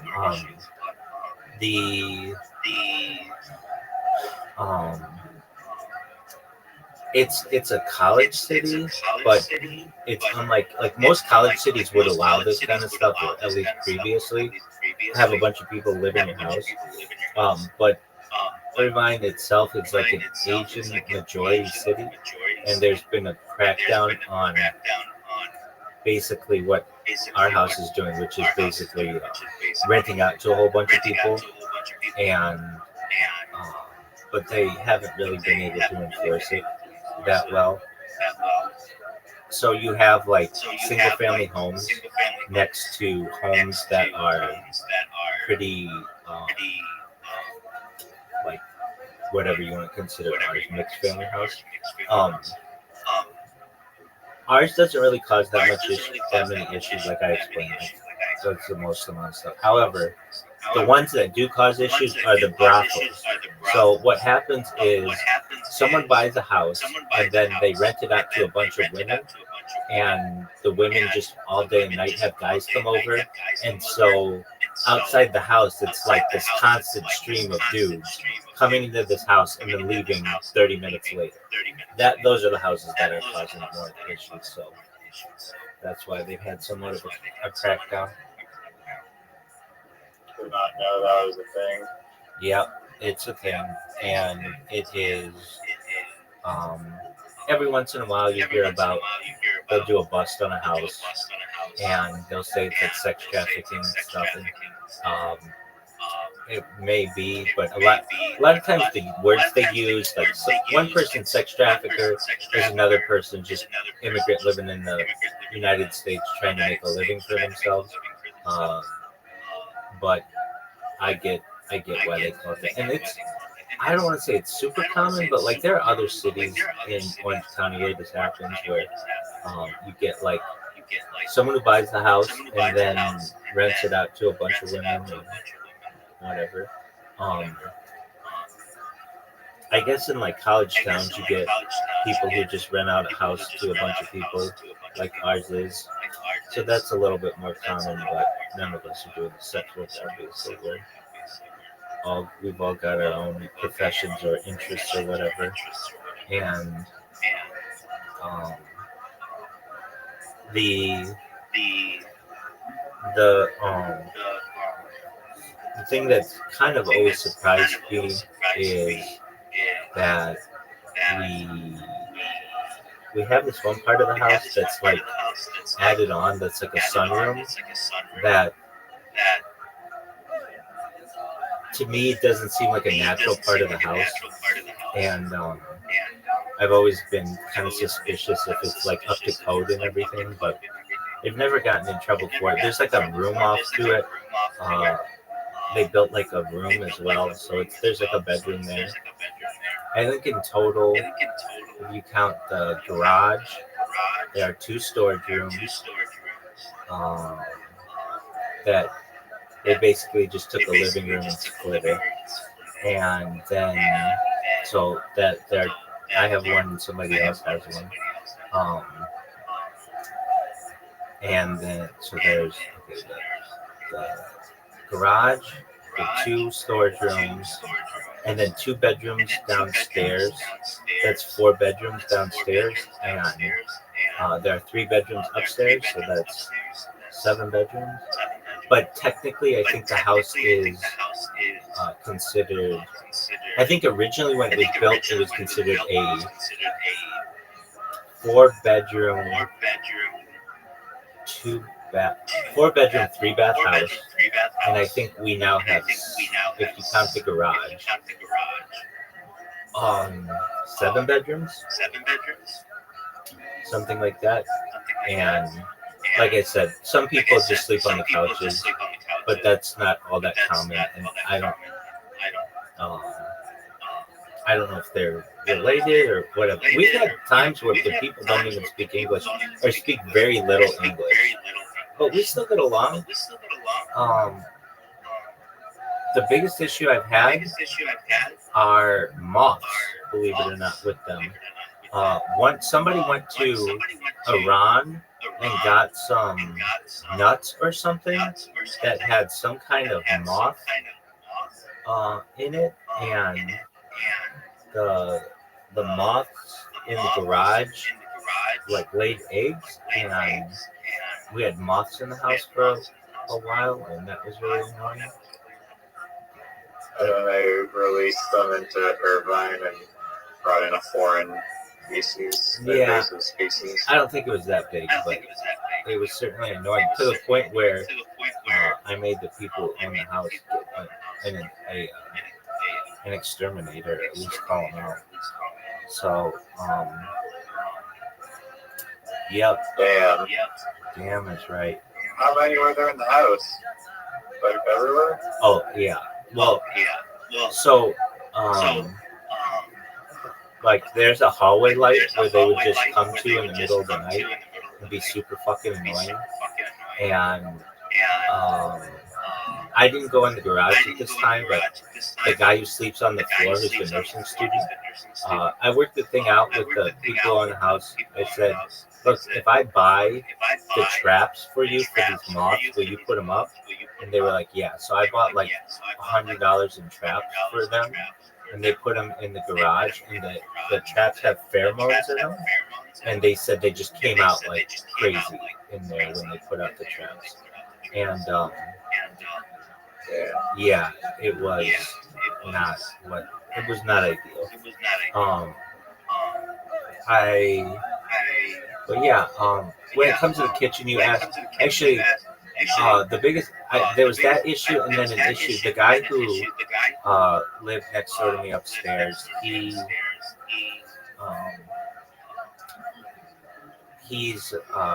there's some people in the house who are from the Philippines, and he made a lot of dishes that had oil in them, and he would just take the oil and pour it down the drain, and it would clog the drain. And then I would complain, like, hey, the drain is clogged. But I couldn't prove this person was doing it because the door was always close to the bathroom. And eventually, So you pour his oil down the bathroom drain? yeah, like from wontons and shit, like I don't know, whatever is frying up in there. I used to run into issues with him. I would be using my air conditioner at the same time he'd be using his microwave, and it would just blow the fucking circuit. So we had to work out something, like we had like a power cord that basically would go to another power outlet so that we could get around that. Anyway, he clogged the upstairs sink, and that caused some issues. You were like, do you have a lot of people in the kitchen?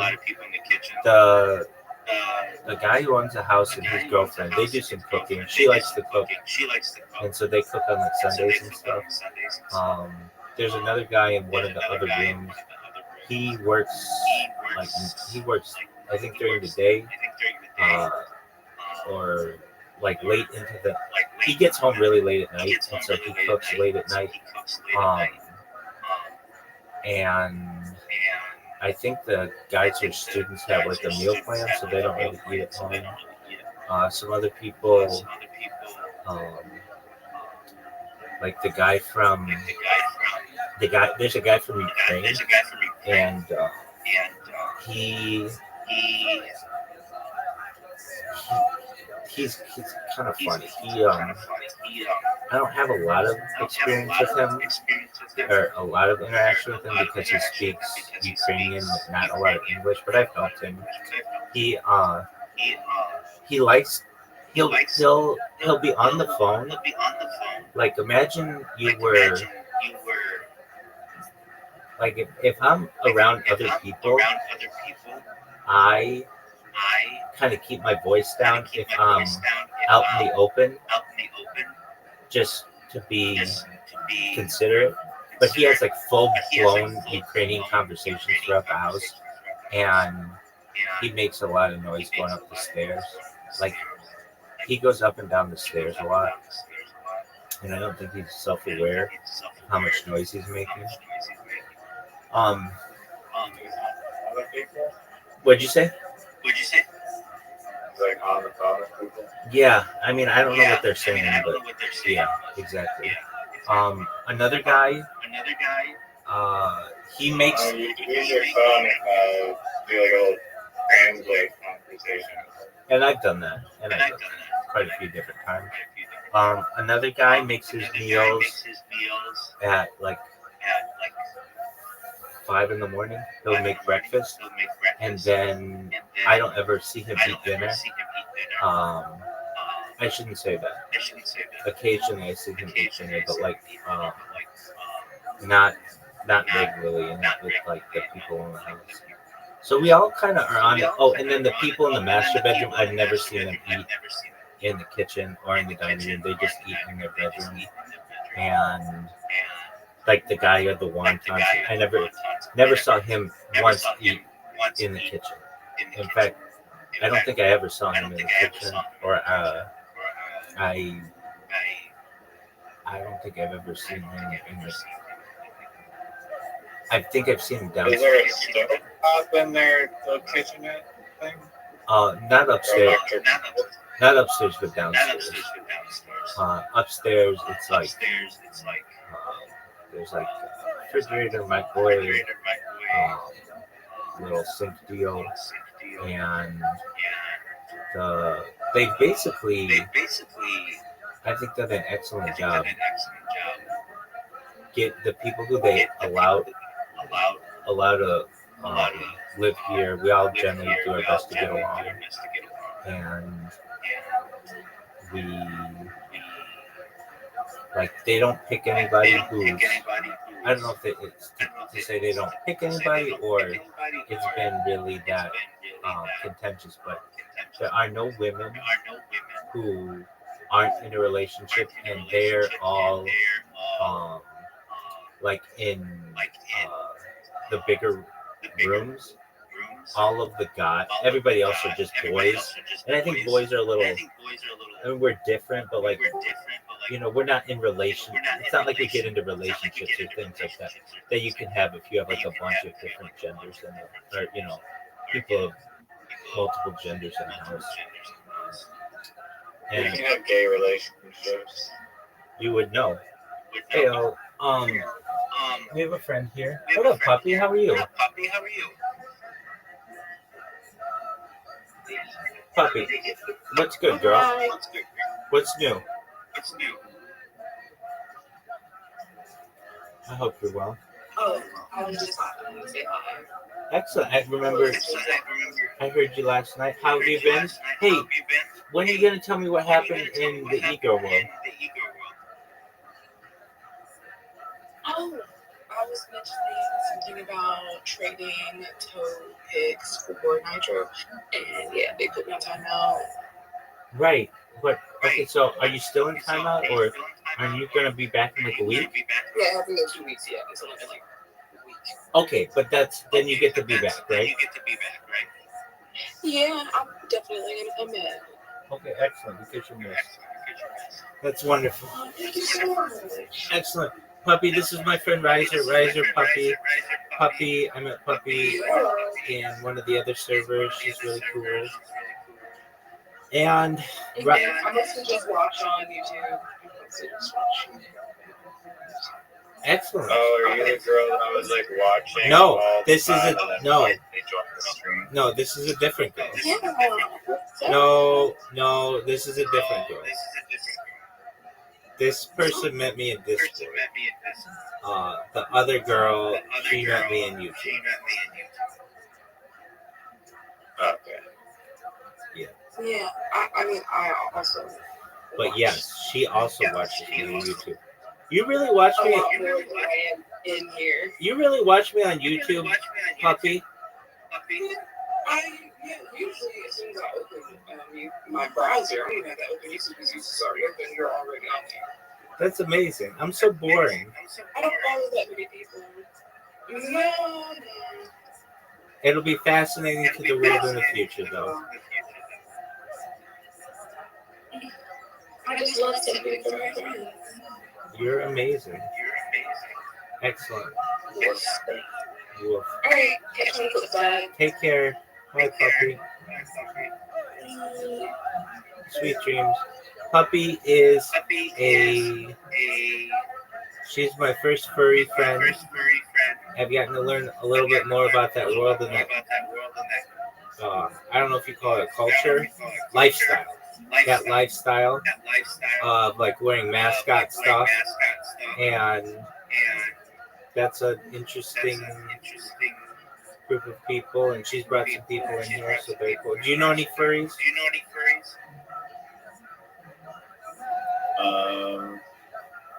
No, if I'm being honest. Yeah. But Yeah. I have nothing against furries. Yeah, I don't either. So long as it's consensual and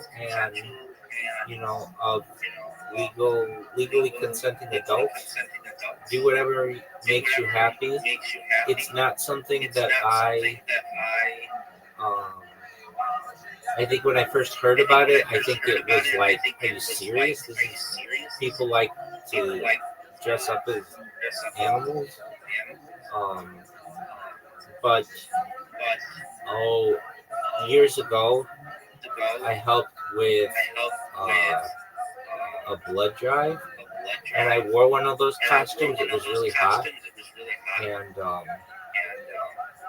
it was basically, it gave me a lot of respect for what, if you're gonna be a furry, like it's really hot in those suits, and yeah, whatever floats your boat. I think that it is not necessarily something I would be into. Not that I am, but I'm not against it. So I'm not against a whole lot of things. I don't think I'd want to cross dress.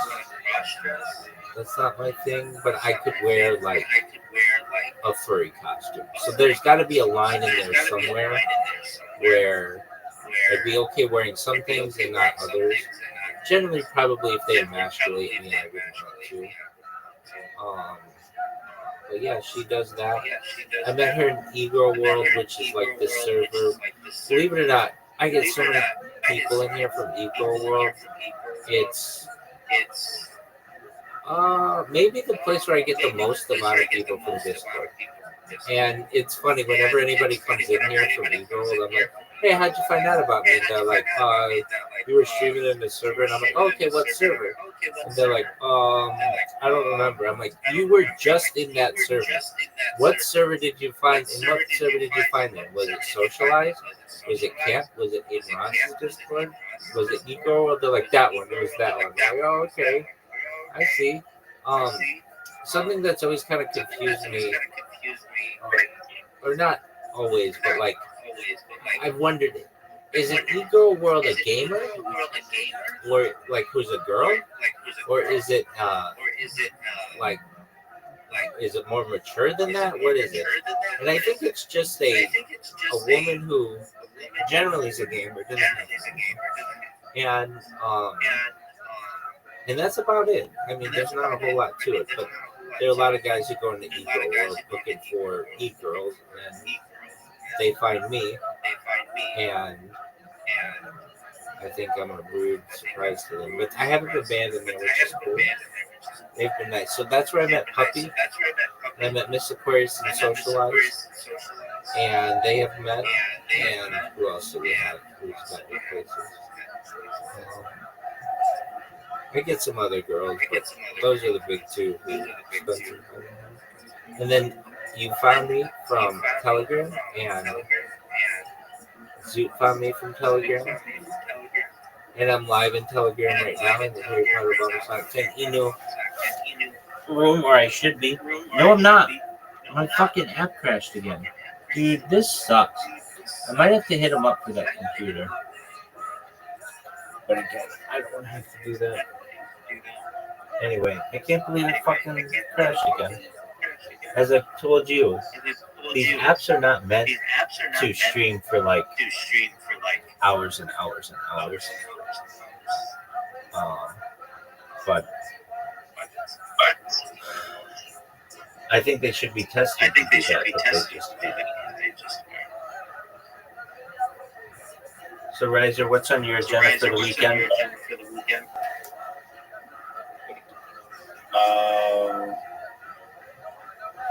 Yeah, it's already the weekend. Yeah, dog. Honestly, not much.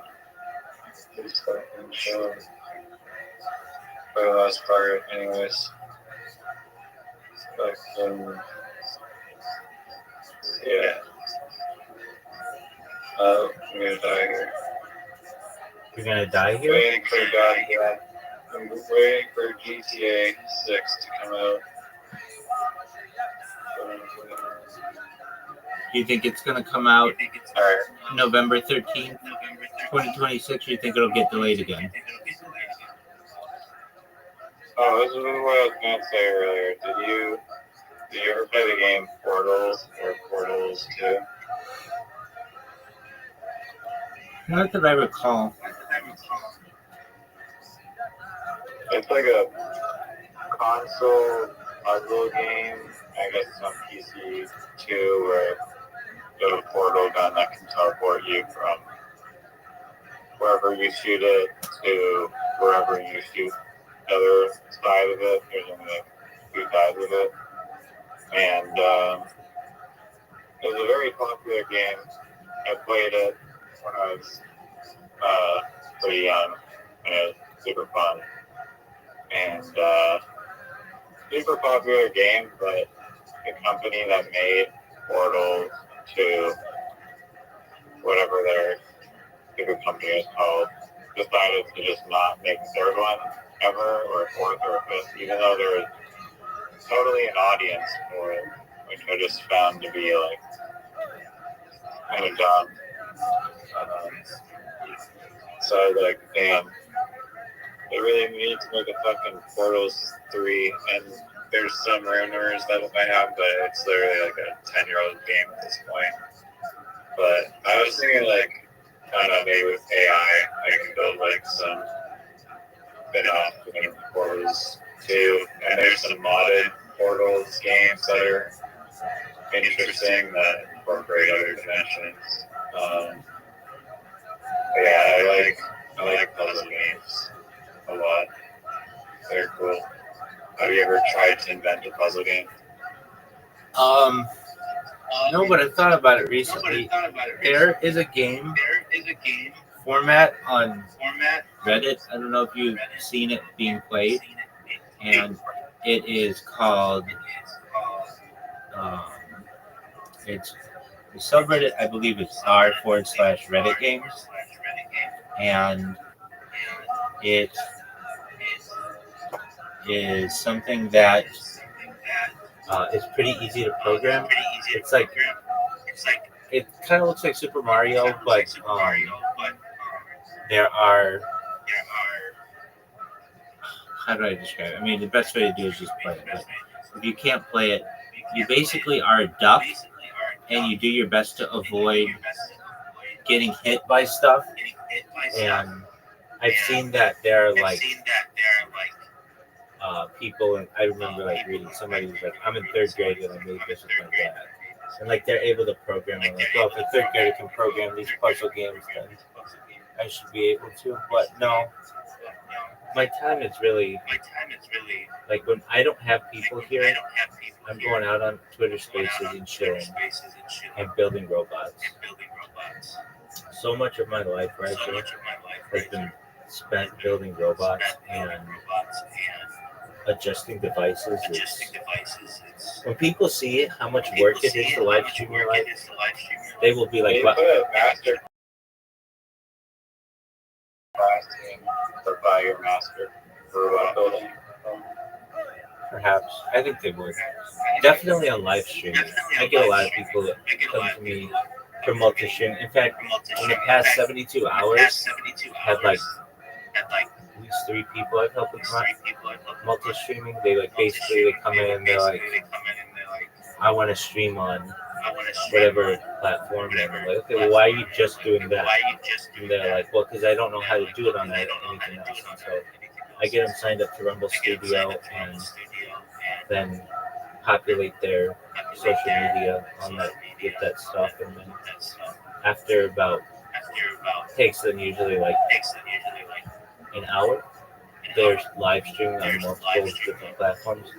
Poor Brandon, who's in here, he wanted to do what I do. He's like, I want to, because he's like streaming his life, but like just doesn't do it for an audience so much.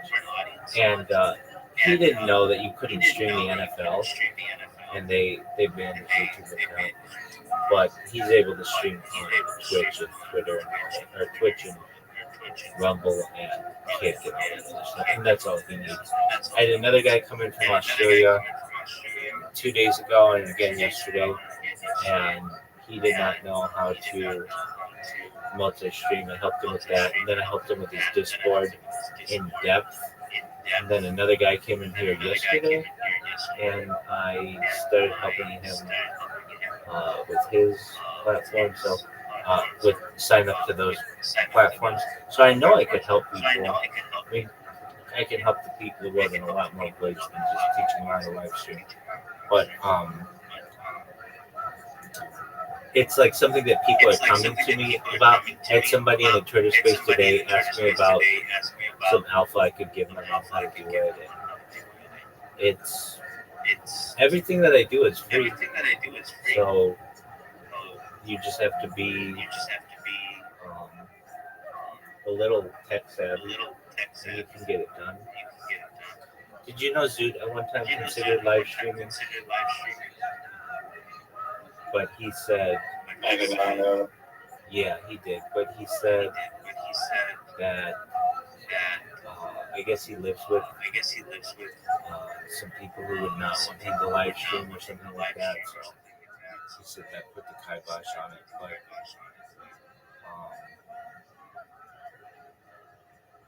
I was talking about my roommates.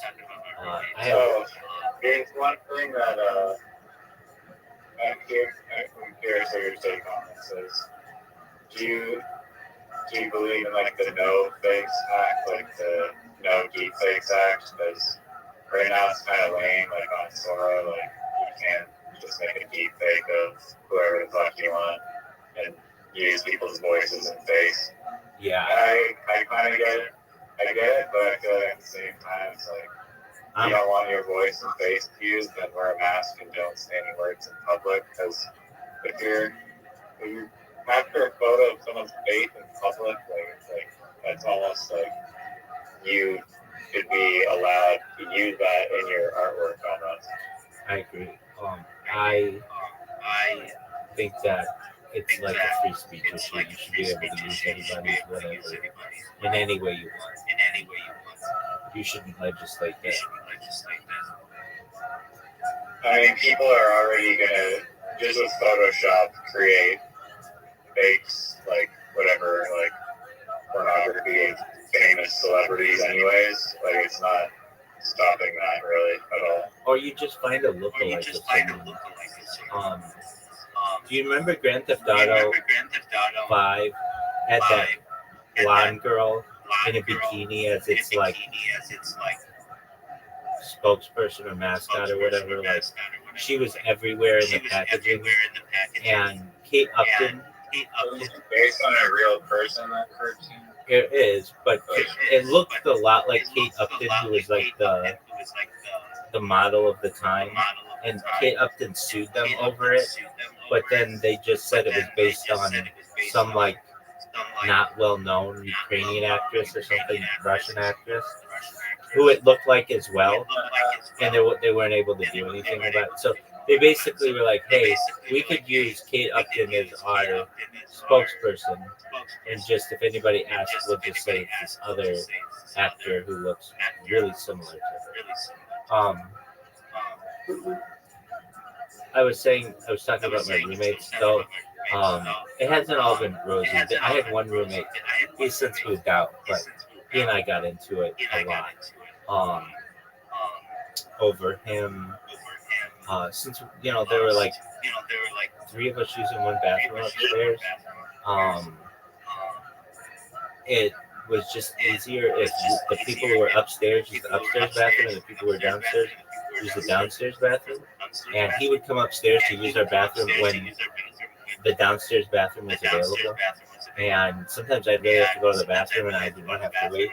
And that would piss me off. And we got into it one time on the stream, on camera. I got him. He was like peeking into my room and I didn't like that, and I got him on camera. And then the guy who owns the house, he's been on the stream a couple times, but he does not. Since we have so many people in the house, he does not want me streaming outside the room. It wasn't normally a big issue until this kid from Ukraine came in. One time I left my phone. This is totally innocent, but I was just like, I went into the bathroom with my phone, and I accidentally left it in there, just on the countertop, not in like a secretive place or whatever. And I was asked why I had a phone in the bathroom, and it was actually like I was shaving and I was like uploading it to Instagram, and the guy, his name's Alex, asked me if just you. I know you stream in your room, and I'm okay with that, but not outside your room. I don't want you doing that anymore because this guy from Ukraine thinks that you're. Wants to know why you've got a camera in the bathroom. Wants to know why you have a phone in the bathroom. Like, okay, I understand. So since he, and then I had another roommate who did not like.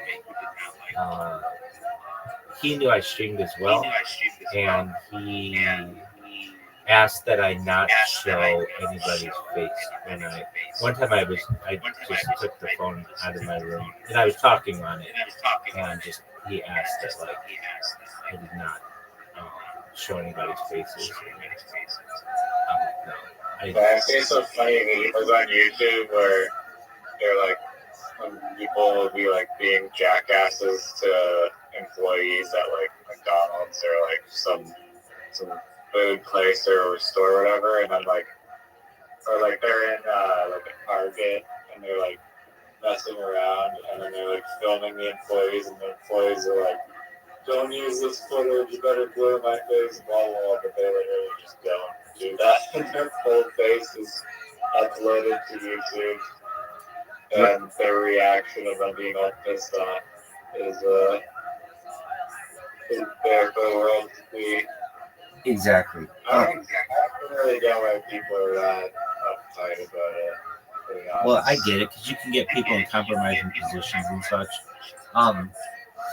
There was someone I saw with a costume on Instagram that was really good. She had this updo hairstyle kind of deal, and she just looked like a middle-aged woman, but she was like in her early 20s, and somebody was taking a video of her trick-or-treating because they thought her costume was really cute, and then all of a sudden she says to them, "Are you taking a video of me? How dare you take a video of me?" And she gets out her phone and starts recording the person, and it turned out her costume was of a Karen. Her that was like what she was going as, and she's like, "How dare you take a? Who gave you permission that you could record me?" And it's just really funny that she was just playing up that whole stereotype. And I thought that was really funny. Yeah, it was really funny. Yeah, the whole like I understand the people in my house because they have like an expectation of privacy, so I get it. Like, and I do my best to keep them private. I have, like I said, like there are a couple videos that I have of a roommate who was, I say he was spying on me. I didn't like it. He and I didn't get it. And then I had somebody who came and visited me. They're on stream. I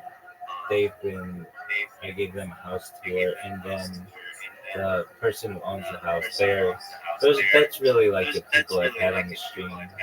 Aside from the people outside, like in the real world that I've done, or like people when I like walk to the gas station or something like that, to the store.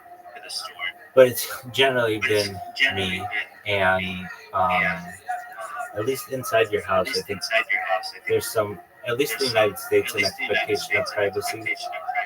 But outside, you should be able to record anybody you want. What has become a big thing, and I go on both sides of the fence on this one. I like when you see these people who are getting deported and they want to report ICE agents. I kind of feel like it should be illegal to be masked and arresting someone. I feel like that gives you too much anonymity. Who's to say you couldn't just kidnap people and just be masked and no one could know who you are? I'm not a big. I agree a lot with that. That seems like some police officers. You can see their face. They're not in masks. Like, I don't understand why these people have to be masked. Because it is someone could just easily impersonate an ICE officer and just arrest people or kidnap them. Exactly. And they're just laying on the vehicle too. So it's like some guy with like a fucking vest on and a mask pulls up from this unmarked van. He's like, "Oh, like I have a gun, so you're arrested for just being Mexican." Right. And like, truthfully, I think that it's all against, like, a lot of these arrests are against people's civil liberties. The Supreme Court has ruled, like, even if you're here illegally, you are to enjoy some protections of the law, and one of which is like right to an attorney and some other things. And if you're just like walking down the street and you're tan, like, these people are just stopping people and asking them to provide documentation or whatever. And to me, that should be illegal. Like, that's like a stop and ask interaction. I don't think we should have that. Like, if the person's doing something wrong, then that's fine. Okay, I get that. But like, if they're not doing anything wrong, I don't think the police or ICE or anything have the right to just straight up go after them. Now, what I do think should happen is, let's say you go to a construction site and you see a bunch of people who look like they may not be from here, then you should be able to go to the contractor and say, "We want to see your employee records." Like, that's more of a legal thing. But they don't do that because they don't go after the business owner. And I feel like that's the legal way to do it. These situations that are happening, like, where people are getting, like, just walking down the street and then all of a sudden, like, 3 unmarked cars surround them and they just literally kidnap these people off the street. I'm not a fan of that. I think there are better ways to go about enforcement of the law. And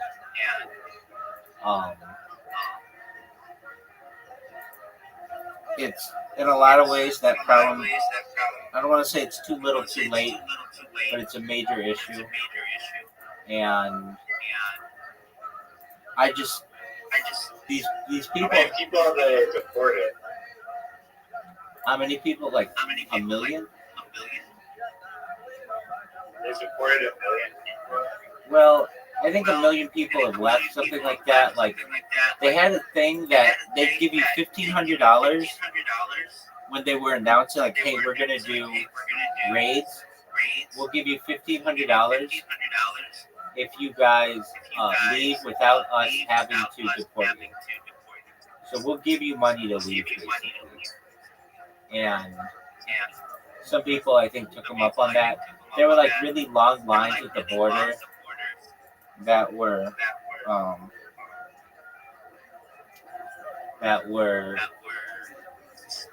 evidence of this.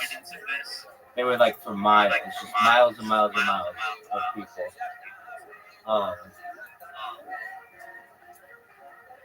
Though I think the numbers are hard to track as well. Like, speaking of a bunch of people living in a house, that's a big one. Like, you go to houses all over Southern California, and it's like one person gets here, they get a job, they get their family here, that family grows up and matures, and then they have a family, and you'll get like 20 people in a house. It's not uncommon. And that's why what I feel like my house does is not that strange, even though we're not all related, though some of us are. It's just like kind of any place where you have really high rents, you're gonna get this.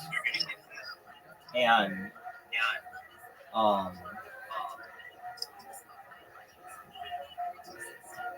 and How much do you make the mortgages on it?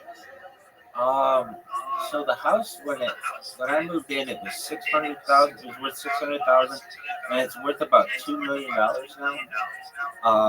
I think the mortgage when I first moved in, I looked, it was something like $3,500 a month or something. And I've done the math myself. Like upstairs, they've got so it was interesting. Like they're charging me $1,000, which I was able to pay, but then they increased it, and that was one of the reasons why I moved to this room. It was they were. I'm kind of stupid. I did something that I don't think anybody ever has done in the history of me. So it was during the pandemic, and I was paying $800 a month, and I was making really good money, and so I was actually paying the people on the house $100 more a month, just as a tip. I would literally give them. I would pay $800 in rent, and then I would give the manager of the house $100 just because he was being really nice to me. And like, who tips their fucking the person on the house? But I did, and then but that was stupid of me because they knew I could pay more. I could pay more rent. So then they upped my rent the next year. To $1,000, and I think I was paying $1,000, and the guy next door was paying like $660, and we had the same size room, but he had just been there a lot longer. And then, I was paying $1,000 for several years, and then they Orange County had some kind of law that said that you could increase the rent on tenants. I think it went through in like 2024, and rent was going from $1,000 to $1,200, and I worked with Alex to move some of the stuff out of this room after we agreed that they could still store stuff in here and get it when they need, and I would rent for $500 a month, and there were some contingencies as well that weren't really that big, but sometimes, like if Alex needs to move something or put together something, or like needs any kind of handyman work, he can come to me and I'll do it for him. So I've had to do that a little bit, but nothing too bad. Like he might have some mulch or some shit that he needs my help with, and it might take me like 20 minutes and just put it down in his garden or whatever. And so I'm not like the handyman of the house, but to some extent, and so that has allowed me reduce rent, and I'll probably have to so. Do I clean? Do you guys cleaning schedule? Yeah, upstairs. Like there's a cleaning schedule of one person cleans the bathroom. It's not a lot. They try to enforce it. One person cleans the bathroom each week, but in reality, Alex has one of the other guys who has a reduced rent. The guy who is the nurse who sleeps on the floor, he just goes through with a mop and vacuum occasionally, and we keep the bathrooms clean. I mean, we use them, and like over the course of at least the last like year and a half, I had to put together some IKEA furniture with Alex, the owner, or he's not the owner, but he's the manager of the house. It's the owner's son. Or I'm sorry, it's the owner's father. So he's an older guy. And so some IKEA furniture, some stuff in the garden, like helping with him taking groceries sometimes, like little shit like that.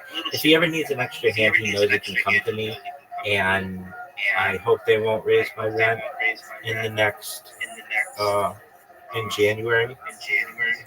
But if they do, I could take on probably another $200, and then from there, if they raise, I could do that for maybe a year or so. If they raise it again, then I would have to probably go back to working as a contractor, which I did for the first year that I did this on stream. So I could do it again, but that would mean, like I can't wear pajamas every day. I have to, like work for a company, and I'm just doing what I can to avoid that. And like other things I do for Alex, like I help him with his banking and like shit on the computer, like in exchange for reduced rent and like I think probably not having my rent raised at least last year. I do things for him, like I answer questions for him in terms of like getting in like his medical scheduling, and like he's good, he's okay on the phone, but like he's just got questions. He's an older man, and he knows that he's not from here, and so he knows that I'm able to answer a lot of his questions. And they're usually they're like pretty easy. What are questions like? He needs to schedule something he needs to schedule like some kind of exam, but he didn't know where to go. Or he didn't have his dentist retired. He needed a new dentist. He didn't know how to make an appointment. So I just gave him my dentist, and we just made appointments at the same time. An eye doctor, same kind of shit like that. So I do things that his son used to do when his son lived here, and I think he like knows that because I'm doing those kinds of things for him, he doesn't price gouge me. But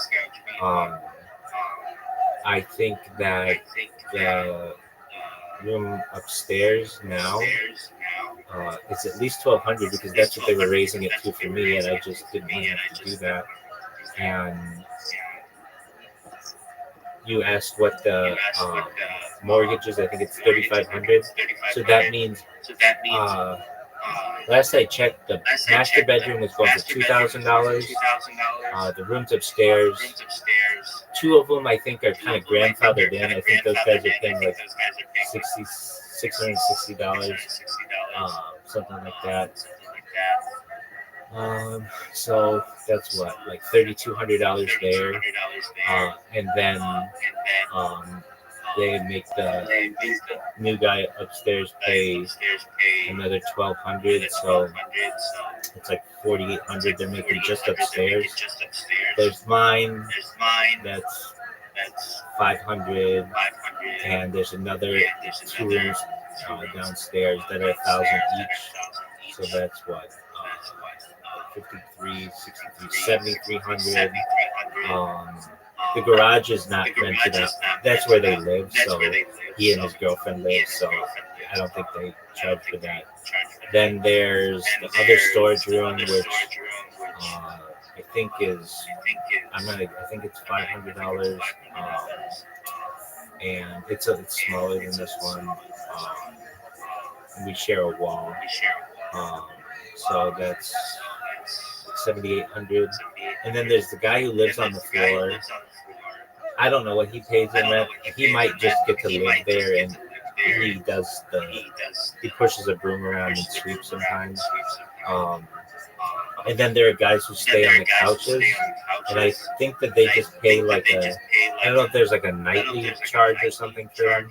But overall, I think they make like probably $8,000 a month, and the mortgage is something like $3,500. And how much are people paying? Like That's like a that's a daily rate. They don't like sleep there all that often, but I would say probably something like maybe $25 a night, something like that.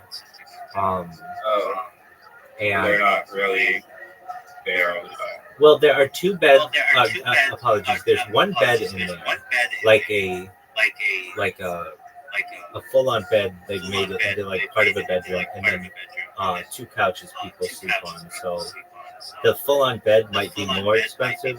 Um, there's like a refrigerator there too, so they kind of made it into like an open bed area. Um, and then there's another bedroom there. Um, I said $1,000, but those are probably more. I'm almost certain those are more now.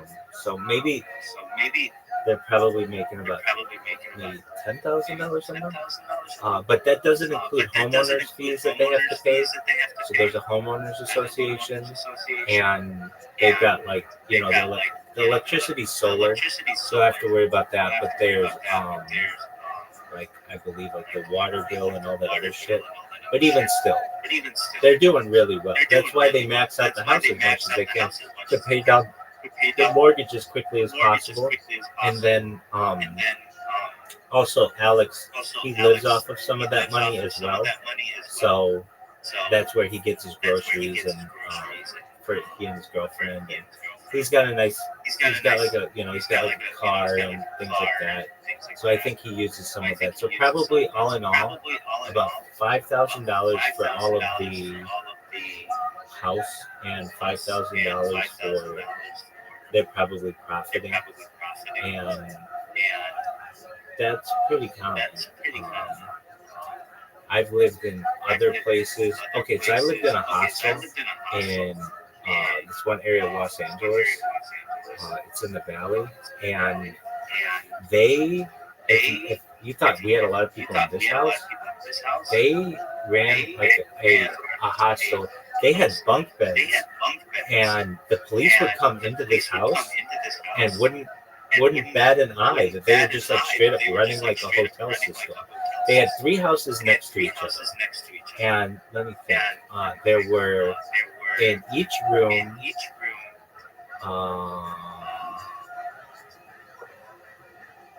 3 bunk beds, so that's 6 people in each room. Basically, depending. We had people all over that place,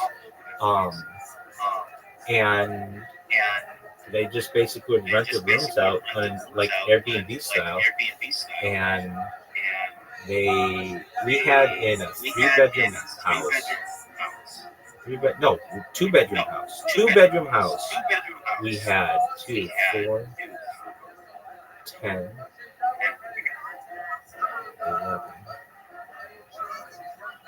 11 people in a 2-bedroom house at least every single night, and then on some nights we'd have people on the floor, and that would be like 15 people in that house.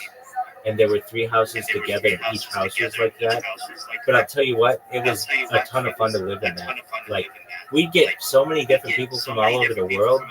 I made really good friends with this guy from Italy and this fucking kid from, I don't even know where he was from, but he was always into cocaine, and he had a sugar mama who was paying for all his shit, and he would just go to the mall and steal shit. It was fucking wild. So these like communal housing things are, while not always that legal, even about it, they want to do it. The police come through this house one time, and they didn't say anything. They were just they were they're looking for somebody. I don't know, because it was a hostel. It was like people were in and out, but it was zoned just like a residential place. And I know another place I used to manage I've been an accountant in my previous experience, and I would be an accountant for it's a long story. Do you know who Johnny Carson is? Or was? He hosted the Tonight Show from like, yeah, okay, so Johnny Carson's bartenders. That was Johnny Carson's bartender's account. If you're like, Johnny Carson's bartender's account, how does this work? So Johnny Carson was like king of late night, and he had his own personal bartender because he would throw parties all the time. And the bartender made enough money that he was able to start a business of party planning and party throwing. And exactly. And so it was while I was working as I was what's known as a controller, which is like the head accountant at a wedding planning company. Basically, the wedding planning company was associated with Johnny Carson's bartender. Without going into all of the relationships there, it turned out that one of my responsibilities as controller of this wedding planning company was to also manage the finances of Johnny Carson's bartender. And Johnny Carson's bartender owned a bunch of apartments, and he would collect the rent every week or every month, or he wouldn't do it, I would do it. That was my job. One of my many jobs. So basically every month people would write checks, and I would get those checks, and I would put them in a ledger, and then I would put them in his bank account. And they would be renting, usually per apartment, it was like $1,000. Now this was like in 2018, 2019. And so that was like maybe a couple bedrooms and like a bath and a kitchen and things like that. And the people who lived there, while they were only supposed to have like 4 people living in one of these, they would have stacked the girls. They would have people, to the point where they would get the police at their place a lot, and they would only be just told like keep it down, keep the noise down. They were never told like how many people were living there or whatever, which I never understood. But it's just kind of a thing. If you're not doing anything to piss anybody off, then they don't want to make. The police sometimes don't want to make trouble. Not always, but so I think in a complex there were 4 different apartments per complex or something like that. They must have had 150 people living in these things. And what would happen is, again, one person would come from Mexico or China or like somewhere in Asia. They'd become established, and then they'd bring their family in. And it's the smart way to do it. It's like impossible to be a husband and wife and buy a house in Southern California nowadays. It's basically impossible. You have to even having 2 incomes, like high incomes, you need to average like $300,000 a year just to have like be able to pay a small mortgage in Southern California. And the reason why is you're competing with someone who moves here, they move their family here, and all of their family is working. So in a normal house where you have a husband and wife, you might be up against 8 or 10 people all paying that mortgage. And that allows the mortgage rates to go higher and higher and higher. And it's very common in Southern California for that kind of system to happen. And I kind of think that's what happened with the people who bought this house, that they had a young professional who had good credit, was able to buy the house with the intent to say, hey, I'm going to have my dad be the manager, and then we're just going to rent it out. And instead of us paying rent, we'll just own a house and collect rent. And that's what they do. And they're able to pay for their house. I mean, it makes sense. Like, if I could have done it all over, it's something I would have considered, though. At the time, it would have been a big lift, but it's not too bad of a credits for yeah. I mean, I at one time probably would have lacked the sufficient credit history to be able to do it, but it's definitely something that I would consider. And like I find that it's, people ask me all the time, so are you married or you're single? And yeah, I'm single by choice, and I've been doing this. When I started the Stream Riser, I was 35 years old, which I know to you is still older than you are, but it's a significant part of my life that I've spent on camera. I've now spent about 1/10 of my life on camera, and it makes me wonder, would I do it all over again? And I would. I love streaming. It brings me great joy. But I was in a position where I was looking to settle down and with a matchmaker and get set up with a wife, and I wasn't going to be able to buy a house. And that's something that I wanted to do. Now, I'm not doing this for money. That's not why I do it. Welcome. But I do know that if I have the opportunity to go viral, which there's a very good chance that this could happen. Yo, what's going on? What up, Z? Dude. Okay. We'll go somewhere else for your money. Doug.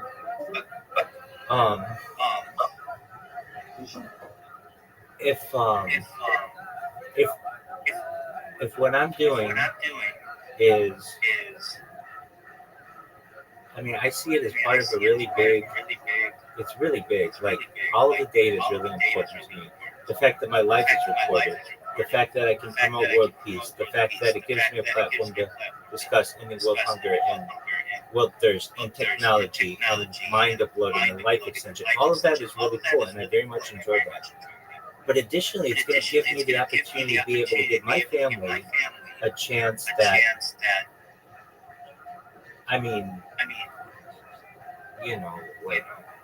to perhaps be the richest people on earth. If I were to say to you, Riser, you could give up 5 years of your life and take a big risk, but if you were right, you're going to be the richest person on earth. Would you take it?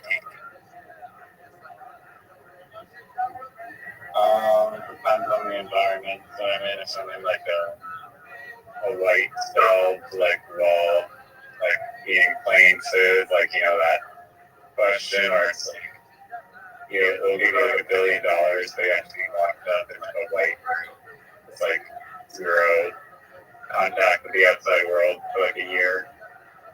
You'd still do it. You'd count down the. If I have the internet, then yeah. Okay, yeah, you have the internet. No, you just have to be streaming your life. But anybody would. I'm not in pain, thankfully. I'm very comfortable. I live far more comfortably than just about anyone else on earth. And I recognize it's a risk, a big risk. And if I'm wrong, okay, then I go back to working as a contractor. And I love that life. I love being a contractor, to be honest with you. Before I started live streaming full time, the first year I did this, I was a contractor for Fortune 100, very famous one. And the only reason why I don't reveal them is I have non-disclosure with them, but it's probably expired by now. But nevertheless, and I loved it. I love going to work every single day. So I know I love it again. But there's the opportunity. Is there a chance that AI will eradicate the job that you're doing before? No, because we were the ones who were managing the AI program. So we were kind of had our, we were like one step ahead of that. And it's like, really, in 2018, you're managing 2020. Yep. And well, large language models were not out until really available to the public 2022. But we were dealing with what's known as artificial narrow intelligence. So these are like primitive chatbots, like you used to get that weren't really good at answering questions and everything. And that was just some of the projects that we had. But we were rolling out projects globally, and every time I call RBC, which is like my Canadian bank, because I have a problem, I get this stupid automated voicemail, and every single time it's like, just enter your PIN, and I have no idea what the PIN is, and I asked to speak to an agent, and it doesn't allow me to speak to an agent. It's just a nightmare. I imagine. Well, fortunately, we weren't dealing with the public like that. These were internal company things. But I loved that job, and every morning I would listen to that song. It was like, hey, I'm on vacation every single day because I love my occupation, and I loved it, and I know I continue to love it. So I would truthfully, once I go viral, I'd like to do that still, but allow people to view my life in a lot of different ways. But at least that one aspect of my life, because I'm very good at it. It's known as being a Scrum Master. It's basically like you help lead teams to be able to roll out projects. And I very much... did not know you were a Scrum person. Yeah. So I very much enjoy it. And I love project management. It's just something that I really enjoy doing. And I know I can do those jobs. They're still very plentiful and very high paying. But there was the opportunity that if I focus on this, and I'll be able to buy any house I want in Southern California, any house I want in the world, and perhaps even be able to live longer than I normally would, and be able to escape death through mind upload. Not guaranteeing it, but there's a very good chance. That type of technology is becoming a reality with each day. Brain transplant in like artificial body. So in the physical world. Yeah, so there are aspects where your brain starts to break down after like 120 years, and it's just better to have a new brain. Though there are ways to slow down your the breaking down of the tissue to the point where, like scientists do studies on animals like the lobster. There's an argument to be made that lobsters don't die naturally; they just keep molting. The only reason why they die is because a predator takes them out. But like they just it's because they shed their exoskeleton and it becomes like too intensive and energy intensive to shed their exoskeleton, I believe. Let's look this one up. They're like immortal. Yeah, exactly. The way like their cells keep continuing to not die. Right. And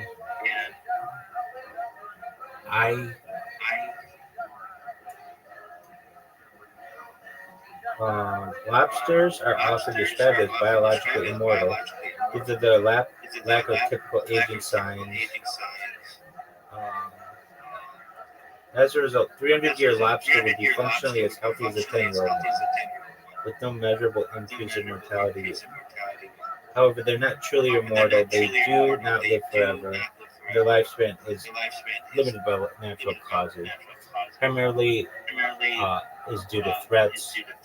Additionally, like predation, disease, human harvesting.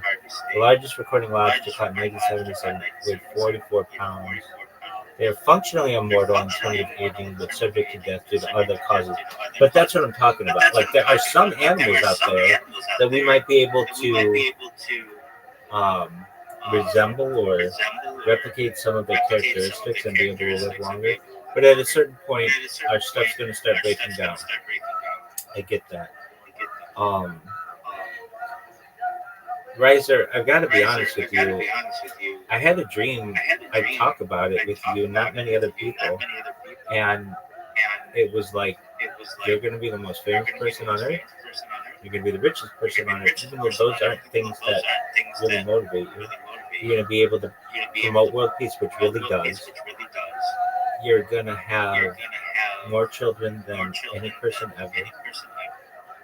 And you are going to, I know who I'm going to marry. They told me who I was going to marry. And like I don't want to say everything that I had in this dream came true, but a lot of it has come true, including large language models, which were not a thing then, and how good they would be, and how much I would use them, and just like these things. This is the best way to describe this dream. It was as if I had a friend who told me, who had watched all my streams and told me what was going to happen. And this dream was really, really in depth. And it was like, all right, I'm going to take the risk and start streaming my life. It's not something that I think, honestly, I don't think it just came naturally. This dream was very influential of it. And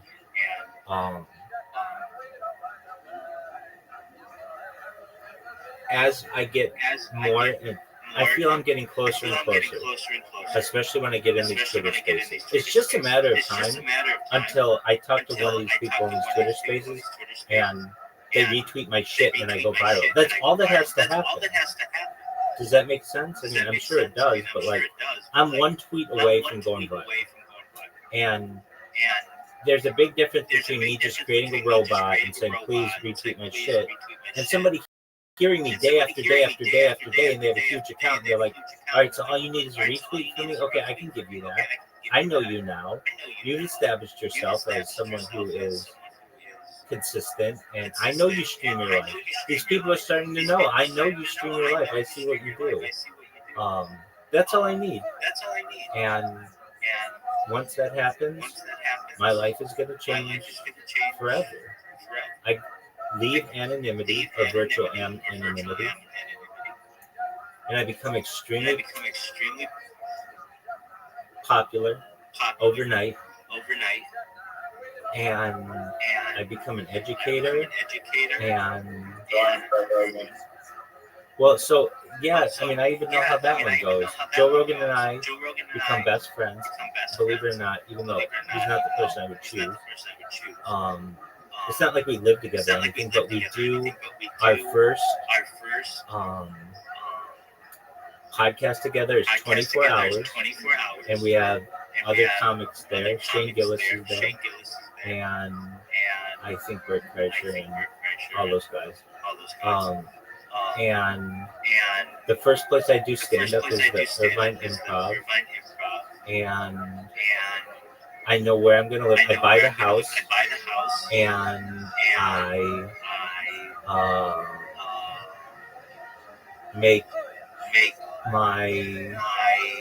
I keep this storage room the way it is, and I make my previous room exactly the way it was. I basically move everybody out of the house, except I think Alex still lives in the garage. I don't know if that's true, but whatever. And then I start living, you know, like in Grand Theft Auto where you have like houses in different places, like real estate. I start doing that, and I know the houses that I buy, at least in Irvine, some of them, or like apartments where I stay. And then the first place I go is New York City. Yo, how are you? What up, baby girl? Baby girl, how old are you? 6. Baby girl, you've got to be 18 to be in here. Take care. Baby girl, you've got to go.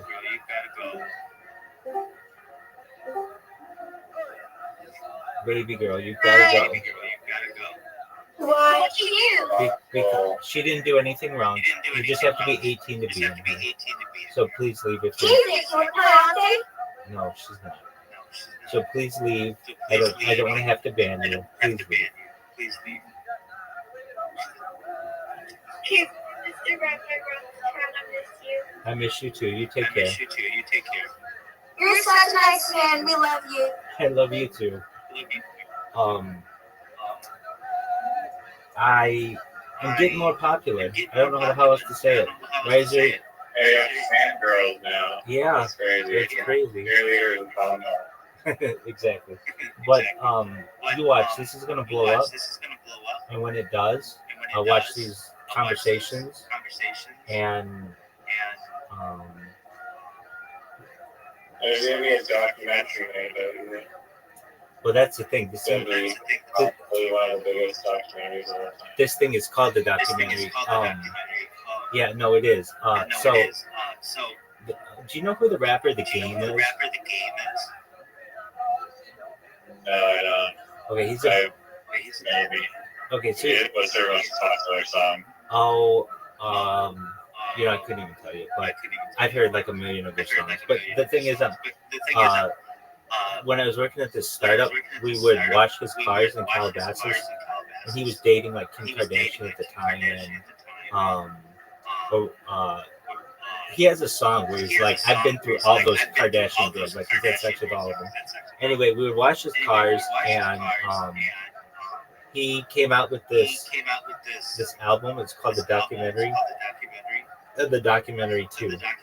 And in this dream, it was like, what do we call what I do? It's known as the documentary. I love documentaries. You know, I love documentaries.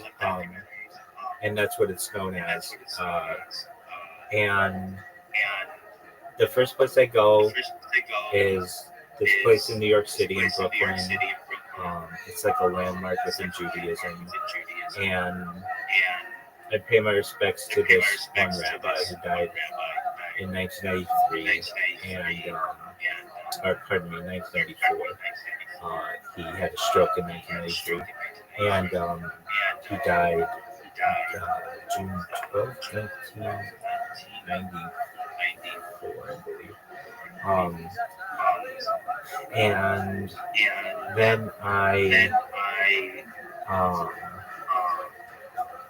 there's just like what else do I do? Well, there are some things that like I have to say like what?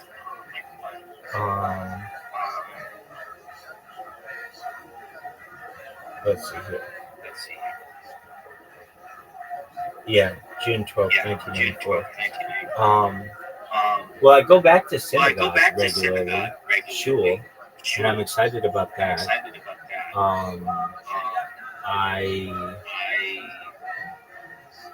I've become an icon within Judaism, which is fun. And I do this tour, like a world tour of like visiting people, and I become like a Jewish pope. And we've not had that within Judaism. That's not a Jewish idea. But it's always been anticipated that there would be someone who would be a really popular figure within our religion. And we've had similar things, but never anyone with the voice to be able to say, this is how we're going to do things in our family, so to speak. And there's like a lot politically that happens in the future, whether it's true or not, I'm not sure. But those are the things that I think I do. And then when it comes to money, I don't do this for the money. I really do not. I do it for the great joy that I get out of archiving my life. To me, this is like a gift to my future family. Hey, this is what life was like, this is what history was like, and this is what I do. But it becomes very fascinating to people. I don't ever charge people to be able to watch my streams. I don't care that if they're monetized or not. In fact, I never collect a dime from YouTube for the monetization. Even though they give it to me, I just put all of that in a trust, and I never touch it. I never use it. I don't even want it. Yeah, you get revenue from YouTube. Oh, do I now? No, I'm saying in the future. Do I now? No. I've tried, but my content was not marketable. I shouldn't say marketable, monetizable. It's not advertiser friendly, especially because of the copyright strikes I have. And what we basically do is when I say we, like the people who I unite, we put together major trusts, big like donation groups, and like everything about my life becomes public. Like every girl I've crushed on, and like all my, I don't want to say super secrets because I've been like as open as possible, but like if I ever crushed on a girl in kindergarten, that comes out because all my friends are like, yeah, we know this person really well, and like even if I've ever had to be like disingenuous at any point, that comes out, but it's almost like a lesson to the world that like I wouldn't lie purposefully. If I have to lie for any reason, it's like to protect my own life, or to save face in a situation. Like what? I don't know. Like this isn't a true story, but let's just say like if I farted in a car, let's just say that this isn't a true story. Let's say I farted in a car and everybody was looking to see who did it, and I was like, I don't know, just alongside everybody else.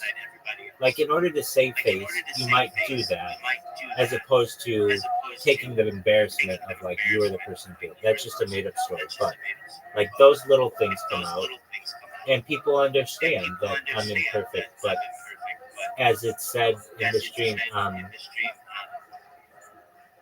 perfectly imperfect, and Imperfectly pimping. exactly. Well, there's a lot more to it, and I won't bore you with it, but it's like, I mean, it's just the same thing that I posed to you. If you had to give away 5 years of your life, but you could live longer, so it's not that big of a deal, and you'd be comfortable the whole time, and you had the internet, and you got to meet really cool people, would you pause your life to become the richest person on earth? And that's not why you do it, but just basically to know that you're never going to have to worry about money ever, and your family will never have to worry about money, and your grandchildren. Not even people that are like at the top. I think a lot of them, it's not about the money, it's about how they it's about power. affect the, or making a change in whatever industry they're part of. That's true.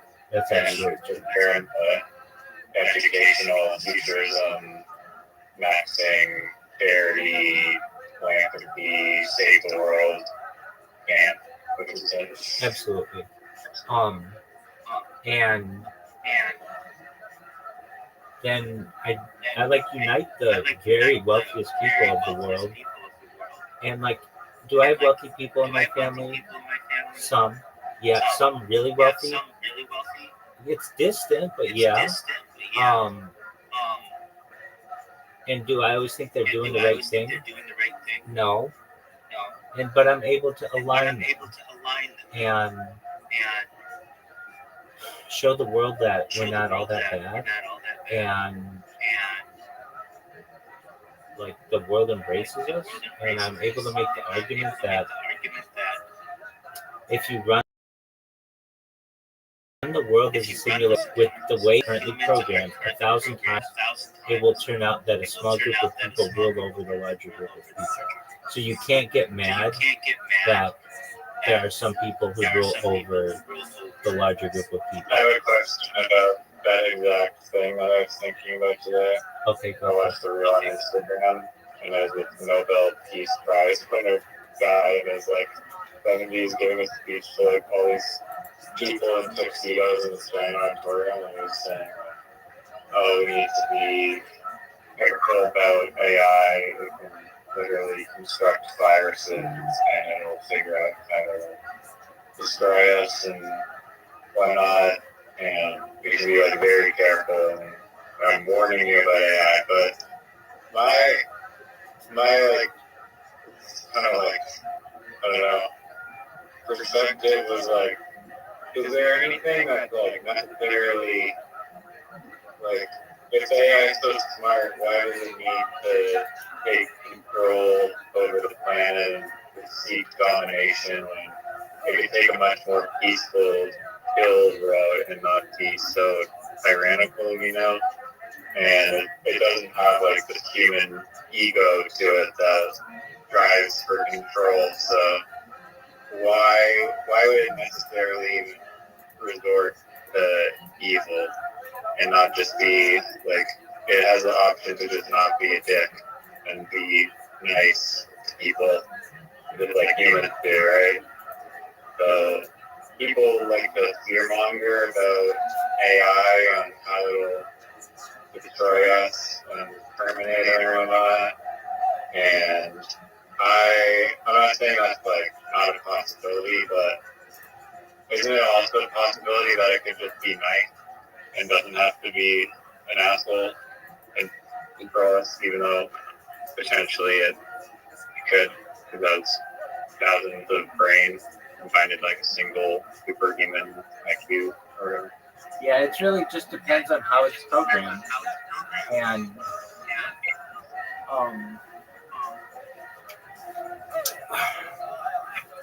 there are aspects of it. I mean, you know, I push for world peace and all this other good stuff, but that doesn't mean that there aren't going to be a lot of people who die. I want to prevent it, but I can't. And there are still going to be people out there who want to program robots to kill people, and I only have so much control. And there's this theory, I think we've talked about it previously, it's called gray goo. It's basically the idea that once AI is able to self-replicate, it will just keep doing so to the point where it takes over the entire world. And I believe that there are things programmed in it to stop it from doing that. But if those things weren't programmed to do it, they would just continue. I mean, I make these robots on these computers, and if I just leave them to go, after a day or two, they've taken over like the whole computer, and like I'll look and like it will have created like 25 different new folders on my desktop, or will create 29 new bookmarks. Like it'll just keep going because it doesn't know when to stop. It's just relatively primitive, and that's the same kind of idea. So it depends on how things are programmed, but at least humans are programmed for self-preservation, and that's when I say, from the studies I've seen, if you ran the Earth as a simulation 1,000 times, every single time, not 50% of the time, 100% of the time, a small group of people rules over the greater part of the people, and that's the future.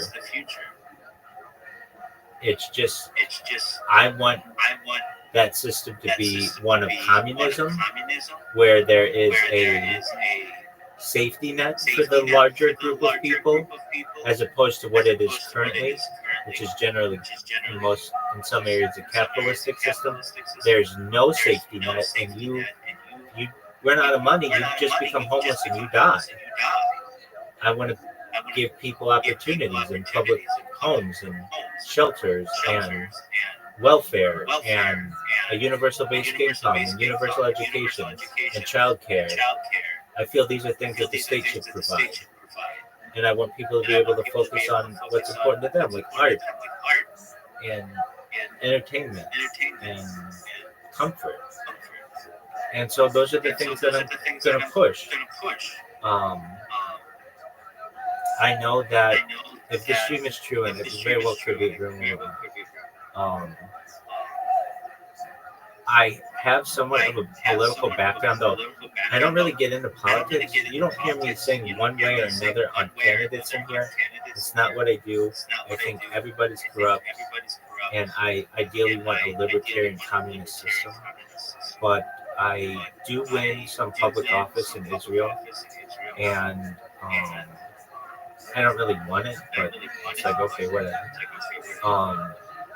Whether it's true or not, Roger, I can tell you though that without this dream, I don't know if I would be doing this, at least not in the same way. And has everything happened exactly in the way that this dream has gone? No, I've been wrong on some things, but a lot of things have been really right as well. And I was told in the dream, you want this to be challenging, right? So not everything that we whatever, I can tell you who it was, the rabbinate. Like it was just like a collective group of rabbis. Not everything that you're going to be told in the dream is going to come true, but that's what's going to make it challenging for you. You don't know exactly on what platform you're going to go viral, but you're going to keep thinking it's going to be the next one, the next one, the next one. But it's, I believe, going to be Twitter Spaces, and I get well known on there. I just don't know if it's going to be a direct message to someone, or someone sees a video that I made. I made a video that is pretty good on Twitter, and it's like a minute long, and it says everything that I do, and it has all like thousands of accounts that I have and everything. And anybody who sees this video is going to be like, I don't know what all this is, but I'm willing to repost it just to see what happens. And it just takes one repost to go viral, and then when it does, it's going to be like a catalyst in my life. Would you ever consider, I mean, first off, I want to get you a neon sign in the background that says like dream to stream and stream to dream. But yeah, that could be good. Yeah, I also want a Rabbi Rothschild merch store, potentially with some incentives for people to join the stream. Most certainly. Brown, how you living, Pimp? Good morning, Rabbi. Good morning. How are you, GM?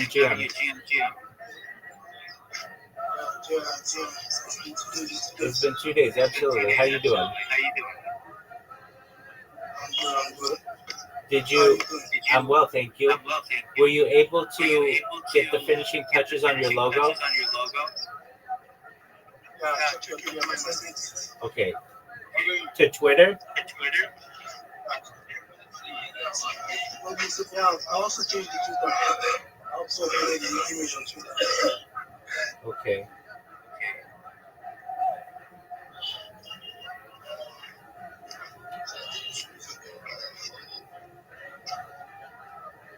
What's your username on Twitter again? It's Keith. I'll text it to you. Okay, please do. Thank you. Absolutely. But I mean, right, so you know when this server was not that big, and we didn't have random people coming in from all over the world, and now I've got people who sleep in here with me, and random people coming in, and it's just a matter of time. And I really think that it's called the Big Steppers. They're going to be a major part of it. Because they're letting me stream in their Discord. I had a guy who was hosting the space today, yesterday, I literally watched you sleep.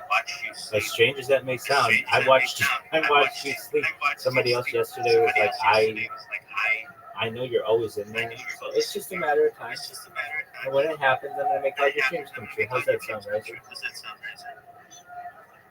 Sounds fucking And you can say, I was there from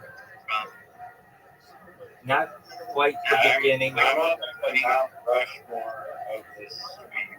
Like your face, my face, Sue's face, this Aquarius face.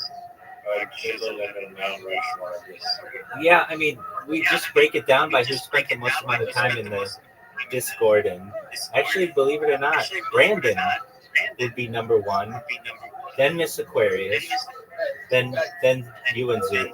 But yeah, you guys are definitely on it.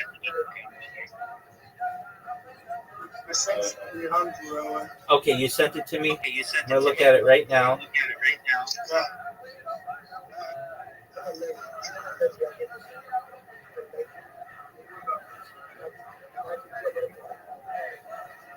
Hey, that's good, man. Oh, are you proud of that? I would be proud of that. I'm proud, Rabbi. It's all thanks to you. Oh, you're welcome, big dog. No, you're the one making it happen. Now, listen, you've got to make a slight change for, oh yeah, this guy got it too. Oh, this is great. You guys are starting to get this. Yeah, that's really good. Okay, I'm sending you, the place that you go to, get this, there's a website. It's called the Curve Text Generator, and I'm going to send you the link. You've got the curved text on top really well. I want you to do the same on the bottom, and the reason why, so that it looks good on Twitter. So, but you've got it perfectly. It's really good. You should be really proud of this. Okay, so get the curved text on the bottom, so it's linktree.com/Broven Web3, but that is going to be curved at the bottom. And if you don't know how to do it, that's okay. I sent you the link. It'll show you how to do it, okay? I want you to make it like that, and then later today, we'll go through and I'll help you make the videos, okay? They're really fun to make. Excellent. Great job, Brown. Excellent. Thank you. Excellent. So, yeah, Riser, I've got my own little crew of people who are helping, and we're going to make a difference in their lives as well. And that's a special thing, too, that I get out of the stream. That, you know, I think I have more patience than most people to help people with improve themselves and their lives and such. And A shitty microphone is like torture. I do not like shitty microphones. Oh, well then, you hate my world. Sometimes I get exactly. Sometimes I get people here to leave their microphone on the whole time, as I said previously. It literally sounds like they're having a cockfight in the middle of an intersection. It's like, what is going on? And yeah, but you will definitely be up there with the amount of time you've spent on the server. And Riser, let me just ask you, you've seen the difference. I mean, just in the course of our call here, it hasn't been super busy like it is during the day, but we already have more people in here than normal, right? Oh yeah, there's been a few. Not like an overwhelming amount, but you should know I'm also getting DMs that I know I don't get as well. And it's not like I have to talk to every single person on earth. I just need to talk to the right one who says, I'm going to take a risk, and I'm going to retweet whatever it is you're doing. And then when that's done,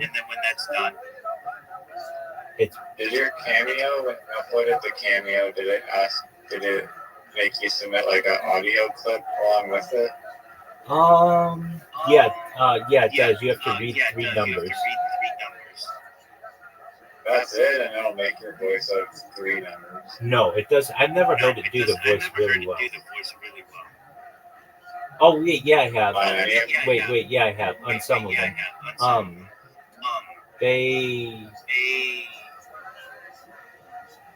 Some are better than others. Let me put it that way. But the voice still isn't really that good. Okay.